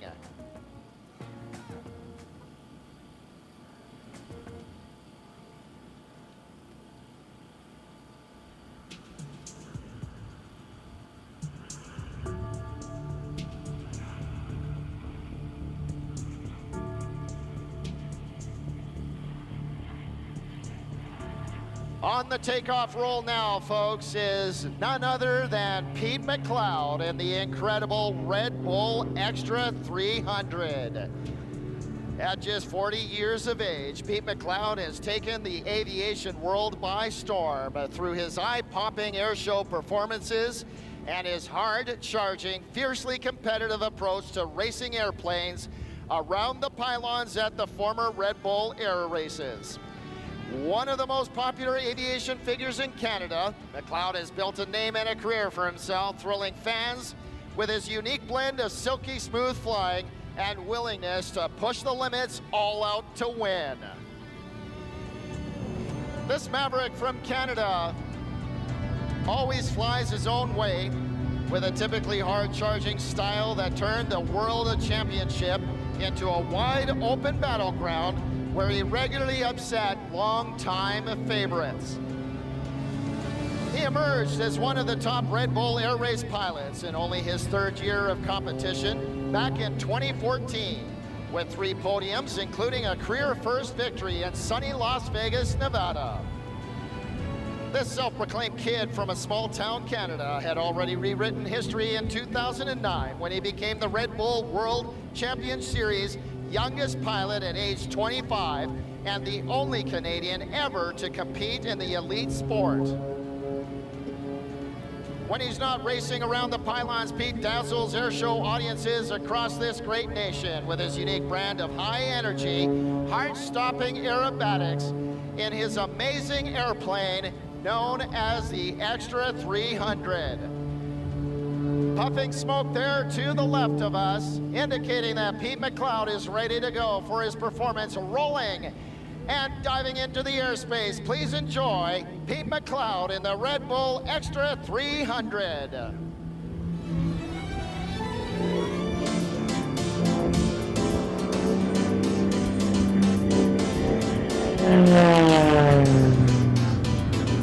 Spin you around on the chandeliers, it'll be heels like tears for fears you love.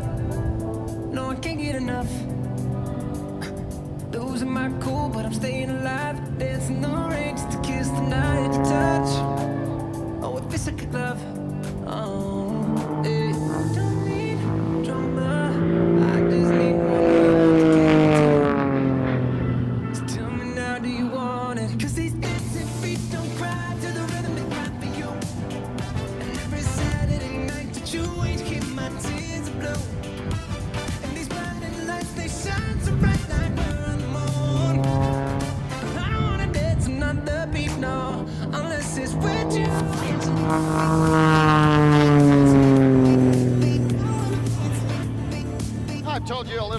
Pete's incredible career as an air race pilot, but you might be wondering how he became a Red Bull air racer and a Canadian aviation hero.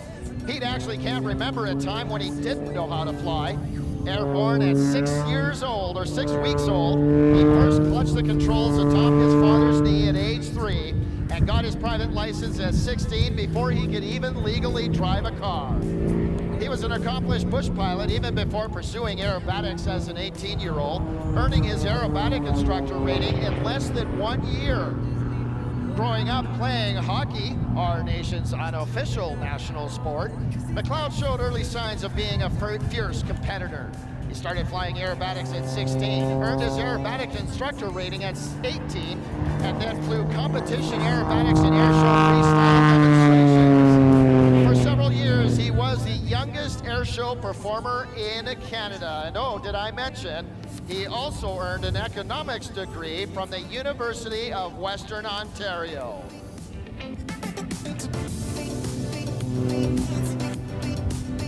Eventually, Pete's attention turned to air racing, and in 2008, following a 12th place finish at the European Aerobatic Championship in the Czech Republic, he was invited to attend the Red Bull Air Race qualification camp.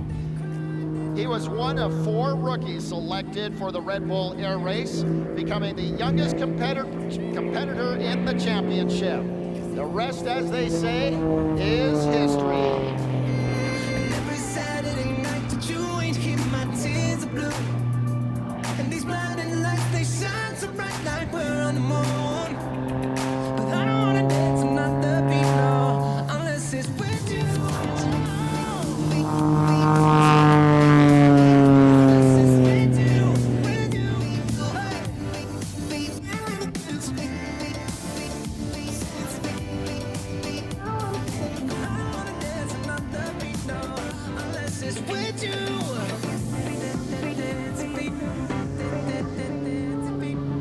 Hauling back on the stick, hovering there just like a helicopter, demonstrating the incredible power-to-rate ratio of the Extra 300. Folks, as you know, an airshow pilot is nothing without a good airplane, and Pete owns one of the best. The Extra 300 is a 2-seat aerobatic airplane powered by a 6-cylinder, 300-horsepower Lycoming engine. To give you an idea of its size, the airplane is just under 7 meters in length, has a wingspan of about 7.5 meters, and it weighs just 682 kilograms. That's 1,500 pounds. The Extra 300's top speed is 408 kilometers an hour, has a rate of climb of 16 meters per second, and an incredible roll rate of 400 degrees per second. It's also very, very strong, being able to withstand up to 10 positive and negative Gs.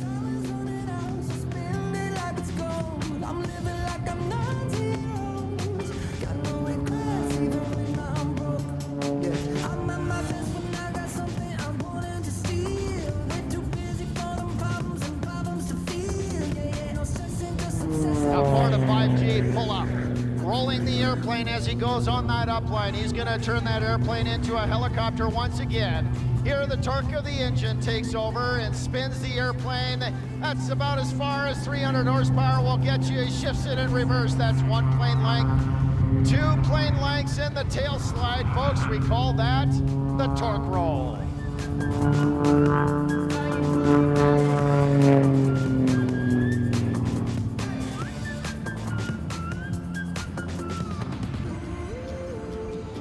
Life isn't always about high-energy aerobatics or hard-charging competitive air racing. He can also be found regularly in the expansive nature of northwestern Ontario.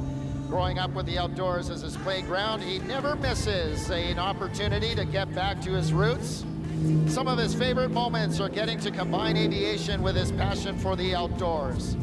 For him, nature, truly remote locations, and the culture around that is part of him, it just runs through his blood. He's a tourist in a lot of locations, but he always says that he is always at home in the air and in the bush.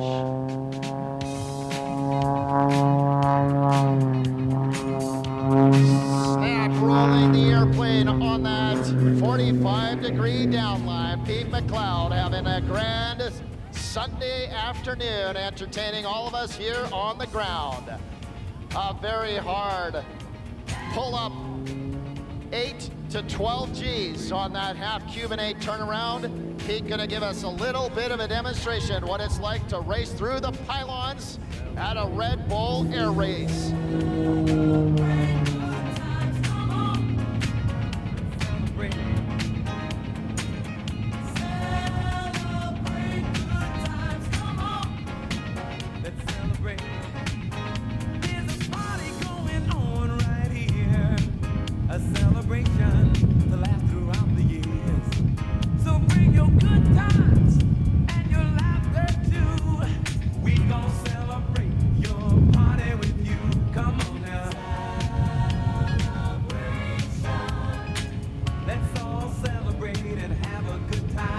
Coming in from our left, he loves to work so close to the ground, as they do in the Red Bull air races, whether it's ground or water. Throwing in a few rolls there to give you an idea of the incredible roll rate, and then a very hard G turn, continuing to roll on the exit. The whole goal in the Red Bull air race is to go through the pylons at exactly the right altitude, get turned around and line up with the pylons once again. Now, Pete McLeod isn't finished yet. Watch closely now as he turns in. Again, getting right down to the surface of the earth, laying the smoke on the pavement. Right here he pulls up, rolls the airplane upside down, all the blood rushing to his head as he hangs in the strap, going the full length of the show line upside down. Let's celebrate. It's all right. We're gonna have a good time tonight. Let's celebrate. It's all right, baby. We're gonna have a good time tonight. Let's celebrate. It's all right. Well, if you haven't done so already, get your cameras ready. It's gonna do another pass here, giving you another great look at the beautiful Red Bull Extra 300. Back on the stick, rolling the airplane as he goes.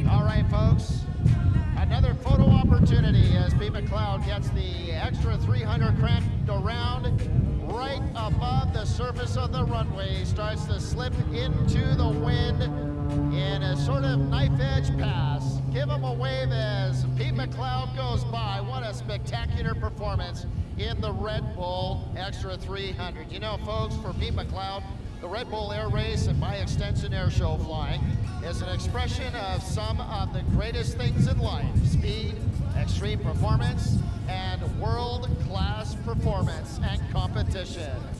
He loves to fly and he loves adventure, whether it's speeding through the racetrack in the Red Bull Air Race, flipping a plane end over end during a freestyle demo like you saw here today, or loading up the float plane for a northern off-grid adventure. He'll be doing it to the max and with a smile on his face. Straight up at show center, a full roll, looking at the top side of the airplane as he tap dances on the rudder pedals. That is him waving farewell for now. That is also his thank you to all of you here at Airshow London for being an amazing audience here today. Pete hopes you've been inspired to pursue life with the same fierce passion as he has, and he hopes you've been encouraged to pursue excellence in all your endeavors. I invite you to follow Pete McLeod and his aerial exploits more closely by visiting him on Facebook, Instagram, and X. Just use the handle @Pete McLeod. You can also find him at PeteMcLeodRacing.com. Yes, darling, don't be throwing shade now. To call me sick, California, if you had another oath, just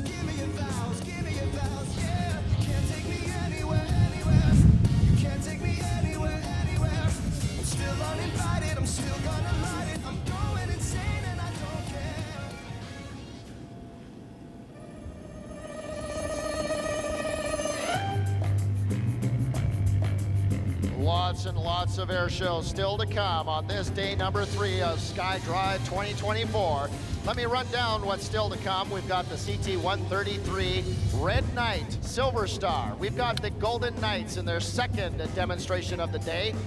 Your Royal Canadian Air Force CF-18 Hornet demonstration team is here. And we're gonna wrap things up with the Royal Air Force Red Arrows.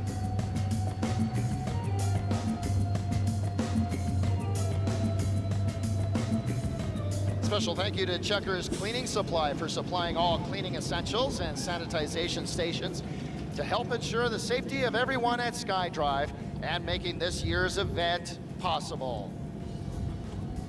Huge thank you to Diamond Aircraft for sponsoring Airshow London SkyDrive and for hosting all our visiting demonstration teams this year. You can learn more about Diamond Aircraft at diamondaircraft.com.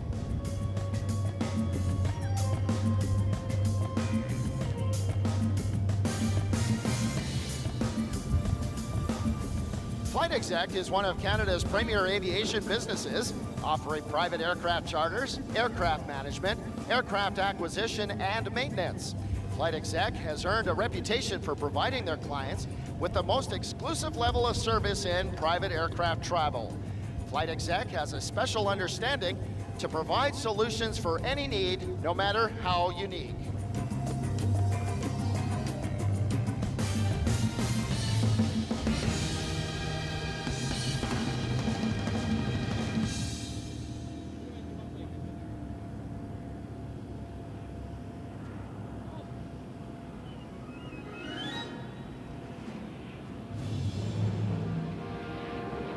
Lifting off the ground right now, off to our right, is a beautiful,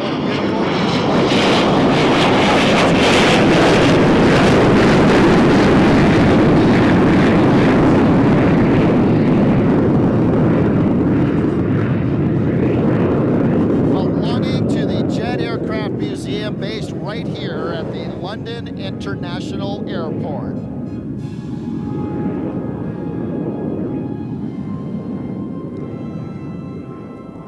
Now, the CT-133 Silver Star is the Canadian license-built version of the Lockheed T-33 jet trainer aircraft, which served the Royal Canadian Air Force from the 1950s to 2005. The Canadian version was powered by the Rolls-Royce NEAN 10 turbojet engine, whereas the original Lockheed production model used the Allison J33.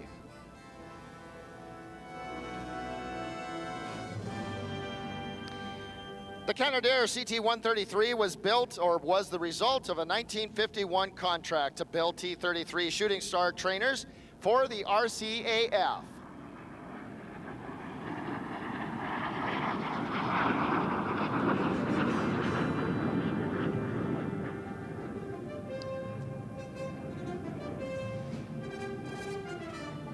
The appearance of the CT-133 is very distinctive due to the large fuel tanks usually carried on each wingtip of the aircraft. Total of 656 CT-133 aircraft were eventually built by Canadair. CT-133 entered service in the Royal Canadian Air Force as its primary training aircraft for fighter interceptors. The service life in the RCAF was extremely long. There's a beautiful bottom side pass with the Canada 150 Maple Leaf on the bottom side of the aircraft. Again, this airplane painted up in the colors of the Red Knight. I'll tell you a little bit more about that in just a second. Although the aircraft stopped being used as a trainer in 1976, there were still over 50 aircraft in Canadian Forces inventory in 1995. During that period, that later period, the T-33 was employed in communication, target towing, and enemy simulation. And another important role that it played was airshow demonstrations. This was back in the day before the Canadian Forces Snowbirds. It was in the days of the Golden Hawks as well as the Golden Centenaires. The Red Knight operated from 1958 to 1969. They performed loops, rolls, Cuban 8s, horizontal 360s. They performed inverted flight and high-speed passes at air shows around North America. They either performed as an opening act or in conjunction with the Golden Hawks and the Golden Centenaires, as I mentioned. All were predecessors to our Canadian Forces Snowbirds. Eventually, the CT-133 Silver Star was replaced by the Tudor. That's the same airplane that the Snowbirds use. It was painted up also in the colors of the Red Knight. Here's a slow speed pass by our CT-133 Silver Star, known as the Red Knight.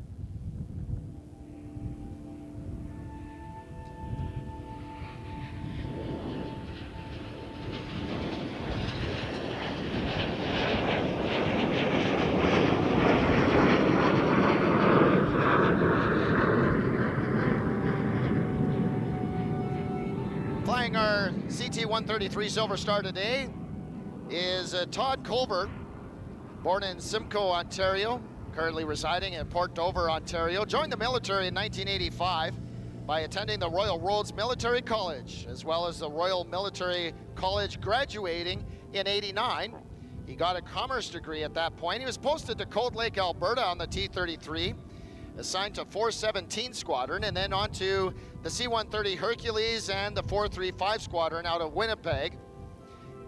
After 12 years in the service and then 2 years at Sky Service Airlines on the A330, he finally ended up in Air Canada in 1999, and he is currently a captain on the Boeing 777. Get your cameras ready. Here's a beautiful photo pass coming up from our right.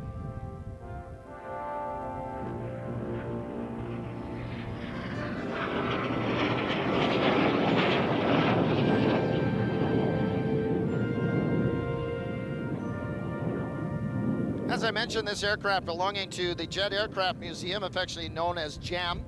They exist to create and maintain a dynamic and living history of the modern age Royal Canadian Air Force and to provide permanent honor for those valiant Canadian men and women who flew these aircraft with distinction in periods of war, peace, and peacekeeping. In short, their mission is to preserve, educate, and soar. JAM is a charitable organization, has its primary purposes with the acquisition, display, preservation, maintenance, and most importantly, providing in-flight demonstrations for the people of Canada now and for generations to come.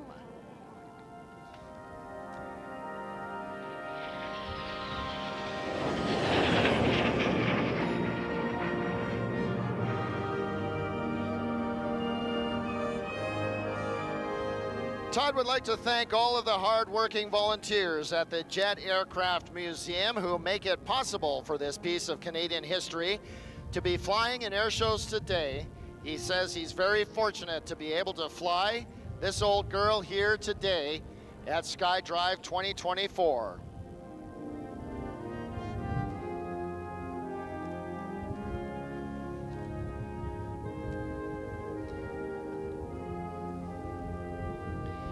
As Todd sets up for his landing in the CT-133 Silver Star, thought I'd mention a couple of stats here. Maximum speed of the T-33 was 920 kilometers an hour. That works out to about 500 knots for our pilots out there. Service ceiling over 14,000 meters or 47,000 feet.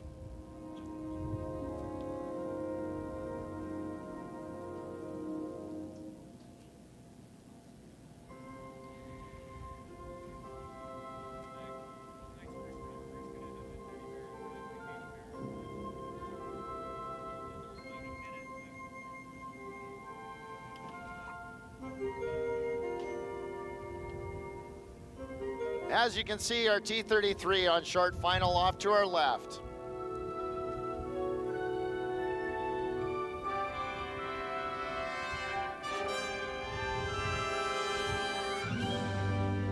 And there's the touchdown.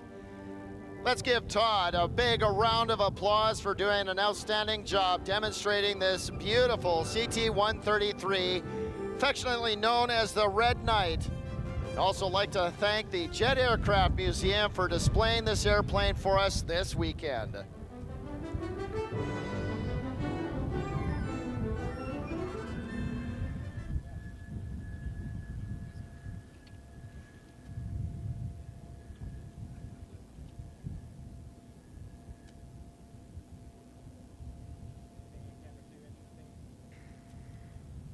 All right, folks, we're looking high above us, looking for that Dash 8, and we've got jumper away. Smoke trailing from the ankle, being generated by a smoke canister. This is the narrator for the Golden Knights display team, and attached to his chest is a Katie teddy bear. In memory of Katie, I'd like to thank again all the personnel here who are assisting at Katie's Corner. And right now we have a very special salute as we watch our narrator descend towards the ground.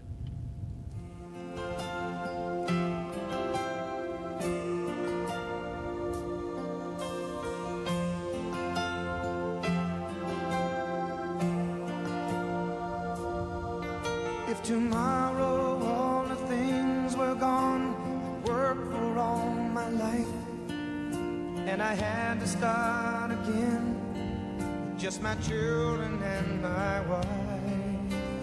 I thank my lucky stars to be living here today, 'cause the flag still stands for freedom, and they can't take that away.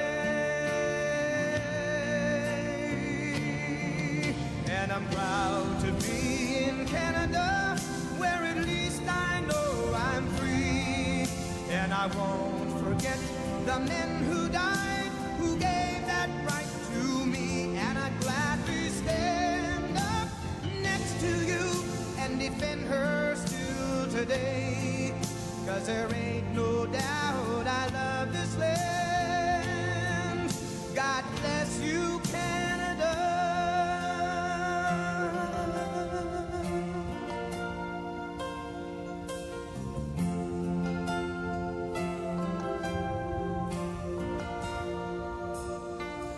From the shores of Nova Scotia to the forests in BC, Montreal to Winnipeg, from sea to shining sea.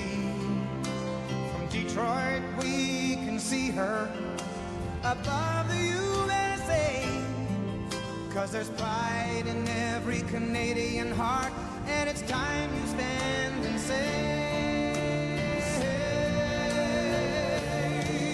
that I'm proud to be in Canada, where at least I know I'm free.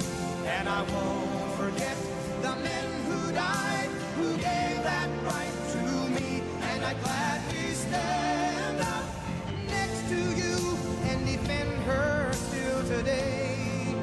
'Cause there ain't no doubt I love this land. God bless you, Canada.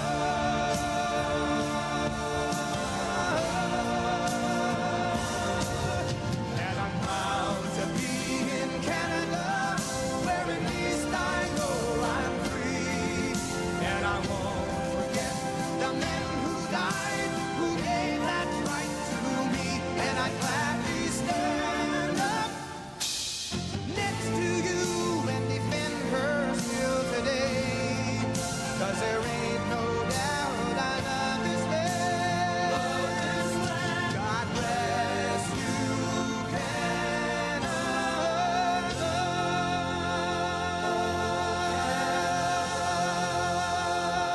Airshow London, let's give a big round of applause for the narrator of the Golden Knights doing a free fall in that very beautiful commemoration in honor of both Katie as well as the POWs. Our narrator is going to be jumping into a vehicle and heading on over to our announcer stage, and he'll be describing for us the rest of the incredible display of the United States Army Golden Knights. He had to unstrap the parachute pack that was on his back. I think I saw him running to the vehicle. And in just a few minutes, or just a few moments, you're gonna see that vehicle making its way over here. We'll let him catch his breath. We'll let him have a sip of water, and then he'll start into the narration for the rest of the display. Now, I believe this is the one and only performance in Canada by the United States Army Golden Knights. And I gotta say, we really, really appreciate them joining us for this very special air show here in London, as we also celebrate the Royal Canadian Air Force 100th anniversary. Now, as that vehicle comes by the spectator line, give the team a round of applause, give them a wave. I gotta say, what a great entry into the air show. We'll keep an eye out on the skies above us, because very shortly that Dash 8 is going to be inbound for their next jump run. This all very carefully timed. They have arrived in the vehicle, getting out of the vehicle.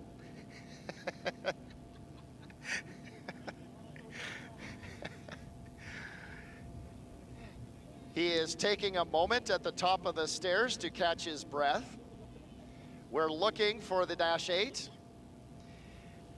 In case you haven't noticed, sometimes good airshow announcing is about stating the obvious. Oh, we're having a great time.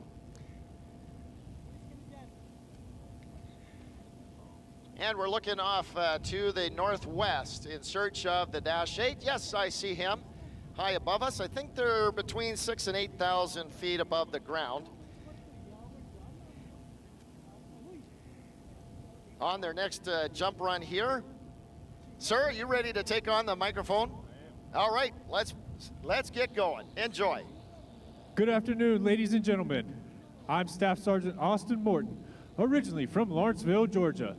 It has been my proud honor to fly in our POW MIA flag on this, my 1,955th free-fall parachute jump. I will describe for you today a demonstration of precision freefall as performed by members of your United States Army parachute team, the Golden Knights. On this first pass, 2 members of the black demonstration team will exit the aircraft and fly their bodies together to exchange a 14-inch mahogany baton. As the aircraft crosses overhead, the Jumpmaster gives the thumbs up signal, and the jumpers are out. And the smoke is on. We now have 2 jumpers in free fall, rapidly approaching speeds of 120 miles per hour. And contact has been made, and the 14-inch mahogany baton exchanged. They now alter their body positions to form 120 mile per hour spirals in the sky. Watch momentarily for them to separate and prepare to deploy their main parachutes.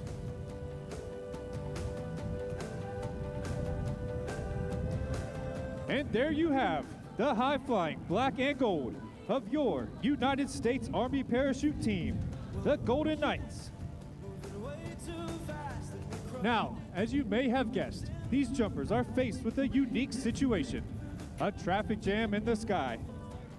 These jumpers must create vertical separation in order to allow for individual approaches into the target area. This is accomplished by pulling down on the front part of the parachute and spiraling earthwards at speeds in excess of 60 miles per hour. They will then set up a traffic pattern just like you may see aircraft do at any busy international airport. Mr. Charlie Hillard, former team leader of the Eagles Aerobatics team, and parachute manufacturer Mr. Steve Snyder exchanged the first baton in 1958. It was then believed that 2 jumpers in freefall could not possibly make contact. The parachutes used by the Golden Knights are flexible wing gliders. Constructed of a lightweight ripstop nylon, these parachutes have an inherent forward speed of 22 miles per hour. To turn left, the jumper pulls down on the left steering line.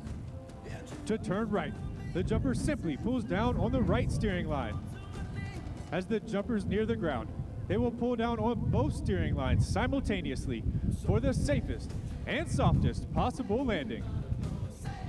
Make some noise for our jumpers as they bring it into the target area.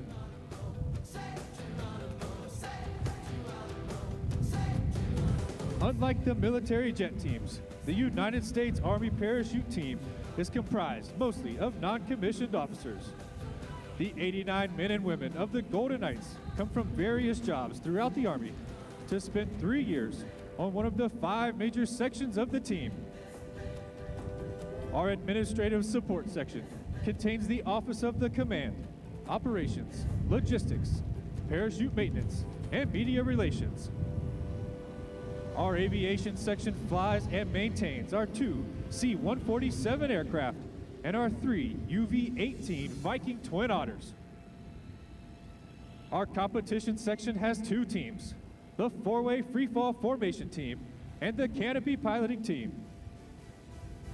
Our tandem section provides tandem parachute jumps to selected VIPs. Finally, our demonstration section consists of 2 demonstration teams. Since the colors of the Army are black and gold, so are the names of our teams. The team performing for you today is the Black Demonstration Team. These specially selected airborne soldiers demonstrate their skills each year to millions of spectators, compete in national and international parachuting competitions, help develop new techniques and equipment, and are considered the finest parachuting team in the world. Since conception, the team has performed in all 50 states and 46 foreign countries, and has produced hundreds of national champions and more than 100 world champions. The same degree of precision, discipline, and teamwork exhibited by the demonstrators and competitors is also reflected by the Golden Knights Elite Aviation Section. Nicknamed Team 6, the pilots who fly the team aircraft average more than 5,500 flying hours per aviator. And the maintenance technicians who have the mission of keeping these aircraft flying average 10 years of military experience. Together, their expertise results in the safest aircraft possible for the Golden Knights. The C-147 jump aircraft used by the Golden Knights is a medium-range, twin turboprop cargo plane modified for jump use. It has one large door in the rear, which can be opened in flight. It is pressurized for comfort during travel from Fort Liberty to various performances throughout the country. Its civilian counterpart is the Dash 8 aircraft, manufactured by Bombardier right here in Canada. The Golden Knights C-147s are the only 2 in existence within the Department of Defense inventory.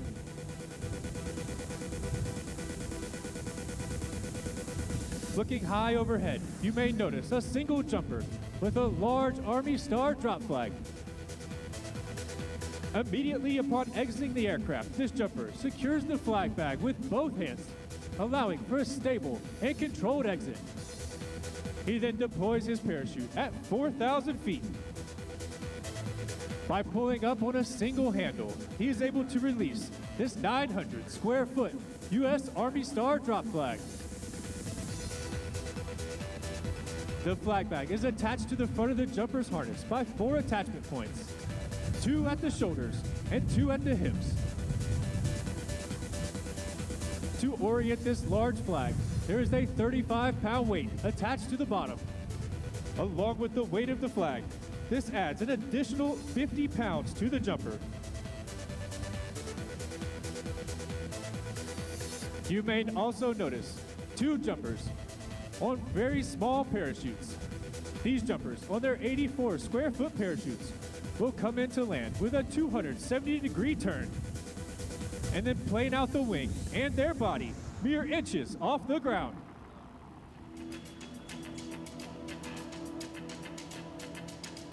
Also in the sky, you may notice that 2 parachutes appear to have become entangled. However, that is not the case. These jumpers are performing an advanced facet of the sport known as canopy relative work, or CREW for short. With the advanced aerodynamic design of our Ram Air parachutes, we are able to fly it right into the hands of another jumper without adversely affecting either's flight characteristics. The top jumper pulls himself down his partner's lines and even stands on his shoulders. The formation you see here is called a side-by-side. It takes an incredibly skilled canopy pilot to fly and land this large flag in this target area. Watch the minor corrections he used with his steering lines to obtain a beautiful target area landing. London, Ontario, make some noise so that he can hear you.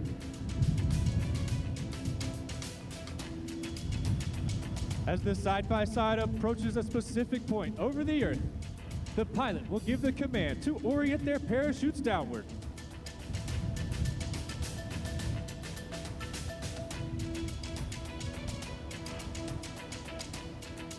These jumpers are now accelerating earthward at speeds in excess of 60 miles per hour. Listen closely. You may hear the pilot give the command of ready, break, as they separate for individual approaches into the target area. Ladies and gentlemen, there's 1 and 2 soft stand-up landings in the target area. Each year, the Golden Knights fly south for the winter to conduct 2 months of intensive training in Homestead, Florida. During this time, thousands of cumulative free fall jumps are executed to prepare jumpers for everything from high-speed maneuvers and mass formations to night operations and pinpoint canopy piloting accuracy.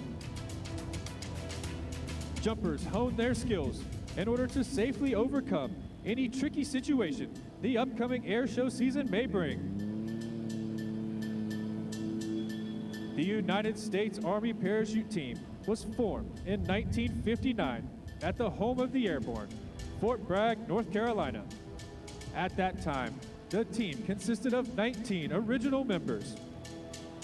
Each was selected to assist in the development of modern parachuting techniques, to provide world-class competition parachutists, and to perform live aerial demonstrations in support of Army public relations and recruiting.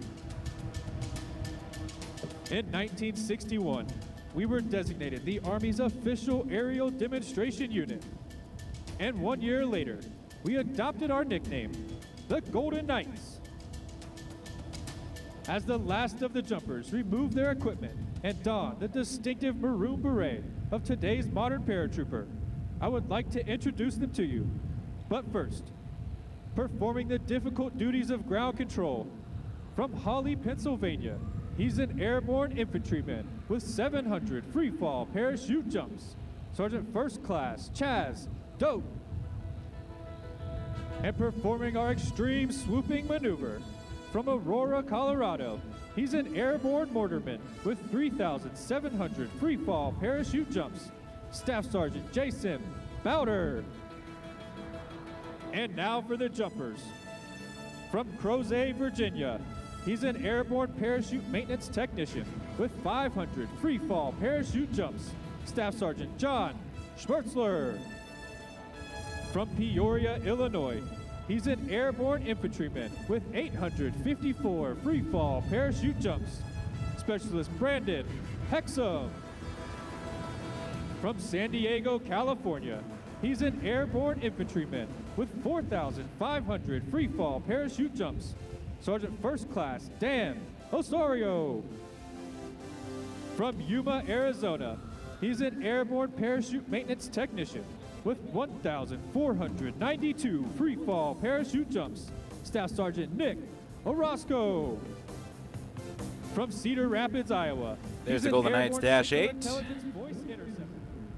We get a double Dash 8 going on here because there's a Jazz Dash 8 Q400 that just pushed back.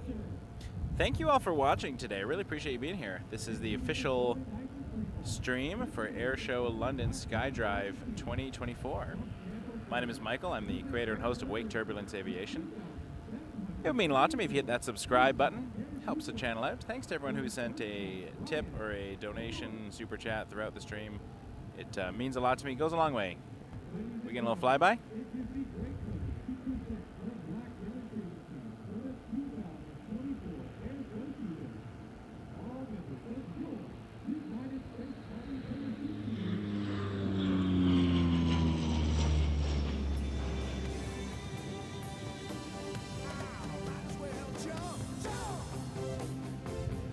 Now, in keeping with a long-standing Golden Knight tradition, we would like to present today's baton, which was flown in freefall to a distinguished member of today's audience.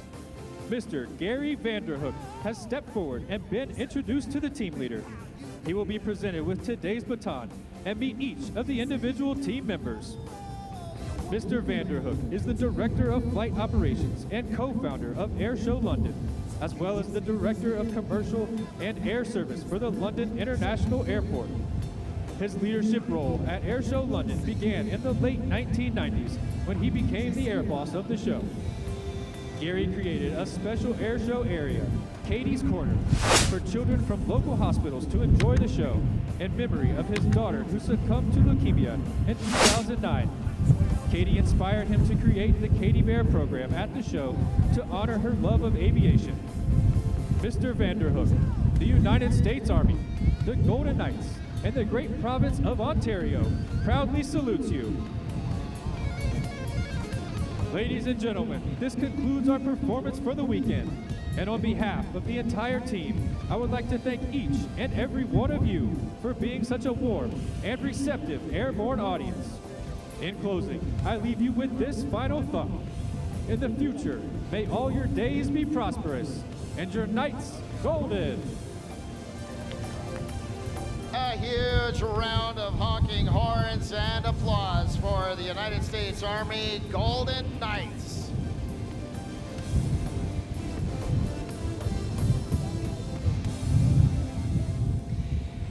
Folks, the airshow action will continue in just a couple of moments. First, we've got to get this commercial airliner airborne. We've got to recover R-8 jump platform of the Golden Knights.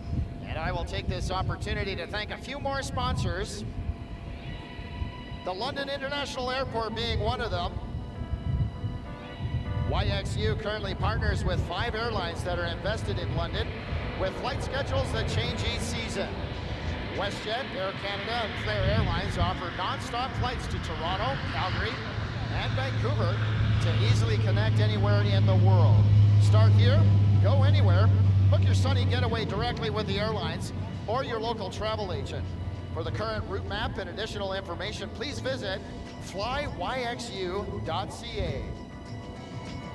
Folks, did you know that Marsh is an official SkyDrive partner of this year's Airshow London? Well, visit marshwings.ca to get a quick aviation insurance quote online in minutes. Bring your friends and family to their tent to get some fun aviation-themed swag. A huge thank you to our partners at NAV Canada for maintaining the air traffic control tower. As the country's air navigation service provider, NAV Canada plays a unique and critical role managing 18 million square kilometers of Canadian and North Atlantic airspace. We still got highlights of the show, the CF-18 Hornet demonstration, Royal Canadian Air Force, and then the RAF Red Arrows to close the show. Supports our purpose to keep Canada's skies safe and shape the future of air navigation. We'll still see the landing of the Golden Knights Dash 8 as well. Lots of good stuff happening here. Stay tuned. Airshow London SkyDrive 2024 exclusively on Wake Turbulence Aviation on YouTube. Line services for being premium partners at SkyDrive 2024. Thank you to Siskines, the law firm with over 90 lawyers. They offer the strength of a large firm with the comfort of a local business. Call Siskines for all your legal needs. Try Recycling is the largest composter of leaf and yard waste in southwestern Ontario. Bring your leaf and yard waste to the City of London Enviro Depots at Try Recycling. They are your environmentally friendly composting partner. TVDSB's Aviation School is a collaborative and experiential program designed to prepare students for aviation apprenticeships, college-level training, or university-level programs. Stop by TVDSB's Aviation School booth to learn more.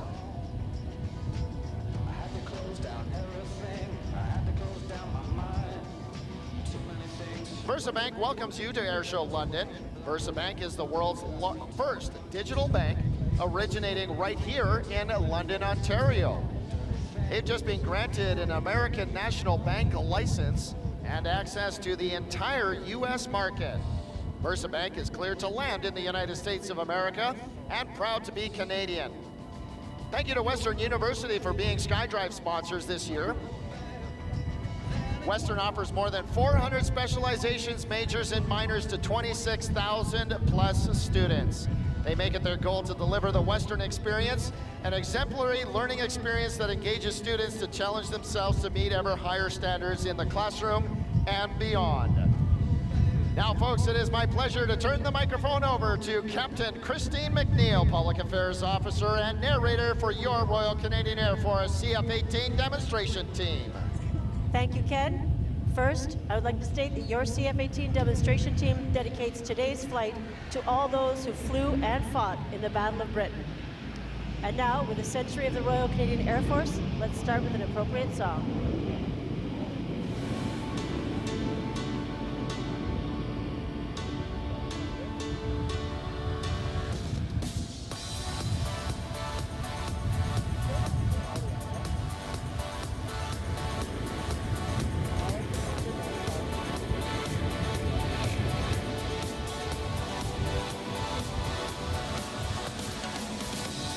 That's when the Hornet stung me.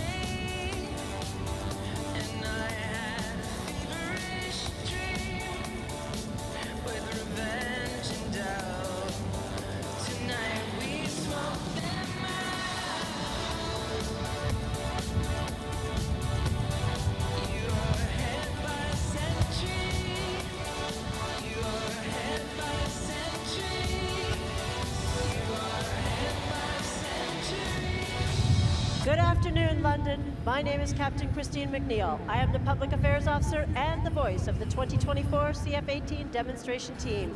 With me here today, our eyes and ears on the ground, is our safety pilot, Captain Jean-Luc Volodyarsky, call sign Picard.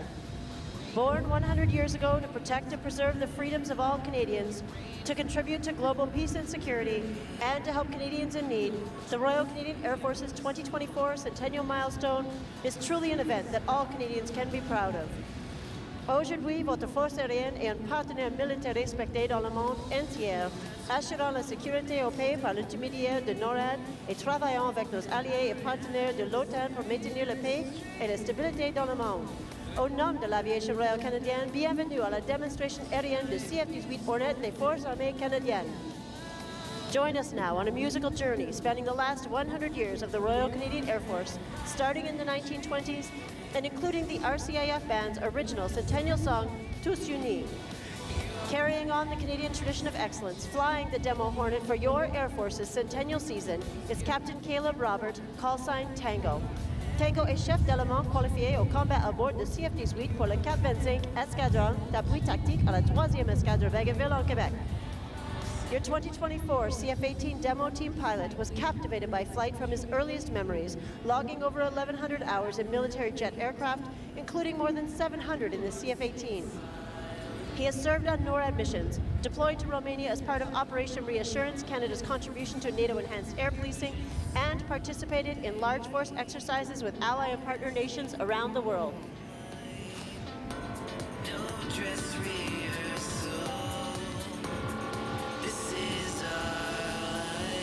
Let's go live to the cockpit from the CF-18 and hear from Tango. Good afternoon, London. Captain Caleb Roberts here, live from the cockpit of Hornet 100. Today's a very special day. We'd like to dedicate this performance to all the men and women from all our armed forces that fought alongside us in the Great Battle of Britain. I'd like to honor them with this performance. Another special event for us today is our very last Canadian performance of the CF-18 demonstration Hornet in 2024. Let me hear you.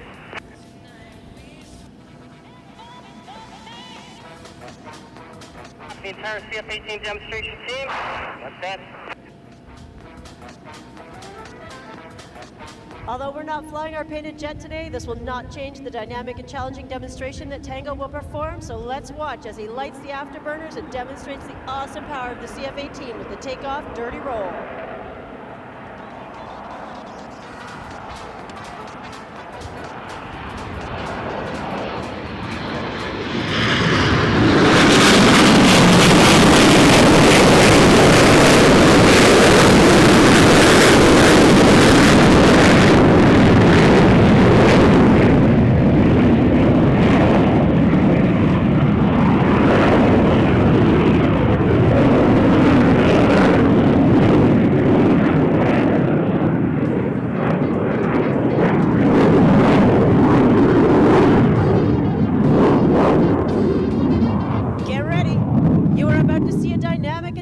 Demonstration featuring the sharp, precise maneuvers used during Canadian Armed Forces operations at home and abroad.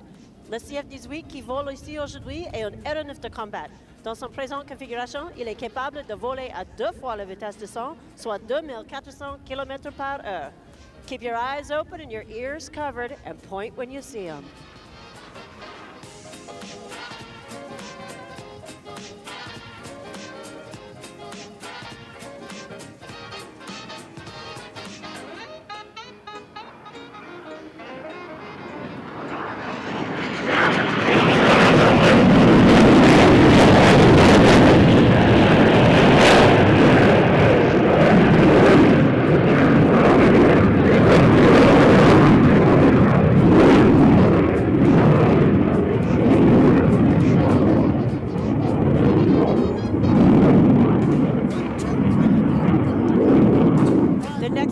Demonstrates the precise and impressive roll capability of the CF-18. De la droite, des ailerons, d'hésitation turn.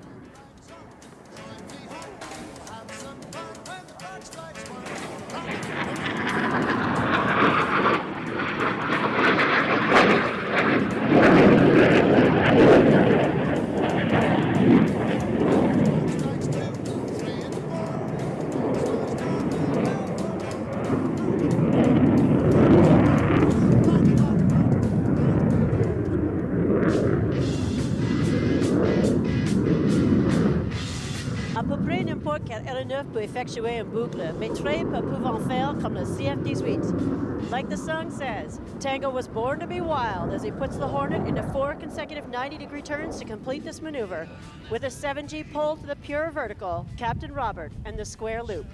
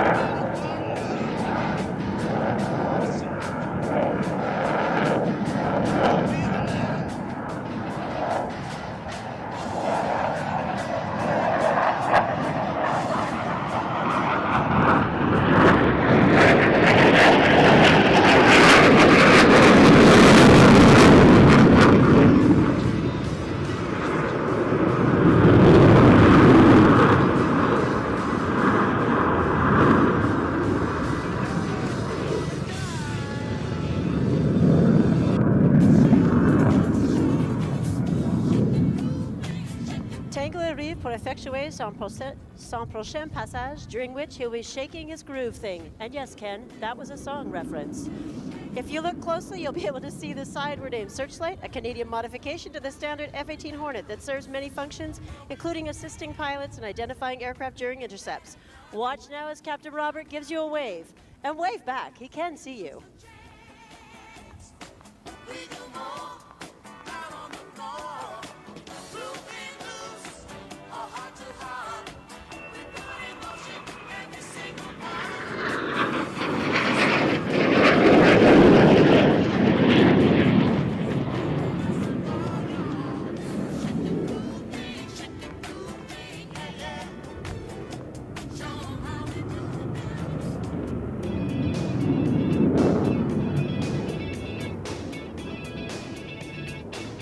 Tango is now configuring his aircraft with landing gear, a resting hook, and refueling probe deployed. With everything hanging out, It's Captain Robert and the dirty inverted pass.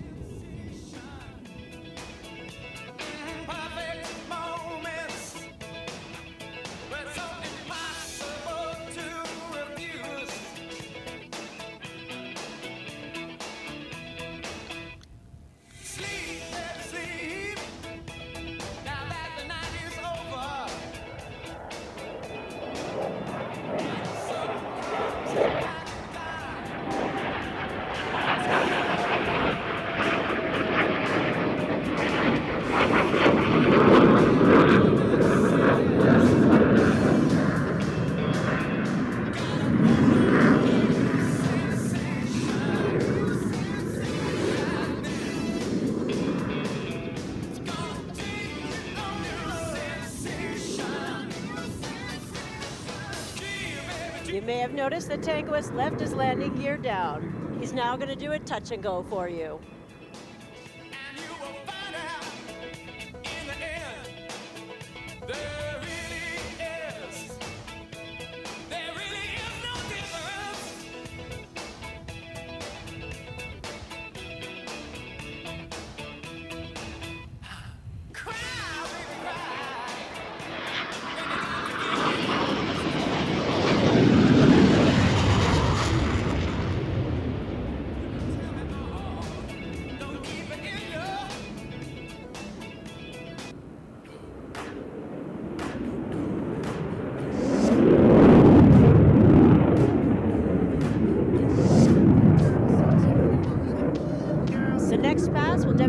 Agility of the Hornet in changing direction. Tango will fly the aircraft in a high G 360-degree turn. Au cours de cette manœuvre, Tango peut étendre 7G, son poids atteignant près de 1500 livres. And watch for the red-hot afterburner in the Hornet's tailpipes. Don't believe me, just watch.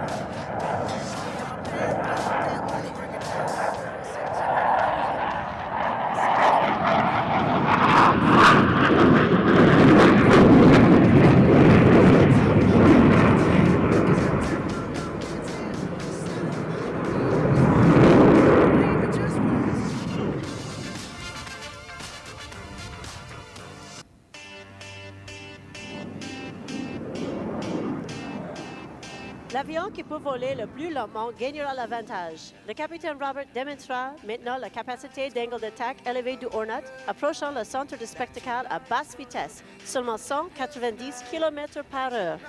Other fighter jets can slow down, but London, I've got a feeling, none of them do it quite like your CF-18 Hornet. From the right, Tango and the High Alpha Pass. Tonight's gonna be a good night. That tonight's gonna be a good night. I feel it. That tonight's gonna be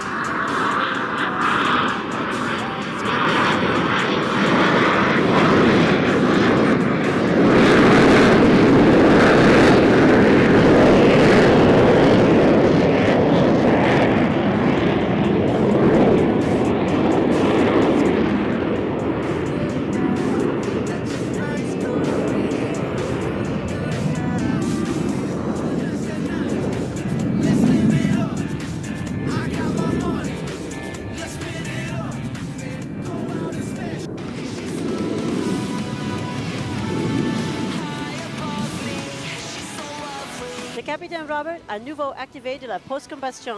Il accélère maintenant pour atteindre une vitesse proche de celle de son, plus de 1200 km/h. Tango will pull 7Gs straight to the vertical, climbing to over 10,000 feet above us. As he goes past, we're going to go live to the cockpit and listen to him count off the altitude. First class advancing free. She's high society. She's got the best of everything. So what could it get?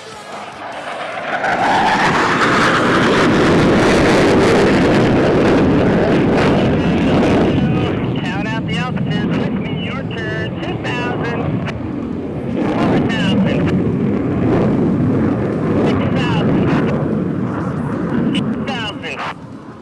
10,000. Happy birthday to the Royal Canadian Air Force, London.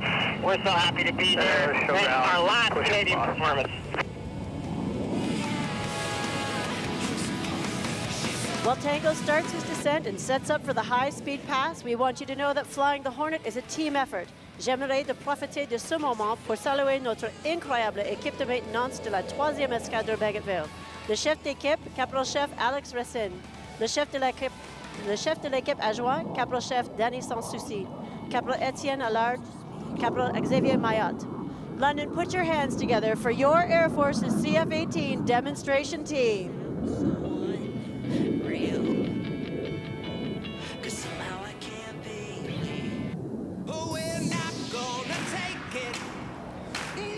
At more than 1,200 kilometers per hour, flying right on the edge of the sound barrier, from the left, the high-speed pass.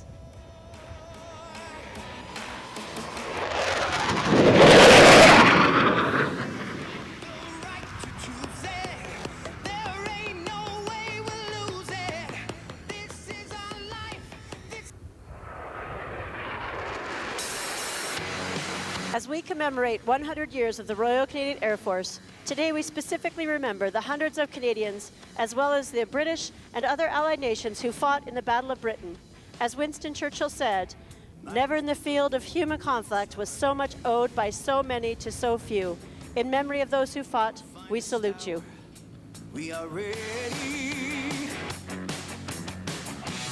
give it all for king and country. London, Captain Robert is experiencing a minor problem and is currently troubleshooting the issue. Please stand by while we assess the situation, and we will get back to you shortly. To the skies, through adversity we fly. For Canada on missions near and far. The city to the skies, the future to define. To take our place among the shining stars.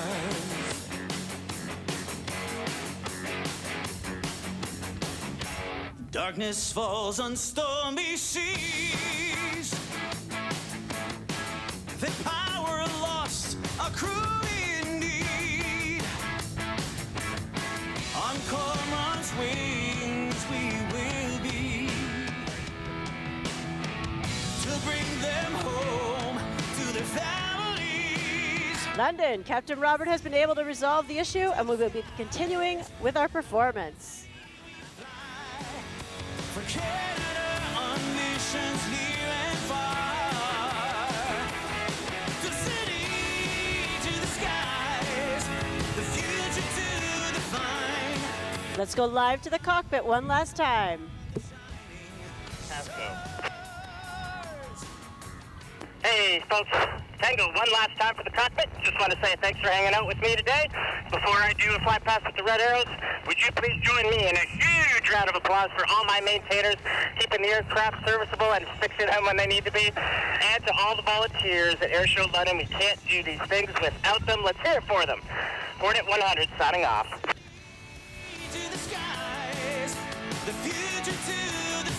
Look straight ahead, and as he flies over, think about the sound, think TIE Fighter.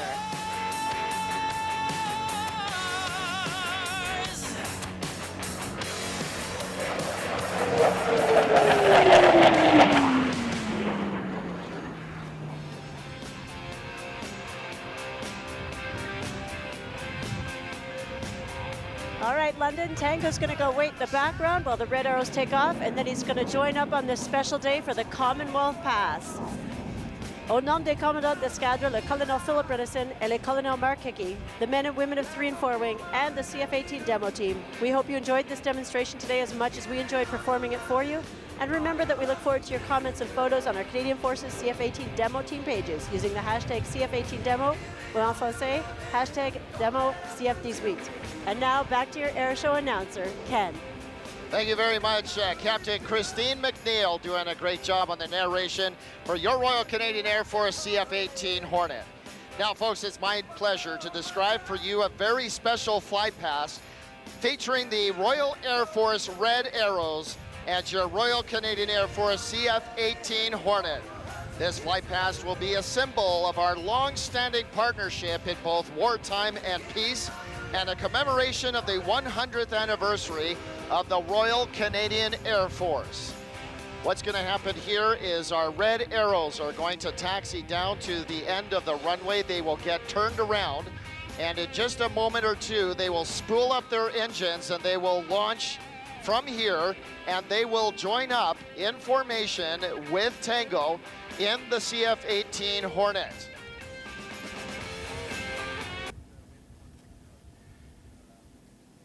You'll want to have your cameras ready. It will be one single fly past that we're calling the Commonwealth Pass. And I'm looking forward to telling you a little bit more about why it's titled that way in just a couple of moments.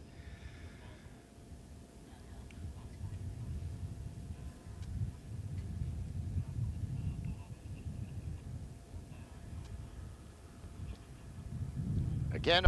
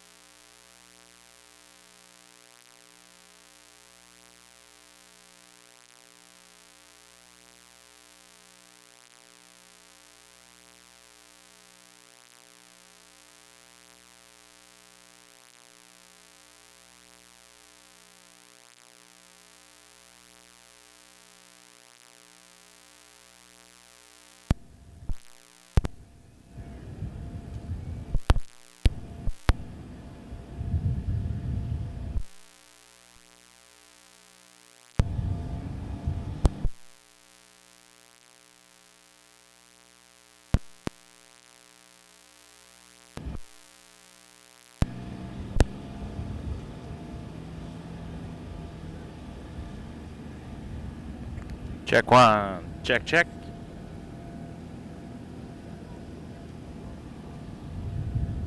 Sound is doing weird things. I got this microphone. Is that microphone on?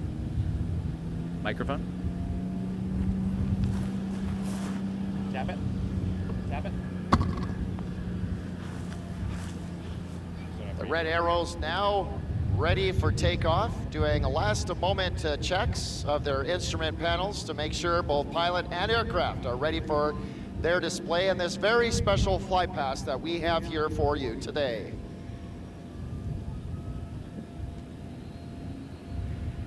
Engines spooling up.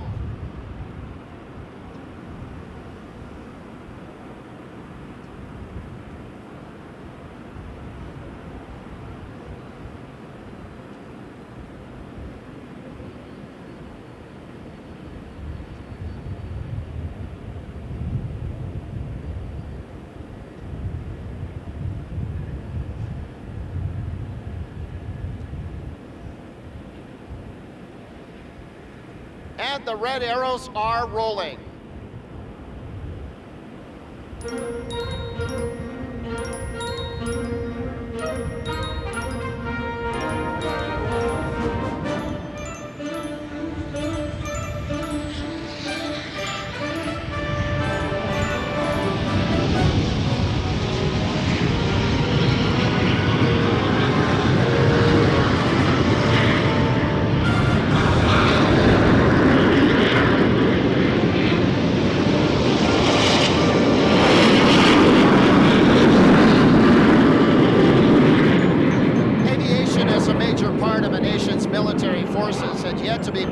When Canada entered the First World War on August 4th, 1914. The The following month, the Canadian Aviation Corps was created almost on a whim by Minister of Militia and Defence Sir Sam Hughes. The three-man, one-aircraft corps virtually disintegrated upon its arrival in England and saw no service whatsoever. A trickle of Canadian aviators were recruited directly or transferred from service in the Canadian Expeditionary Force into either England's Royal Flying Corps or the Royal Naval Air Service. With the implementation in January 1917 of a large-scale Canada-based flight training scheme appropriately named the RFC Canada, the trickle became a flood. By the end of the war, approximately 20,000 Canadians had flown as part of a British Empire flying service, and about 1,500 died during their service. Canadian flyers established a record second to none, with individuals such as Raymond Collishaw, William Billy Bishop, and William Billy Barker being among the top scoring Allied aces of the war. Between 1919 and 1924, Canada wrestled with creating a policy to govern the field of aviation, which few citizens and even fewer politicians understood. A Canadian Air Force was re-established as a flying militia using wartime flyers and surplus British aircraft. In 1923, the Air Board joined with the Department of Militia and Defense and the Department of the Naval Service to form the D&D, also known as the Department of National Defense. On April 1, 1924, the Air Service was renamed the Royal Canadian Air Force, the Royal Signet having been approved by King George V back in 1923. In the summer and fall of 1940, Canadians and British fought together in the Battle of Britain. The Battle of Britain pitted a small group of Allied fighter pilots against a far larger German Air Force known as the Luftwaffe. Their victory gave hope to the people of Great Britain and to other freedom-loving nations. More than 100 Canadians took part in the Battle of Britain. One Canadian unit, the RCAF's No. 1 Squadron, soon renumbered to 401 Squadron, participated, and in 53 days of combat, these young Canadians claimed 29 enemy aircraft destroyed, 8 probably destroyed, and a further 35 damaged. In the decades that followed, the Royal Canadian Air Force would serve alongside other air forces of like-minded nations as part of our country's commitments to NATO and NORAD. Through thick and thin, the RCAF has provided protection of Canada's sovereignty, combat support in various conflicts, search and rescue services to this country's citizens, as well as humanitarian and disaster relief. Memorable aircraft used by the RCAF include the Chipmunk, the Harvard, the CF-101 of Voodoo, the CF-104 Starfighter, the CF-5 Freedom Fighter, the Argus, the Aurora, the Sea King, the Labrador, the Buffalo, the CF-18, the Tudor, and the Globemaster 3. And as the RCAF flies into the future, aircraft like the F-35, the Poseidon, the Cormorant, the Kingfisher, and others will serve as platforms to allow the RCAF to carry on their mission for many decades to come. Airshow London, if you look off to your right, you will see the red arrows turning in. Close behind is Tango and the Royal Canadian Air Force CF-18 Hornet.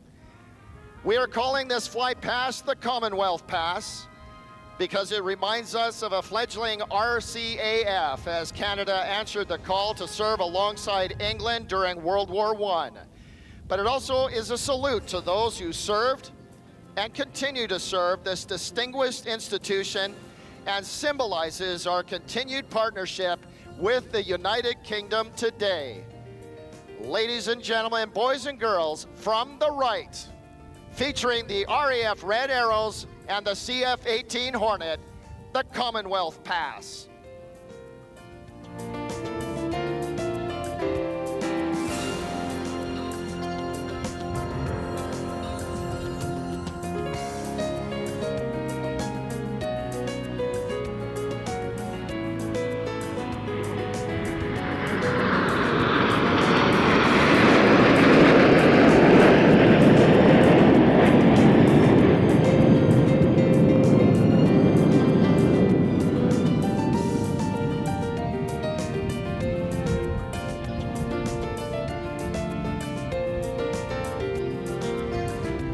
Tango now splitting away in that CF-18 Hornet. In just a few moments, he's going to be putting that aircraft on the ground. We have a couple of F-16s from the United States Air Force demonstration team to launch. And then we will be ready for the complete high show performance of the Royal Air Force Red Arrows.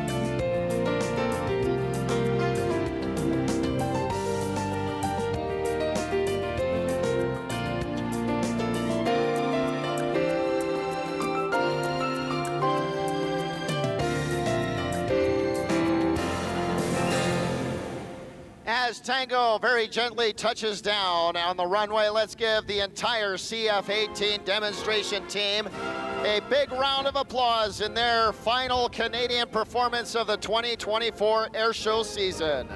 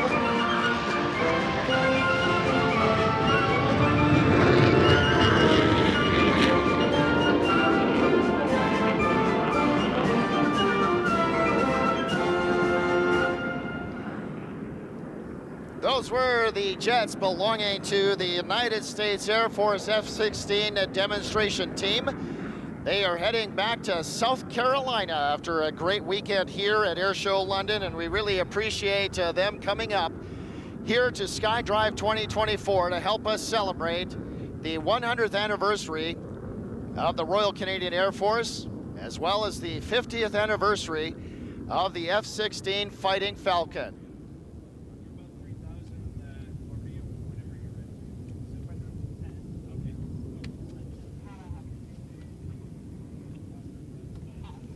Folks, don't go away. Coming up in just a few moments, the Royal Air Force Red Arrows. You're in for an incredible display here. They joined us a few weeks ago as part of Exercise Maple Hawk. And I know they're gonna want to tell you just a little bit more about that. So now, please welcome a special guest to the microphone, a gentleman who could very well have a successful and profitable second career as an audiobook narrator. Here he is, the announcer for the RAF Red Arrow Squadron Leader, Graham Muscat. Good afternoon, Airshow London. Thank you, Ken. I am Squadron Leader Graham Muscat. I'm Red 10, the team supervisor with the Royal Air Force Aerobatic team, the Red Arrows.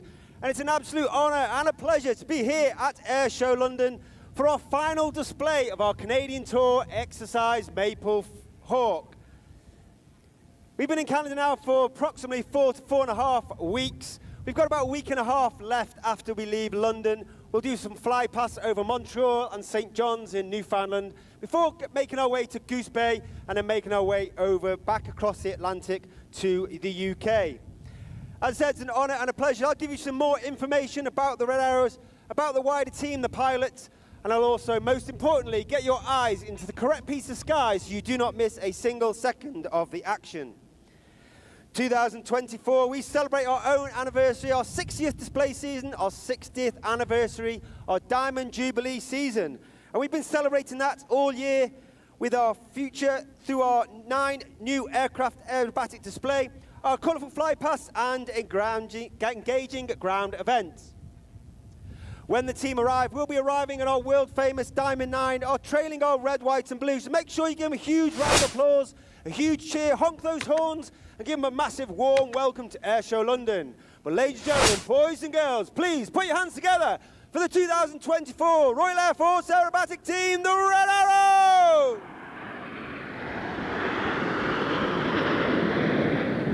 The team arriving at over 600 kilometers an hour, pulling up, and you can really see that famous Diamond 9, those red jets glistening in the sunlight against that blue sky. As Reds 8 and 9 move left and right, changing the shape from Diamond 9 into 9 Arrow.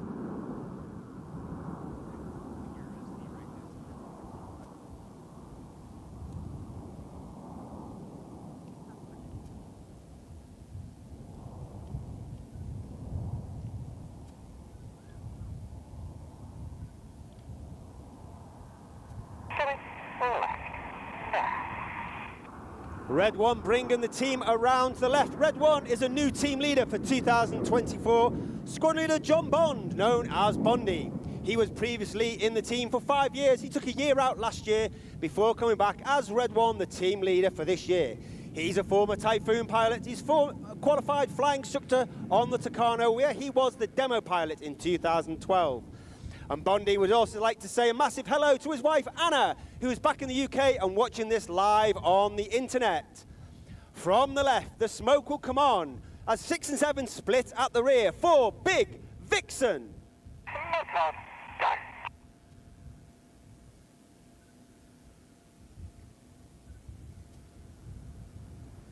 There are 11 pilots in the Red Arrows, Reds 1 through 9, demoing for you today. Myself, Red 10. Team supervisor, former Tornado GR4 pilot, former qualified flying instructor on the Hawk. And of course, we are commanded by Wing Commander Adam Collins, who today is in the back of Red 9 in the display. He's a former Tornado GR4 pilot and also flew the F-111 while on exchange with the Royal Australian Air Force.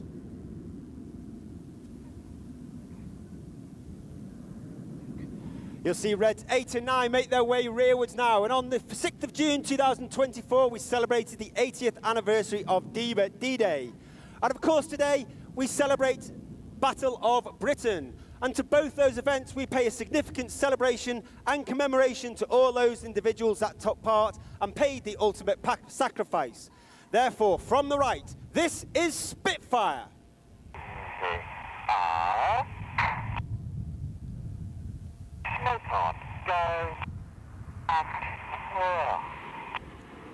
On the right of Red 1 is Squad Leader Chris McCann. Chris is in his first year on the team, and uniquely, he was taken from training straight into an instructor role, where he flew the Tucano, after which he then joined 617, the world-famous Dambuster Squadron, flying the mighty Tornado GR4, where he received an Air Force Cross for his service on operations in Afghanistan.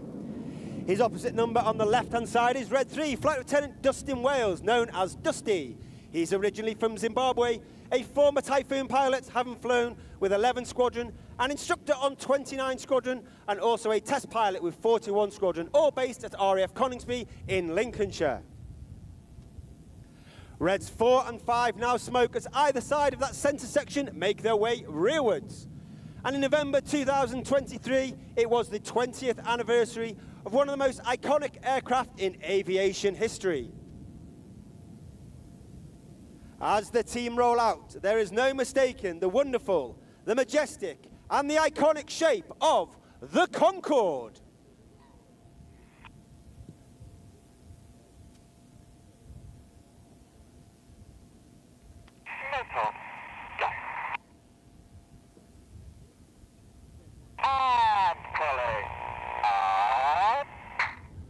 Once again, Red 1 pulls the team up at over 600 kilometers an hour, showing the expertise of the pilots maintaining that formation in the loop.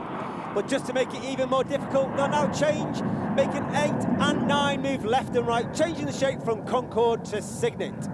The aircraft slowing to approximately 150 kilometers an hour at 5,500 feet over the loop, where the aircraft controls are a lot less responsive, making formation control even more difficult. Conversely, now the aircraft are starting to accelerate back through 300, 400, 600 kilometers an hour before Red 1 brings them around to the left.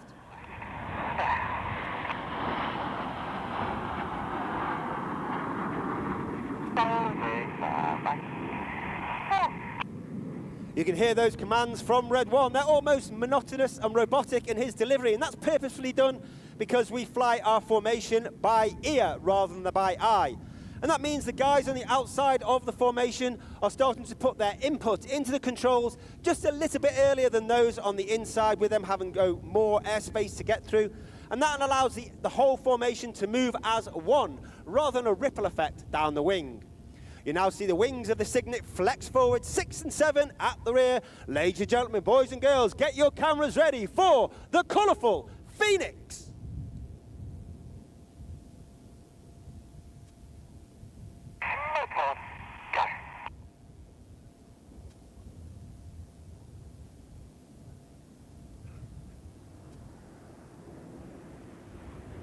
In the middle of that right wing, uppermost is Red 4, Flight Lieutenant Ollie Suckling. He's Red 4 this year. It's his second year on the team. He was Red 4 last year. He maintained that position, but took up the role of Uncle Enid. This means he was a mentor, working alongside Red 1 in the winter training to ensure that our new pilots attain and maintain the standards required of a Red Arrows pilot. All the pilots must have at least 1,000 to 1,500 fast jet hours, be assessed as above average in the air, and have one operational fast jet flying tour before they can even apply to join the team. We take all the applicants, we whittle them down to 9 individuals who come spend a week with us on our winter training, with a formal interview, a formal flying test, peer review. We take them down to the final 3, and they become the new pilots at the end of the season for the next season.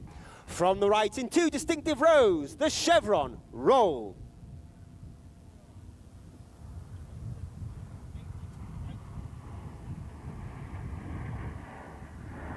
On that front row, all the way on the left-hand side, is Flight Lieutenant George Hobday, Red 5, once again in his first year on the team.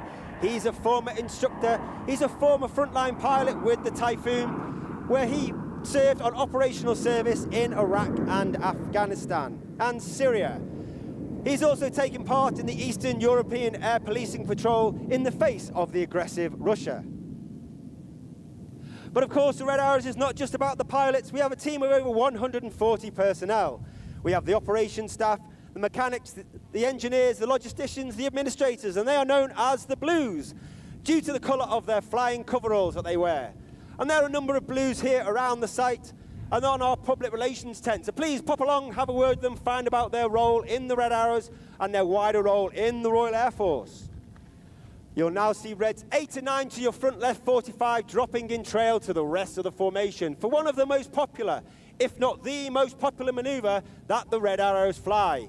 Once again, Airshow London, ladies and gentlemen, boys and girls, get your cameras ready. This is the Tornado!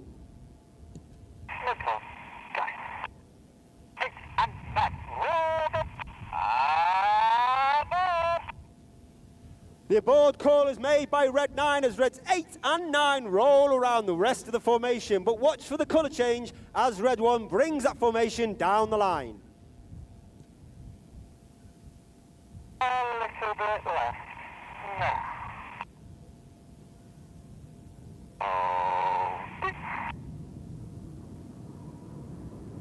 Rolling. Out.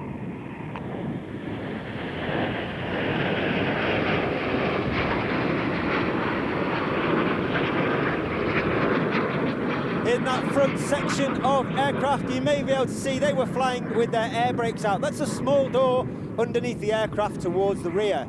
And this has twofold effect. The first effect means the pilots are flying with a higher throttle setting, thereby it produces a hotter engine gas temperature and it makes the smoke colour burn a lot more brightly. In addition to that, it disturbs the airflow outside the back of the aeroplane and it makes the smoke billow a lot more fuller. And therefore, in certain manoeuvres through the display, we'll fly with our air brakes out to enhance those manoeuvres. You'll now see Reds 8 and 9 join the rest of the formation. This will be your last opportunity to get that iconic shape of our world-famous Diamond 9 as we come to the end of the first half of the demonstration. As we go into the second half, it's the more heart-pumping, jaw-dropping flying with the high-speed opposition passes, which is what the Red Arrows are famous for. But once again, from the right, the smoke will come on. The Red Arrows in short diamond. Coming right now. Hold it, father. As we go into the second half, a manoeuvre not seen for 20 years. This is the 5-4 split.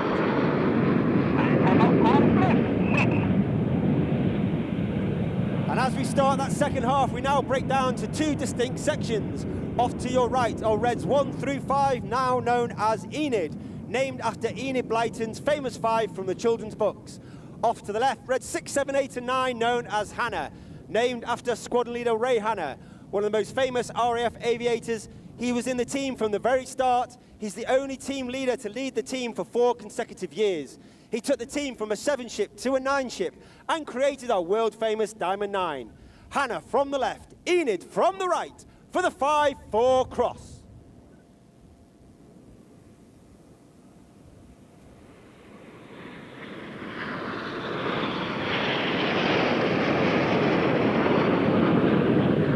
Keep your eye on Enid to your left-hand side. The Red Arrows were formed in 1964 with our first public display in 1965.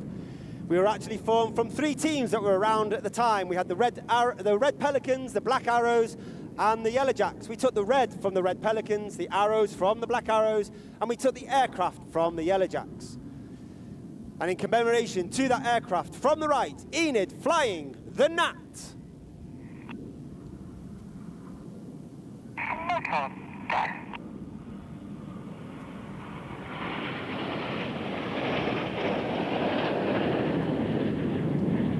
We continued flying the Gnat right the way up until 1979, but in 1980 we took control of the Hawk T-Mark 1, which is what the aircraft we still fly today. The Hawk itself is 50 years old this year, an extremely fun and agile aircraft to fly, and certainly a firm favourite with all the pilots. Look directly through your front. The smoke's on the red and blue from 8 and 9 for the Hannah break.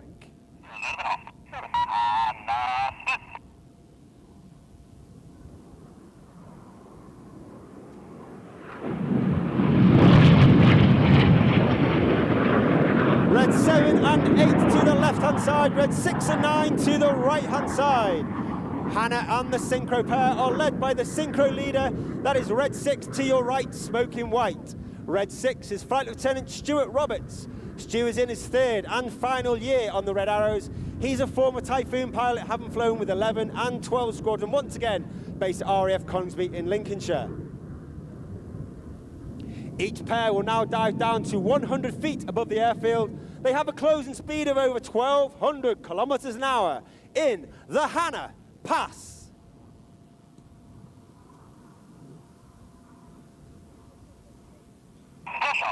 Special.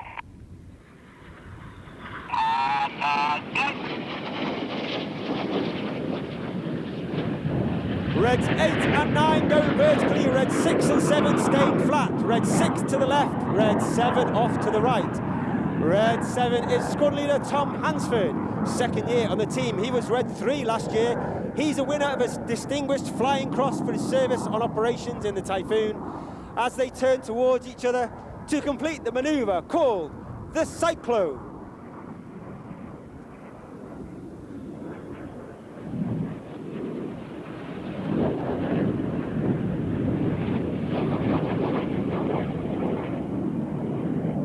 As the synchro pair leave directly to our front, keep looking to your left-hand side. You're looking for Red 9 coming in at over 600 kilometers an hour. Red 9 is Flight Lieutenant Patrick Kershaw, known as Paddy. Paddy is his third and final year on the team, former Tornado pilot, former Typhoon pilot. He turns hard to the left, lines up with Enid for the Goose.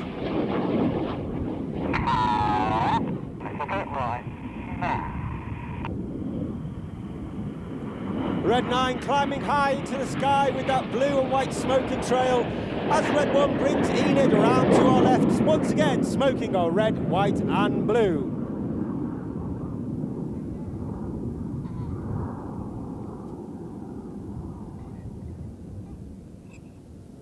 As Enid leaves to the front left, look directly to your front. Over the top of the school bus, you're looking for the nose lights of Red 6 and 7. 6 pulls up with 7 in trail. Ladies and gentlemen, boys and girls, get your cameras ready. This is the one you do not want to miss. The smoke comes on for the world famous Synchro Heart.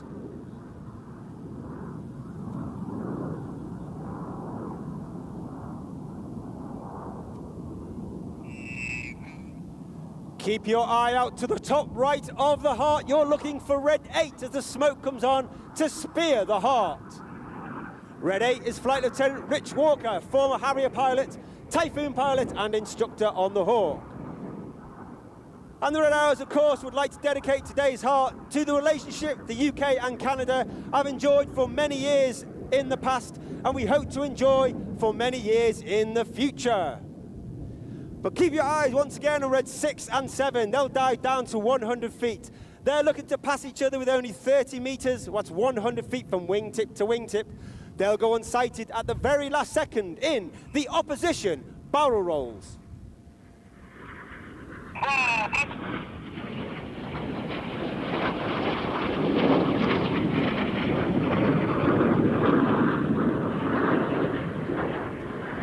As the synchro pair complete their barrel rolls, look to your front left 45 over the top of the trees.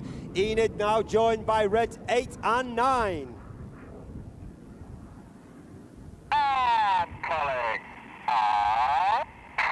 Once again, Red 1 pulls them up at over 600 kilometers an hour. He'll roll the team around to the right, reaching a height of 5,500 feet. Another great photo opportunity for the Vixen vertical break. Holding, fine.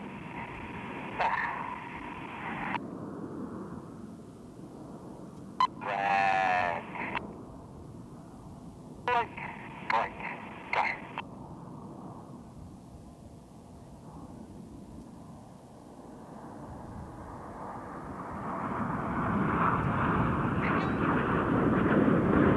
As the vertical break leads to our front, keep looking to your left, keep looking to your right. You're looking for the synchro pair once again.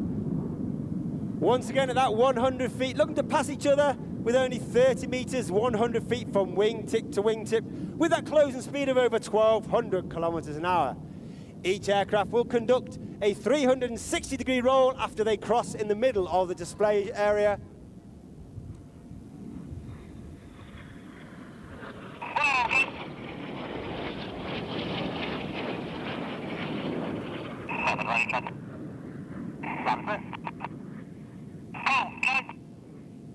Hold, go is the comm from Red 6 as both aircraft pull hard up into the sky, pulling up to 6G. And that means everything about them is now weighing 6 times heavier than what you and I are as we stand on the airfield. They'll reach a height of over 2,500 to 3,000 feet. They're 60 degrees vertically on the way down, inverted before they roll the correct way up to complete the maneuver called Boomerang.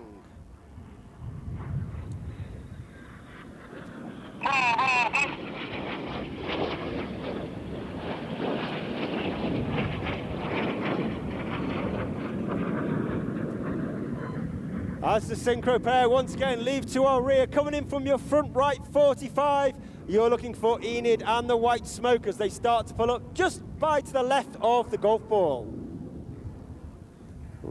The red, the white and the blue come on as Red 1 flies the team in a barrel roll, leaving a snake-like smoke trail in the sky in a maneuver we like to call the Serpent.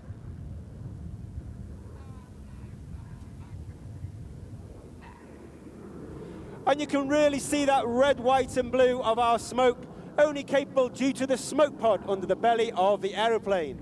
That smoke pod is capable of producing approximately 5 minutes of white smoke, 1 minute of red smoke and 1 minute of blue smoke, with each of the colours having their own individual button on the pilot's control column. And during winter training, we come up with a smoke plan to ensure we have the right colour smoke at the right time in the display, and we simply do not run out. Reds 2, 3, 4 and 5 now moving up alongside Red 1. Their heads turned all the way 90 degrees left and right looking at Red 1, pulling up to 4G as they complete the smoke comes on, complete the coils of the Serpent in Tango.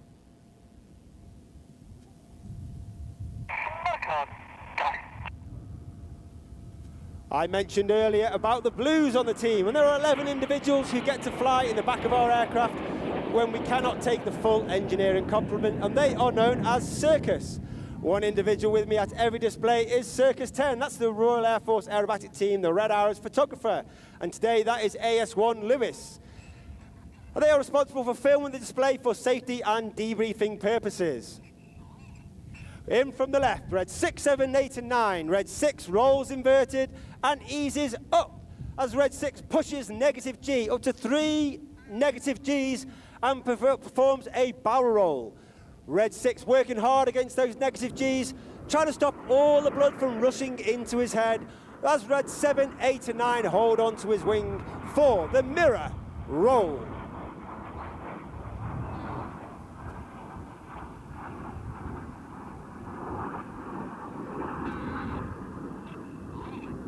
A mirror roll completed by Reds 8 and 9 performing a rollback. As Hannah leaves to your right, look all the way to the left-hand side, and once again, you're looking for Enid running in. Reds 1 through 5, the smoke comes on.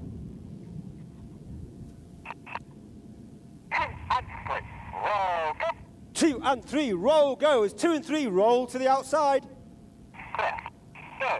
Clear, go, as Reds 4 and 5 roll to the outside in one of the hardest maneuvers for our new pilots to master each year. This is rollbacks.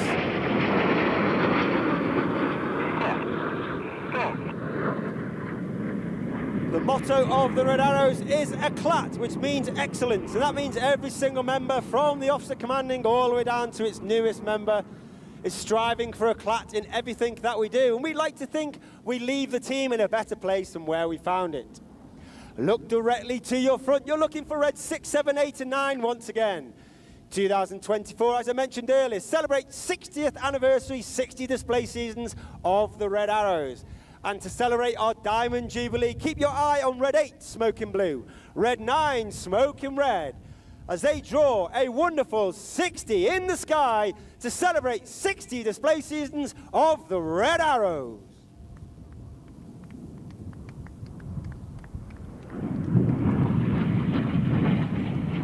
Red 6 and 7 once again underline that wonderful 60 in the sky. They'll pull up for their final maneuver of the show. They'll pull it up to approximately 1,000 to 1,500 feet. They'll turn hard back towards the display line for their final maneuver of 1,200 kilometers an hour closing speed, 100 feet down the airfield, missing each other by only 30 meters, 100 feet wingtip to wingtip, for the colourful and dynamic synchro double rolls.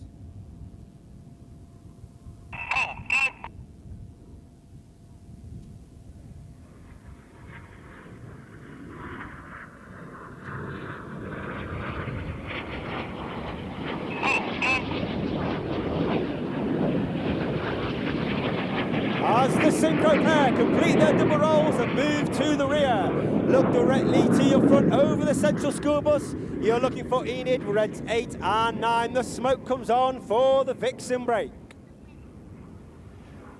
Airshow London, ladies and gentlemen, boys and girls, for the final time of exercise Maple Hawk, please put your hands together for the 2024 Red Arrows!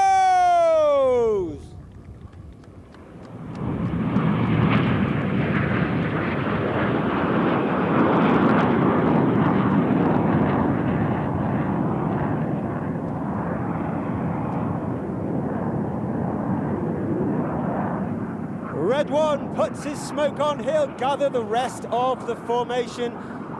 Whilst our main demonstration has finished, please do not go anywhere. We have one final manoeuvre to celebrate the Royal Canadian Air Force 100th anniversary.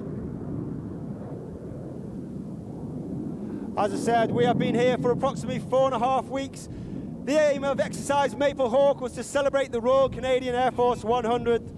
The Royal Air Force celebrated its 100th in 2018, and we are well aware of how prestigious and special occasion it is for an Air Force to celebrate such a milestone of 100 years. And therefore it was an absolute honour and a pleasure to be invited by the Royal Canadian Air Force and the Canadian government to celebrate alongside the Royal Canadian Air Force 100th, our own 60th anniversary.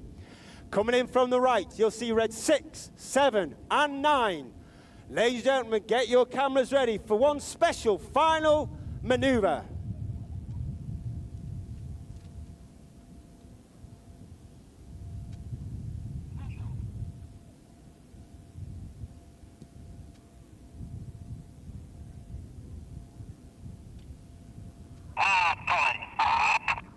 Red 6 pulling up, red 7 pulling up, and red 9 pulling up. The smoke comes on as we celebrate 100 years of the Royal Canadian Air Force with red 6, 7 and 9 drawing a wonderful 100. Happy 100th anniversary, Royal Canadian Air Force from the United Kingdom and the Royal Air Force.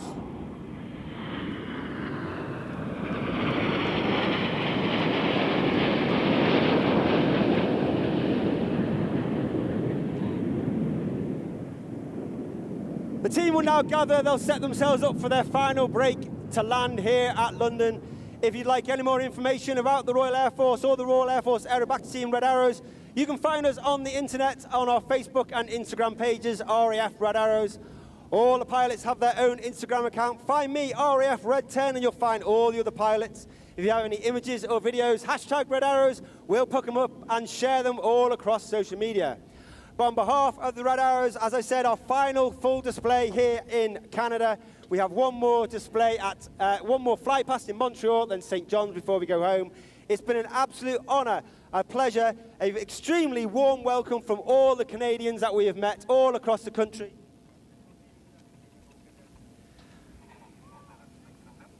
And we hope that you've really enjoyed our show today. For the final time, from the Red Arrows, thank you very much. Back to Ken. Goodbye. Thank you very much, and thank you, good sir. It's been a pleasure working with you for these last 4 weeks or so. Give it up one more time for the Royal Air Force Red Arrows, coming all the way from across the pond to help us celebrate the centennial of the Royal Canadian Air Force, and what a spectacular way to end the exercise as well as day 3 of Airshow London. Now, I believe the Red Arrows are setting up for their overhead break for landing. You don't want to miss that. It is actually quite spectacular as well. And while they're setting up for that, I'd like to take this opportunity to thank our sponsors one more time. They include our premium partners, the London International Airport, NAV Canada, the RCAF, and Shell Flightline Services.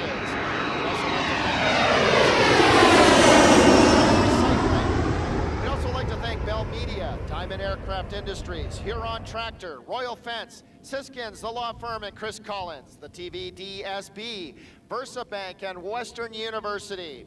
Also, thank you to our flight deck sponsors, Checkers Cleaning, Domino's, Fast Signs, Nikon. Our aviation level sponsors, Attache Group, Dancor, the Diamond Flight Center, Fanshawe College, General Dynamics Land Systems, Greg Toner from Toner & Co., as well as Jet Set Events, LDHCA, as well as the London Police Services Auxiliary. Thank you very much for your incredible support. Also want to thank Miller Waste, Pratt & Whitney, South Winds Development, Stronghold, and Start.ca. Also want to thank Araya, Big Steel Box, Boeing, Brulot Farm, City of London, Clintar Commercial Outdoor Services, Downtown London, Dufferin Construction, Green Infrastructure Partners Incorporated, He-Mans, Hyde Park Equipment, New United Goodrich, No Frills, Tech Dawes, and Tourism Give it up for that hat. Once again, 2 days in a row. From Fantastic. the left, the smoke comes on. Here is the overhead brake for landing by the RAF Red Arrows.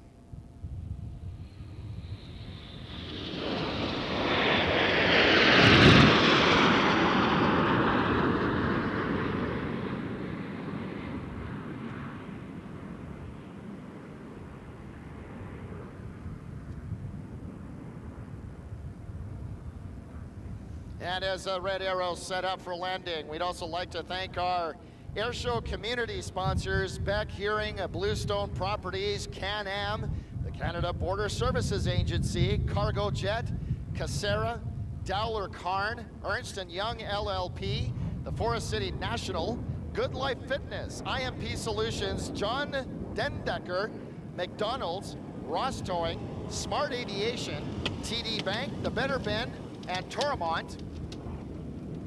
And finally, we'd like to thank the Kinsmen for their support in the flight deck and pub.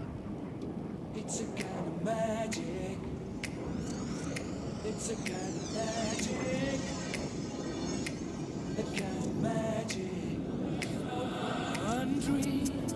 Well, folks, with the Red Arrows lined up for landing, that concludes day number 3 of SkyDrive 2024, as well as the 2024 edition of Airshow London. Now, you've been arriving here at the airport grounds throughout the morning hours, and now everyone is going to want to go home all at the same time. We do ask for your patience out there. We ask that you be good to yourselves and to each other on the road. A lot of times this can be the most dangerous part of the air show. So in order for us to get you safely on your way home, please be patient and follow the directions of our volunteer traffic control people. We want to get you home in good condition. So we appreciate that there's going to be some traffic snarls out there that might take a little bit of time. But it's been such a great day here at the air show, hasn't it? Can you do us a favor by taking a look at the area that you've been occupying for the last few hours? If you could just make sure you pick up any litter and put it into garbage cans that were given to you upon your entry into the air show grounds this morning, that would be greatly appreciated. Do make sure that you carry out all of your belongings, including your loved ones. We want to make sure you go home with the same people you arrived with here at the air show earlier today. A loving reminder that our air show house rules remain in effect, including staying behind those ground control fences at all times. This airport does remain in operational condition. We're going to have a number of aircraft departing the airfield, and we just want to make sure that we honor those traffic and crowd control lines at all times. Also, no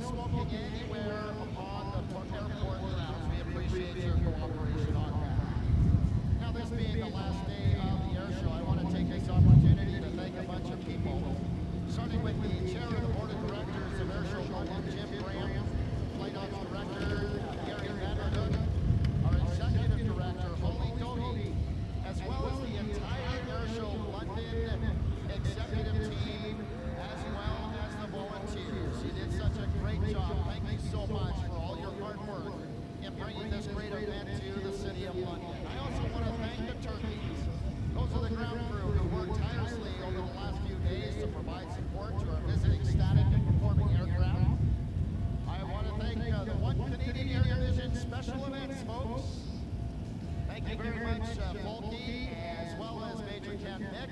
Appreciate all your support. Also, thank you to Transport Canada, as well as NAV Canada, and all the great controllers up there in the control tower. Thank you to all of our CFR services and EMS personnel who were on standby. We're very grateful that we didn't actually need to use you. We're glad that you had a very boring weekend of watching the air show. So thank you to all of our emergency responders. I want to thank the London International Air Show and all their partners who do business right here on the airport grounds. We know that we kind of shut down the airport for about a week. We appreciate your support and understanding as we put on this great community event. A big thank you to our airhouse team, Mr. Lyle Albrecht, Josh Pegg, and the rest of your team. Thank you so much for your hard work. My personal announcer assistant, Andrew Chan, thank you very much. Our sound providers, the PA shop. Without the PA shop, I would not be able to have a voice anymore and be screaming really, really loudly. So thank you, PA shop, for all your incredible support this weekend. Thank you also to our performers and visiting narrators. And finally, but hardly least, you are fantastic audience. You have been fantastic. We hope that you've been entertained and maybe you learned something new about aviation. Maybe you were inspired to pursue some kind of aviation career. Lots and lots of different jobs in aviation, from flying the airplanes to maintaining them to controlling them like our NAV Canada people do, and so much more. We also hope that you've been inspired to pursue your dreams, no matter what they are, and to pursue excellence in all your endeavors. My name is Ken Hildebrand, Airshow announcer from Abbotsford, British Columbia, and it has been my delight and my honor to be here all weekend long to share this great experience with you. I look forward to seeing all of your fantastic photos and videos on social media. Please feel free to join me on Facebook at Ken Hildebrand or on Instagram using the handle at Stage 2 Planes. That's the number 2 and planes spelled P-L-A-Y-N-E-S. That is why, the reason it's like that is because I also work in theater, so Stage 2 Planes. Folks, thank you so much again for making Airshow London a fantastic experience. Wishing you well.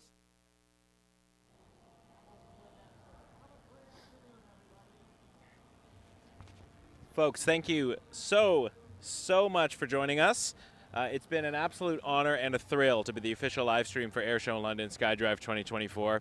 And for those who watched today, there's a good chance this video will not be replayed because yesterday's was blocked globally because of the music in the stream. So I just want to thank you for joining me and making this a really, really special weekend. I had a great time.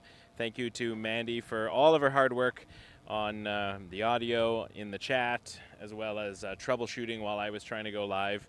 And a big thank you to Mike and Colin, my father-in-law and brother-in-law, who've helped set up and tear down the last couple days and helped us troubleshoot some things. So honestly, it's been a journey to get where we are.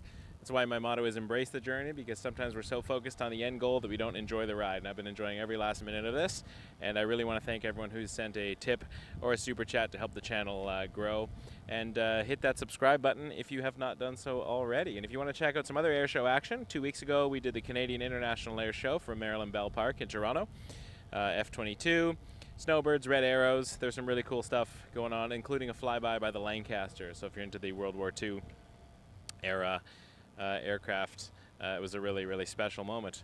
We generally do live streams from Toronto Pearson Airport. That's our home base. So check us out on one of our evenings or weekends when we're out there showing the A380s and 747s and A330s and 777s and Dreamliners and all the fun stuff that we see at Canada's busiest airport.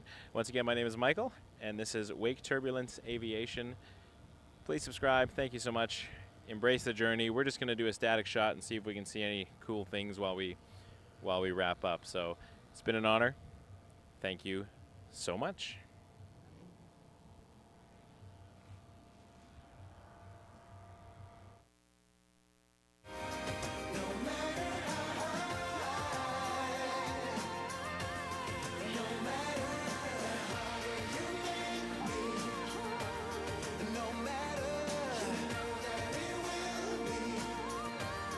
No matter how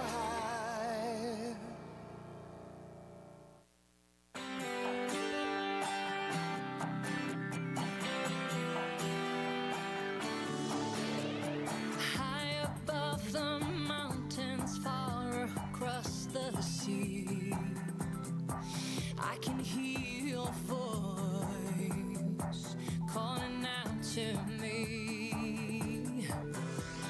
Brighter than the sun and darker than the night. I can see your love shining like a light.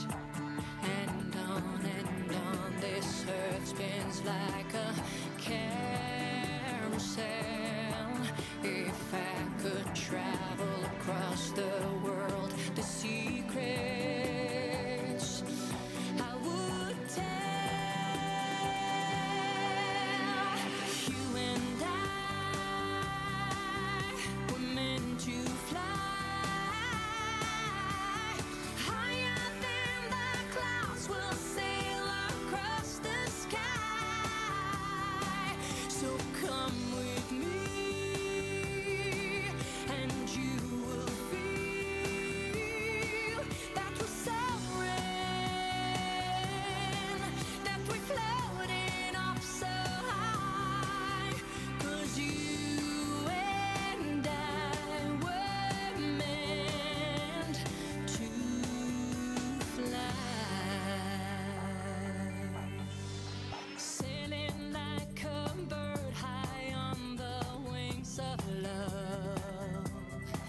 Take me higher than all the stars above. I'm burning, yearning, gently turning round and around. I'm always rising up. I never want to come back down.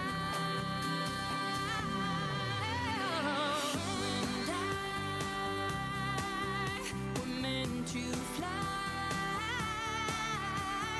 higher than the clouds, we'll sail across the sky. So come with me, and you will feel that we're soaring, that we're floating up so high. 'Cause you and I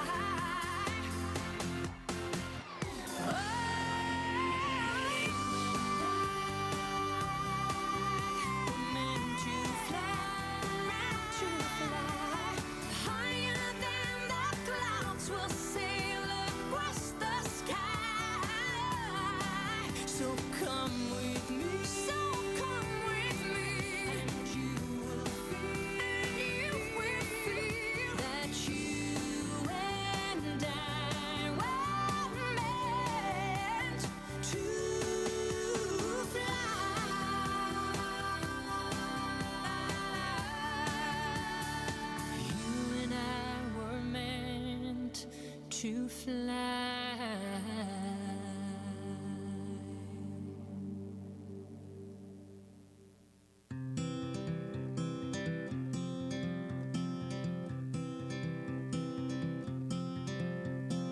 Hold on to me as we go, as we roll down this unfamiliar road. And although this wave is stringing us along, just know you're not alone, 'cause I'm gonna make this place your home. Settle down, it'll all be clear. Don't pay no mind to the demons, they fill you with fear. The trouble, it might drag you